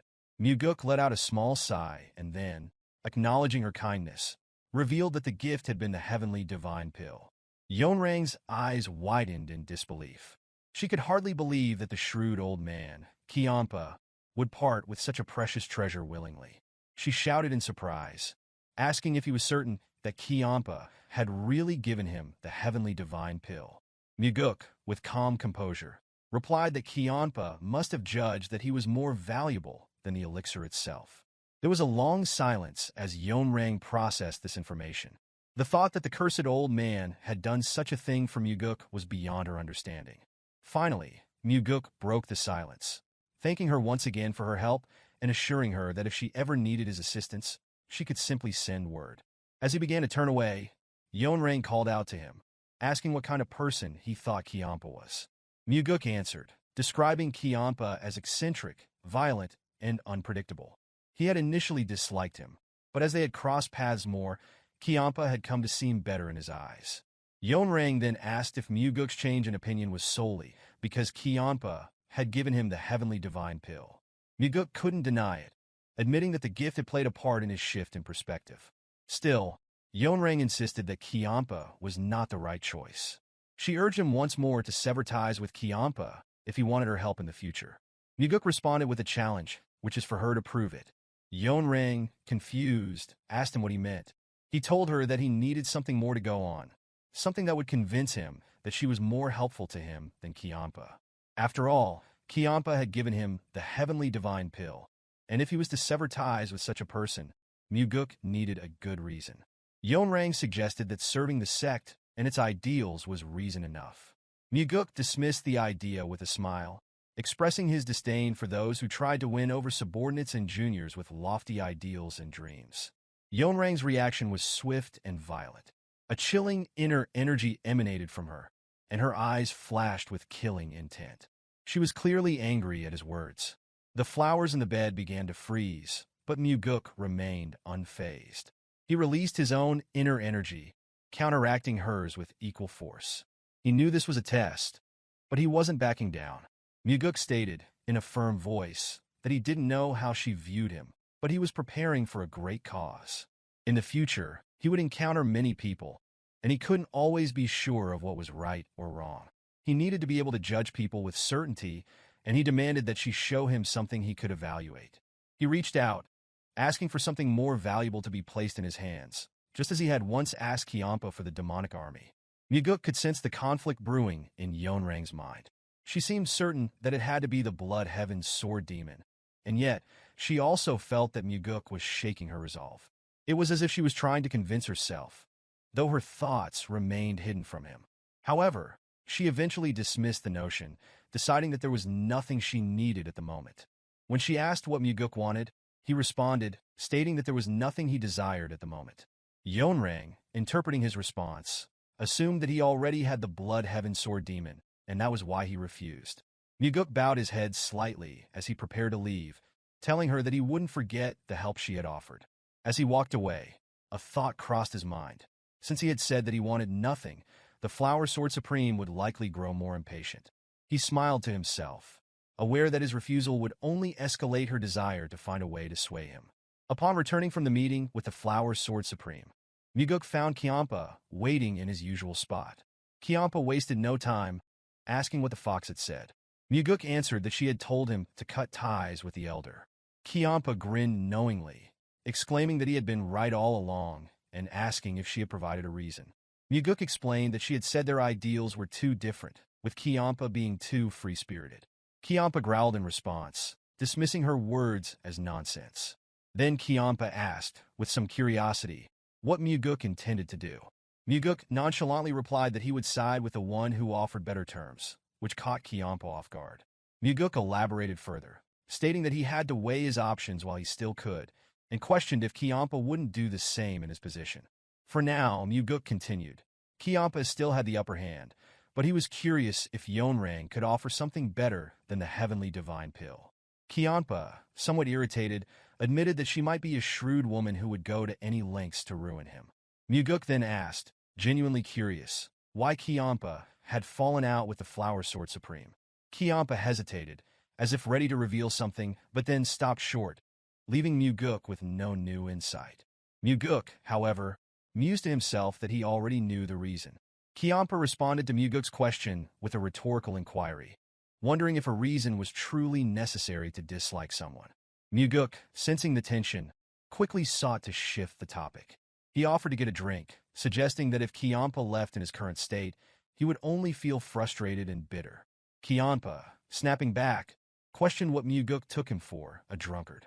Mugeuk, unfazed, countered that cold rationality wasn't always a virtue. Mugeuk believed that when one was upset, they should embrace it, let the bad mood out. He insisted that they go out for a drink, offering once more to cover the cost. Kiampa hesitated for a moment before suddenly leaping into the air. He declared that he would be waiting in Mega Village and disappeared in an instant. Mugeuk, watching him vanish, couldn't help but smile, reflecting on Kiampa's temper. It had certainly changed from the time he had first met the old man, when he had poked at Mugeuk's side and left bruises. Soon, the two met at the tavern. The other customers present felt a palpable sense of nervousness, fearing a fight might break out. Mugeuk had expected Kiampa to suggest going to a pleasure house, but Kiampa revealed he didn't like places with women. Mugeuk found it surprising, commenting that Kiampa's late brother had liked such places. This remark seemed to unsettle Kiampa, who retorted sharply, asking him to stop bringing up the past. Mugeuk briefly acknowledged the request, but deep down, he had brought it up intentionally to prevent the wound in his heart from festering. The innkeeper approached them, welcoming them both with great respect, calling their presence an honor. Mugeuk responded by saying they had come because the drinks and food were known to be good. The innkeeper thanked them before leaving to prepare the requested drinks and food. Kiampa expressed his opinion that Mugeuk was being unnecessarily kind. Mugeuk asked with a smug smile if there was anything wrong with being kind. Kiampa sighed and responded, cautioning that letting emotions dictate actions could lead to mistakes. He further noted that the first young master, who chose intimidation over kindness, had an advantage over Mugeuk. Mugeuk, however, stared intently at Kiampa, saying that while being ruthless certainly made life easier, he would not ride that ruthless carriage. When Kiampa asked for clarification, Mugeuk explained that he believed food made with joy and whistling lips always tasted better than food made with fear. To Kiampa, this reasoning sounded like nonsense. Kiampa warned that one day, Mugeuk's kindness would be exploited by someone who would ask for something greater. If he refused, they would criticize and curse him. Staring Mugeuk dead in the eye, Kiampa added that this was simply human nature. Mugeuk responded in kind, stating that one day, the kindness he had shown would return to him in the form of something greater, perhaps even saving his life. He locked eyes with Kiampa again, adding that this, too, was human nature. Kiampa crossed his arms, frustration evident in his expression as he responded, suggesting they should wait and see. Mugeuk observed that Kiampa appeared to be the more emotional one. Kiampa, annoyed, asked how Mugeuk had blocked his strike earlier, accusing him of underestimating him. Mugeuk thought to himself that he had judged Kiampa accurately. Mugeuk reflected on the conversation, realizing how much emotion he had expended, which was unlike his usual self. Even now, he was engaging in an entirely new kind of conversation, wasting emotions. Changing the topic, Mugeuk suggested that Kiampa start managing his disciples, or else he would keep clashing with Nirvana Pavilion. Instead of answering, Mugeuk demanded Kiampa's attention. Kiampa, with anger flaring up, retorted that Mugeuk was becoming more arrogant. Mugeuk responded, pointing out that it was Kiampa who was being arrogant. He then asked if Kiampa was looking down on both the sect and his father. As their conversation seemed to escalate, other customers grew visibly nervous. Mugeuk then provocatively mentioned that Kiampa's title as the Blood Heaven Blade Demon should not give him the right to ignore his disciples' actions. This comment struck a nerve with Kiampa, and his inner energy surged, pulverizing the table they were seated at. The innkeeper and the other customers, panicked, watched the destruction unfold. Kiampa, seething with anger, shouted at Mugeuk, expressing his desire to beat him to death before turning away. In the same breath, he demanded that the innkeeper bring out new drinks and food. Mugeuk, unruffled, calmly took out a handful of gold coins and instructed the innkeeper to accept the payment, ensuring it would cover the damages and losses.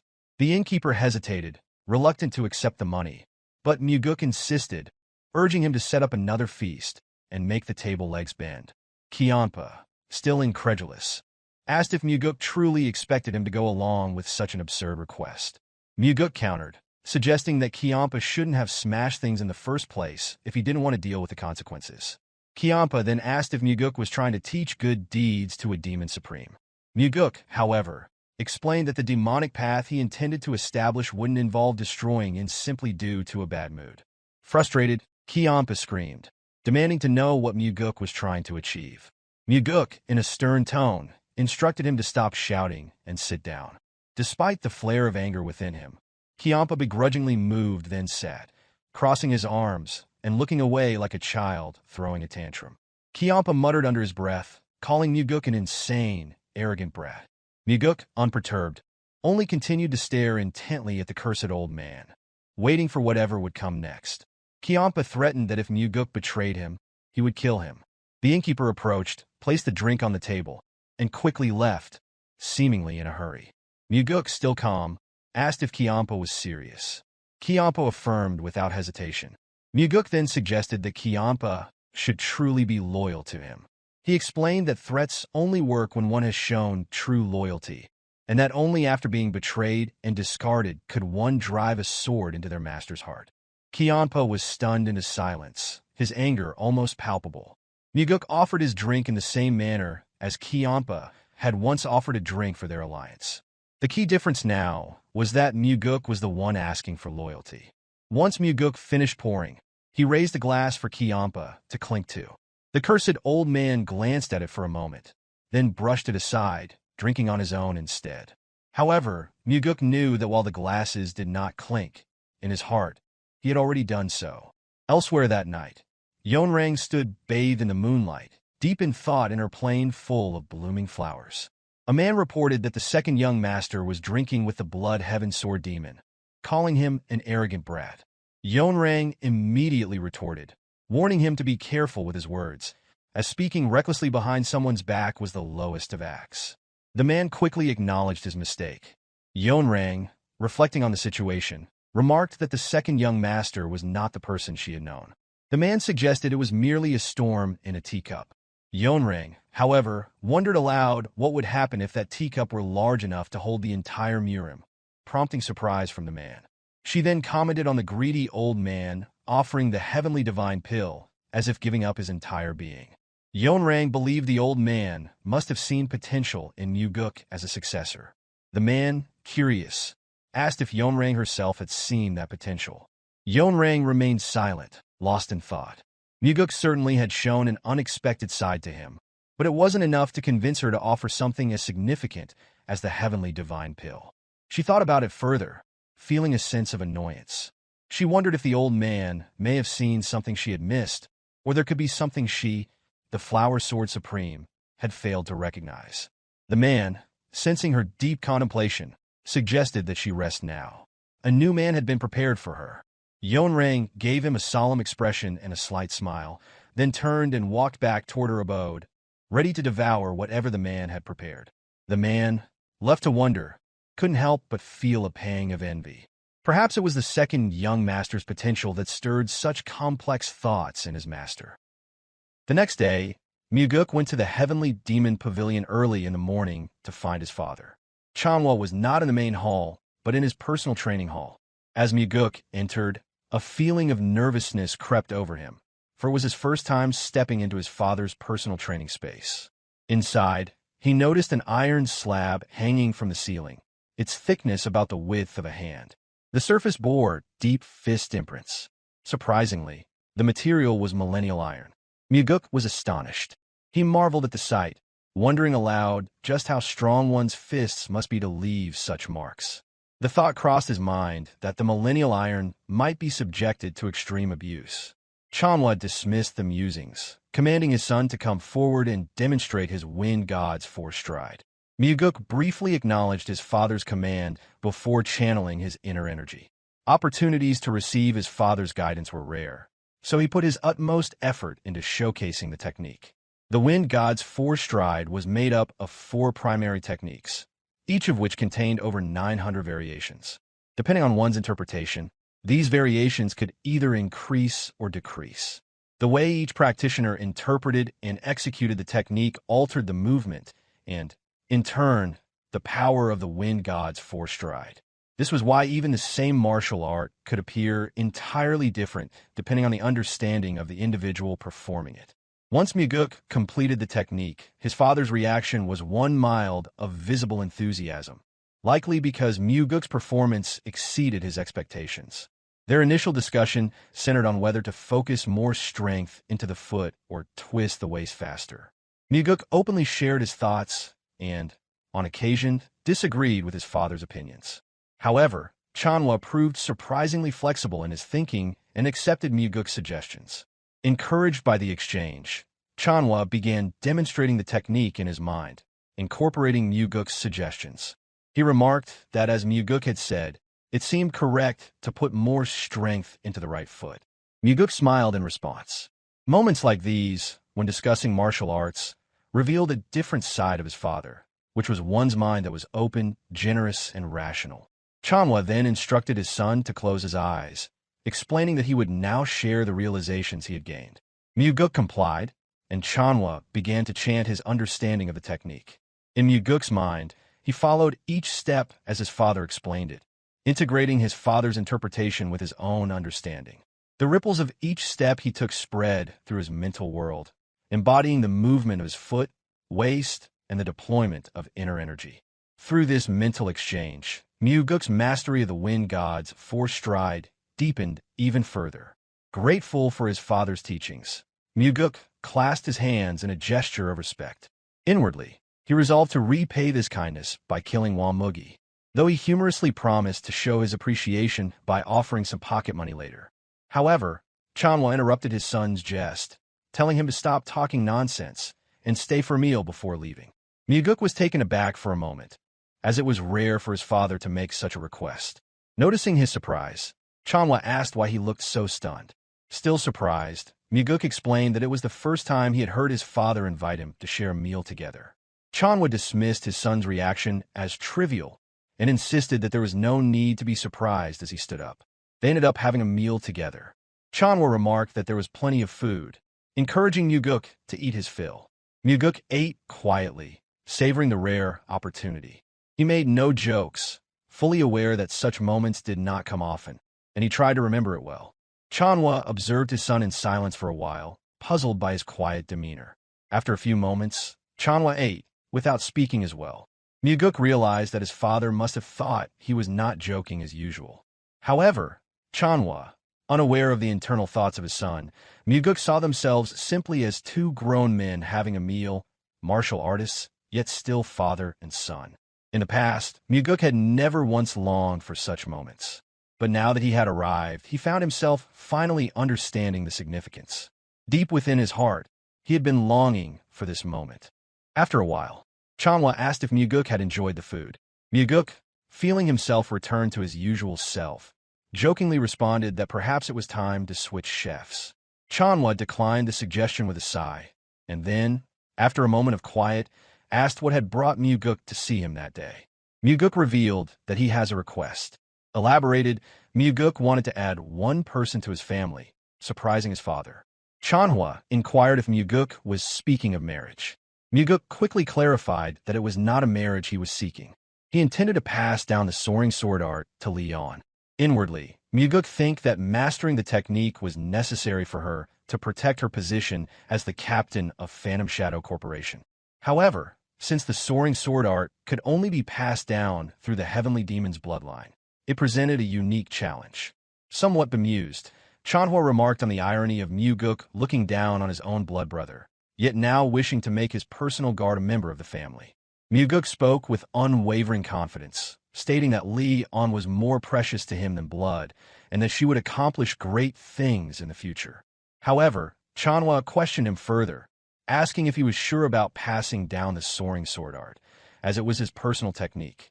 Without hesitation, Mugeuk confirmed that his personal martial art would be the Nine Calamities demon art. He thought to himself that the Nine Calamities demon art was not something that could be passed down simply because one was of the heavenly demon's bloodline. It was a martial art reserved only for the successor. Observing Mugeuk's confidence, Chanhua commented on his boldness and gave his approval, though Mugeuk was initially stunned. He could hardly believe his father had agreed so easily. Chanhua then asked Mugeuk for a promise. He required that if Mugeuk ever decided to kill a demon supreme, he must inform him first, no matter which one it would be. Mugeuk agreed, a slight smile appearing on his face as he gave his word. With his father's permission granted, Mugeuk immediately called for Leon to come to his personal training hall. As she entered, she announced her arrival. Mugeuk greeted her formally, addressing her as the Phantom Shadow Corp captain. Leon immediately bowed, acknowledging his command. Mugeuk informed her that from this moment on, he would be teaching her a new martial art. Leon was taken aback, asking if he was serious. Mugeuk confirmed, adding that he intended to pass down the soaring sword art to her. Leon's response was a stern refusal. She exclaimed in disbelief that the soaring sword art was only passed down to those of the heavenly demon's bloodline. Her shock was evident, and she expressed her concern, warning Mugeuk of the consequences if the heavenly demon found out. Mugeuk calmly asked if she was finished speaking and urged her to calm down. Leon continued to protest, insisting that it was impossible for her to learn the soaring sword art. She feared what would happen if their secret got out. Mugeuk reassured her that he had already received his father's permission, surprising Leon further. She questioned the validity of his claim, but Mugeuk confirmed that it was true. Still uncertain, Leon hesitated, asking why Mugeuk would teach her the soaring sword art, a technique so personal to him. Mugeuk explained that Leon needed to master at least this level of martial art to properly lead the Phantom Shadow Corp, and that she was like family to him, so she was worthy of learning it. Leon's disbelief remained, as she stuttered, expressing that she could never dare to learn Mugeuk's personal technique. Her voice quivered as she repeated her refusal. Mugeuk moved closer to her, noticing the tremor in her body. He could see that something deep inside her was struggling to surface. Leon finally broke down, confessing that she had never been treasured this much by anyone before. Her words were shaky, filled with emotion as the realization dawned on her. Mugeuk gently patted Leon's shoulder and assured her that she had always been precious to him. At these words, Leon burst into loud sobs, as if something long held within her had been released. Mugeuk stood quietly, allowing her to cry, understanding that she needed this release.